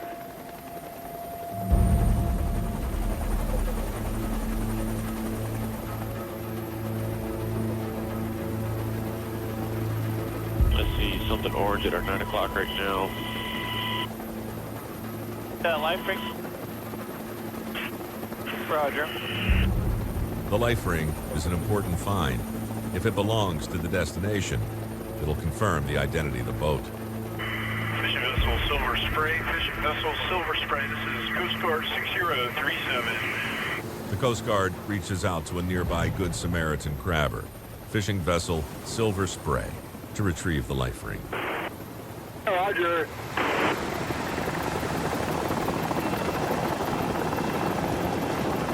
6037, you see up there. The life ring currently your starboard. Put a better eye on it. Yeah, Roger.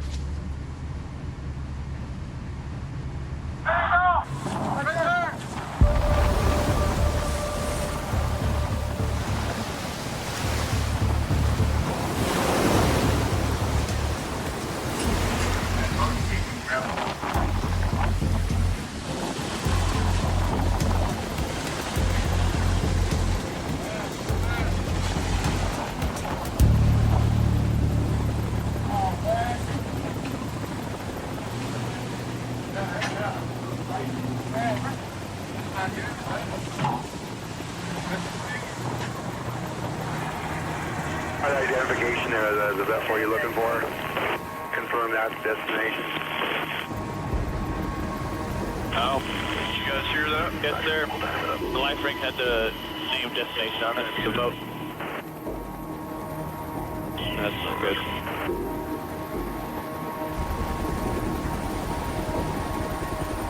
The debris field indicates the boat suffered a catastrophic event.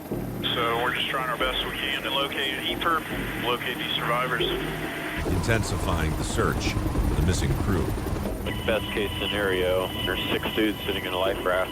They're all in good spirits and healthy and a little cold. We're gonna continue searching.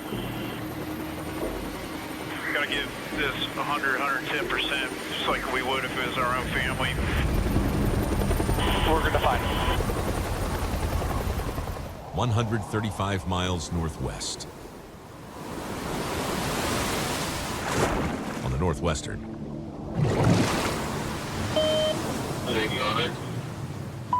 KC, what's up, pal? Did you get a news on the destination here this morning? No. You know what? I heard something, somebody talking on 18, and then, I couldn't pick it up. Oh, you talking about Jeff destination? My buddy? What? Yeah, Roger. They were heading up here to full stack of gear on. Last known position was right on the northwest tip of St. George. He got an EPIRB signal at 0600 our time. And they found the life ring, they found a fuel slick, they found debris indicative of a crab boat going down. No life raft, no survival suits, no nothing. And yes, it's that destination.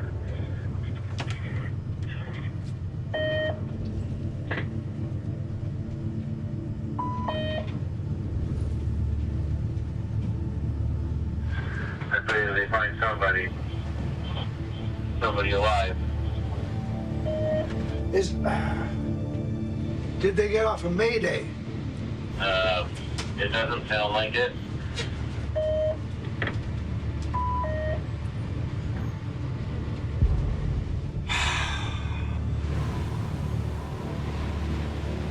I know you and Jeff are tight, so I want to let you know. Okay, Casey. No, thanks for doing that. So, thanks for letting me know. Thank you.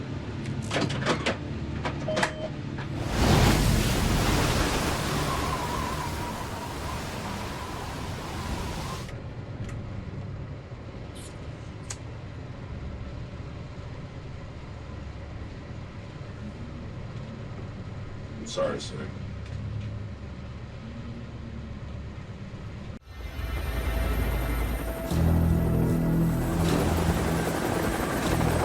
Down below, Inside of it. the crew of the Good Samaritan fishing vessel, Silver Spray, sifts through debris to recover the emergency beacon. Over there.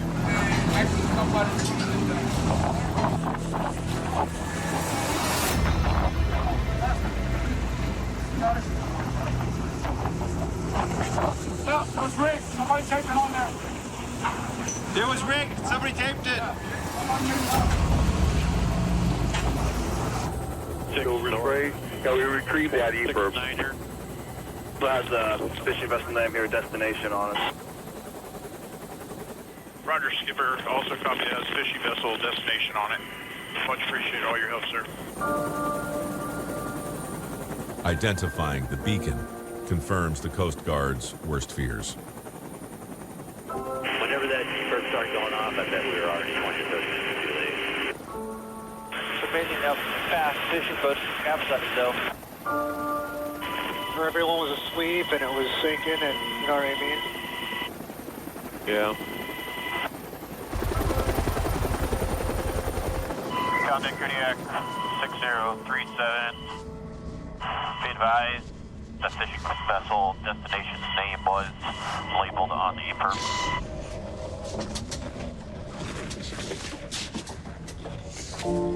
Brilliant break.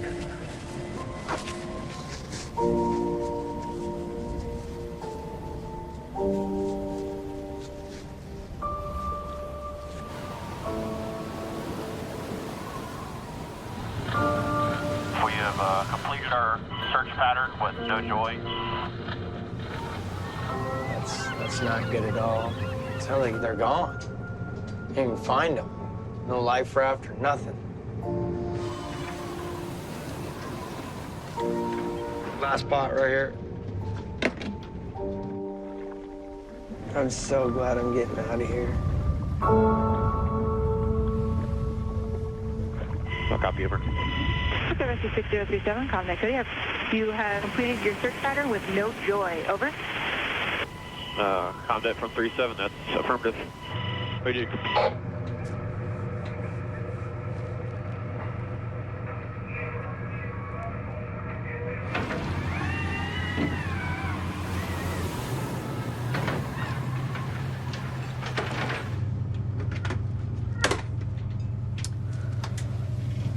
They're gone.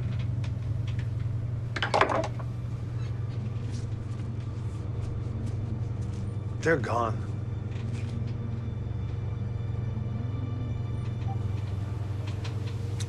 I gotta call my wife.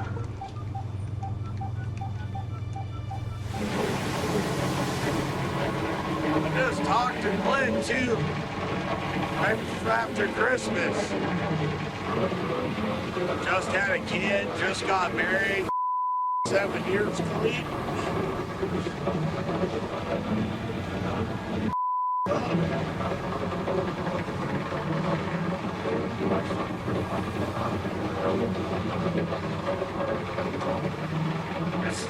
Like this is why I don't be coming out here. Oh my God, are you kidding me? Then down what? How? I don't know. I don't know. He was coming up to Are go. you okay? No, they're not. They can't find anybody. They had the E-perp. Oh my. Oh, God.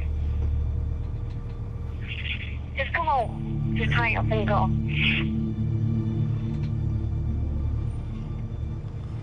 Yeah, I'm thinking about it.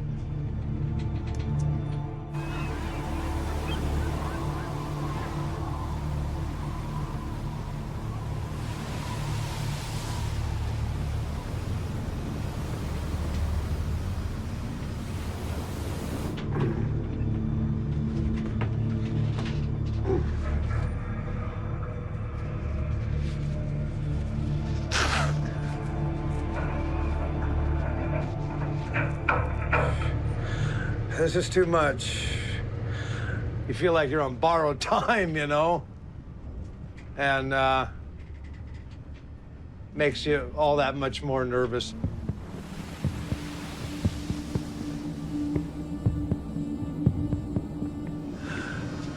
I really have a hard time being here because of what happened to our friends and losing them. Oh, my God.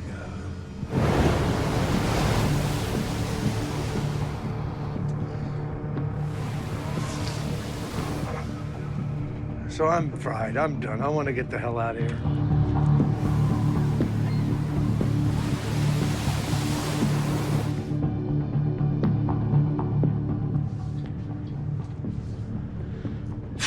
We got they're 6.5 miles.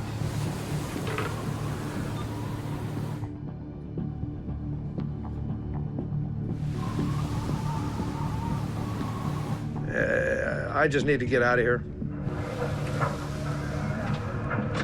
Edgar and Nick, come up. We got to make a decision here. When you heard a boat's going down, you know it can happen, but you never think it's gonna happen. I have nightmares about it all the time, that I can't save my men.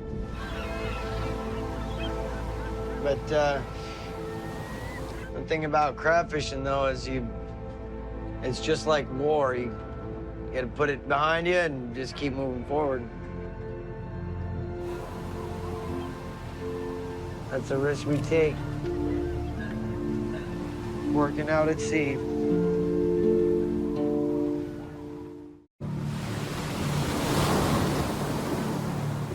On the Northwestern. I just need to get out of here.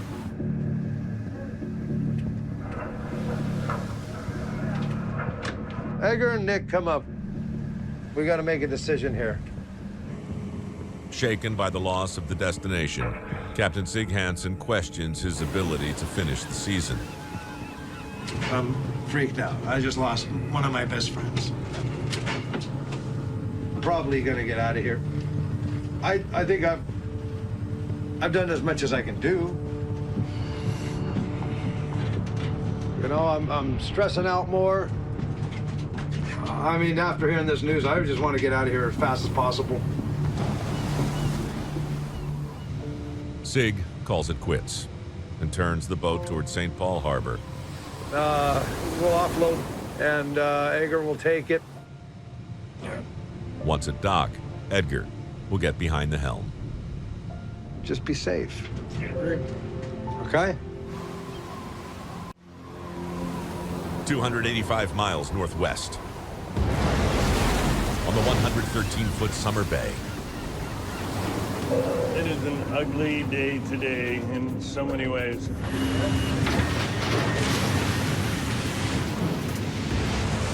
Oh, yeah. That's like my biggest fear out here, you know? Right now, the glamour of the fireworks and the fanfare, it's gone. Shaken by the sinking of the destination. I'm looking to get my number and get the hell out of here. Captain Wild Bill Bukrowski battles 20-foot waves and 50-knot winds to finish his season. What I hope is the last time we sit these. If you look out the window, you can see that this is not an easy task. Ready when you are, boss. We'll wait till this next one goes by. Yeah, go ahead. Going over, guys. Be safe. Be fast. I'm not letting my guard down because anything can happen.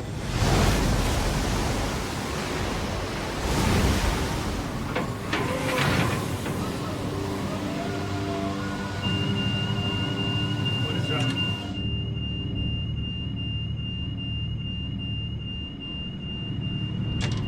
Hey, we got a generator alarm on the starboard generator. Go, go, go. Something's making a racket.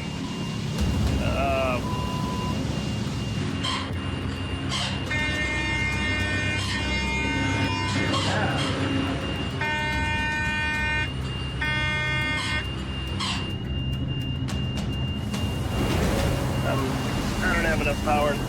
The sounding alarm indicates a failing generator. I don't know how much bigger this is supposed to get. It's not a good day to not have power. Without it, the captain will lose steering, leaving the boat and her crew at the mercy of 20-foot seas. I'm just trying to maintain the boat so we don't get thrashed. We got huge seas right now, so being without power, it can be a really big deal.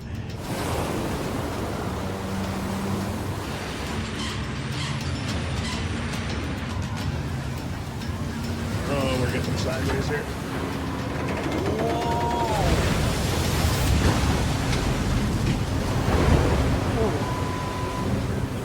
Tossed by 20-foot seas, Captain Wild Bill is down a generator and losing control.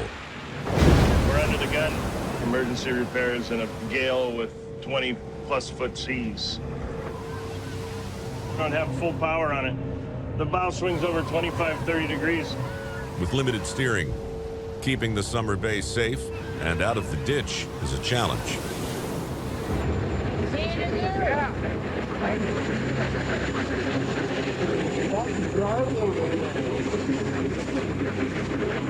Yeah, I see so much shiny metal there. An aluminum coupling has come loose from the hydraulics drive unit, pressing against the engine shaft, grinding the boat to a halt.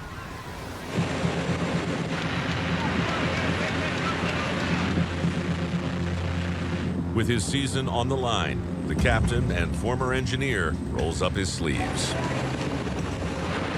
Get that other one back in.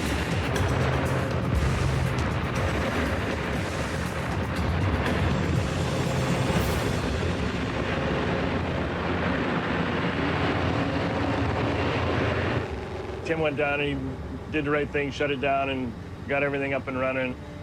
We kind of lucked out on that one, especially with the weather we got. Guys did good on that one. They worked like a team. It was awesome. 55 miles northwest. Starting to get a little gnarly. 22-foot seas, gusting 30. On the fishing vessel Northwestern. Hardest part about hauling gear in this kind of weather is keeping the waves off the starboard side. Filling in for his brother Sig, Captain Edgar Hansen approaches his first haul in building seas. It's a little iffy. It's nasty, but it's doable. Just about on our string. 2.5 days soak. Should be anything from 100, 150, a couple hundred.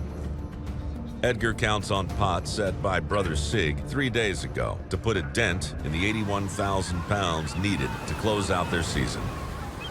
I want Sig to know that if the time comes, then he's got somebody responsible enough to be able to take over. A little different. With Edgar running the boat. We'll all get some rhythm. Crew's already in rhythm down here. Now we just got to get in Edgar's rhythm. Okay, first box. Ready?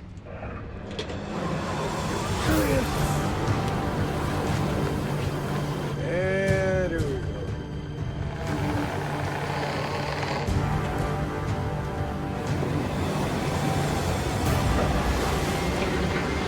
Show me the money. Oh, no. Boy. Oh, no. What are we looking at? 30. 30. What nonsense is that? We're hoping for getting 200 pounds of pot, but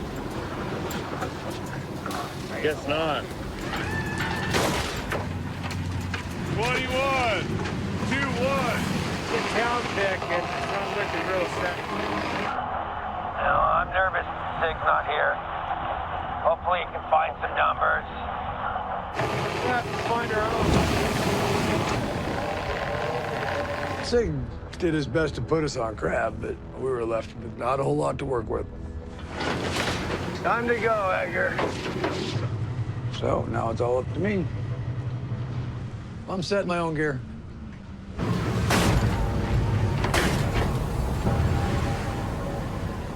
We've been fishing mainly on kind of harder bottoms, so just gonna bump them up a little bit just to cover some depths. With Sig's town soak a bust, Edgar will try his luck in shallower waters. 62 fathoms. You know, usually there's 65 and below, but you never know till you spread your wings and find out. Come hell or high water, I'm putting 81,000 pounds of crab on this boat.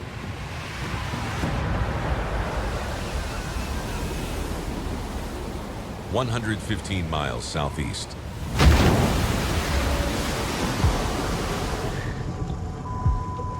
Seas are probably 15 to 20 feet. On the 107-foot Saga. Not very conducive for a safe working environment, let me tell you. On the Saga, Let me see it. What happened? Your bay freezer door slammed on my hand. Frustrated at myself more than anything. working double time to haul and rebait pots, deck boss Hannes Huswick crushed his hand in the freezer door. There's nothing we can do about that here. It's a boxer's fracture is what it is.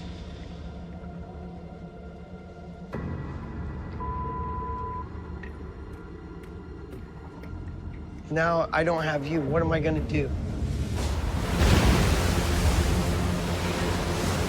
On big numbers, You have to help me top this off. Captain Jake needs all hands on deck, even the broken ones. I'm not going.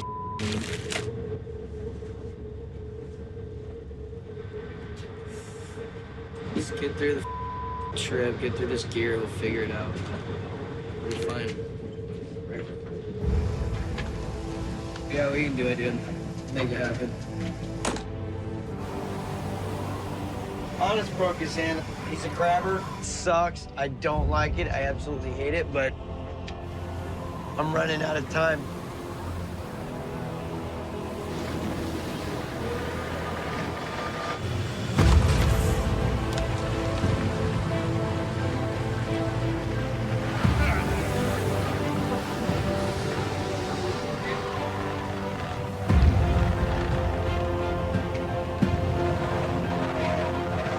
Out of the water.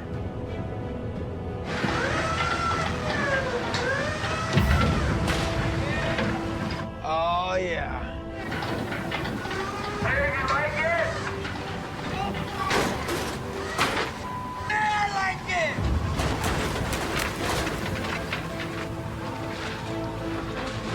This is great.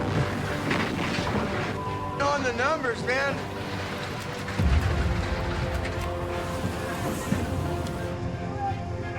$280. Holy. We're in them. This is a setback. This is a setback, and we're still getting them. That's a lot of crab, dude. Every pot I'm throwing in the water is hit. And it wasn't by luck. The decisions I was making were right.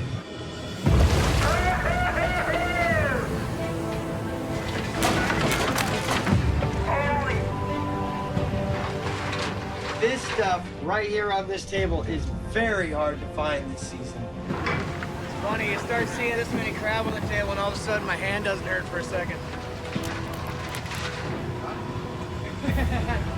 What is that? Can't give you any hand signals. 0 602. Right on! 602! My pot of season. Yeah! Man, I spent a lot of time not succeeding. Sure feels good for once to win. Despite endless crew and mechanical issues, Oh, yeah! Jake catches his 300,000-pound quota. These guys got done what they needed to get done. I was so proud of them, I can't tell you. And those deckhands that stuck it out head home with $32,000 in their pockets. Bing, bang, season over.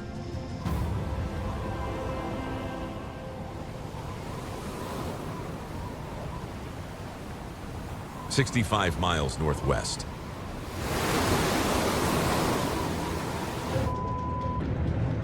We have these crazy seas right now. On the Summer Bay. We went down there, we made it so we could run the generator. We made the best of a bad situation. So I think the boys are ready to haul some gear. So am I. Back to full power. Still gonna be a cold, so Captain Wild Bill faces the violent Bering Sea head on. it's like a washing machine. And oddly enough, we have the sun bearing down on us.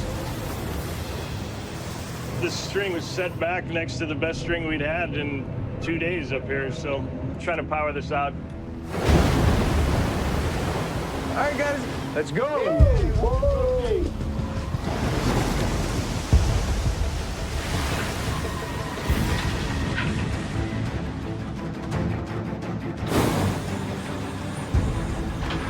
See what we got here. Come on, give me some bugs just to get some life in this tank.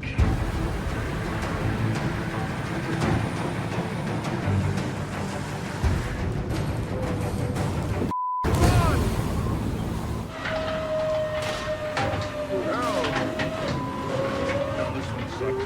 That's gonna be a 35 or a 40. If that. I'm hoping it gets better.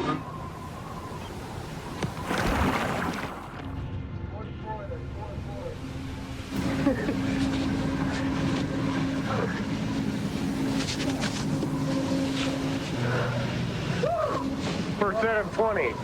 Despite a dismal start, Nick is highly motivated. He wants to get through this, so consequently the entire crew is highly motivated. They're all whooped. deckhand Nick McGlashan is keeping the crew's blood pumping out on deck. We need to figure out what to do in between pops to keep ourselves warm because it's negative 35 degrees out here with the wind.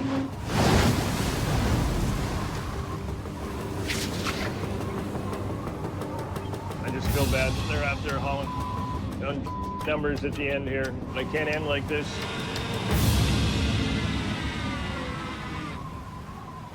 Oh, yeah! Woo! Yeah! There's 160, that's 160. 160s!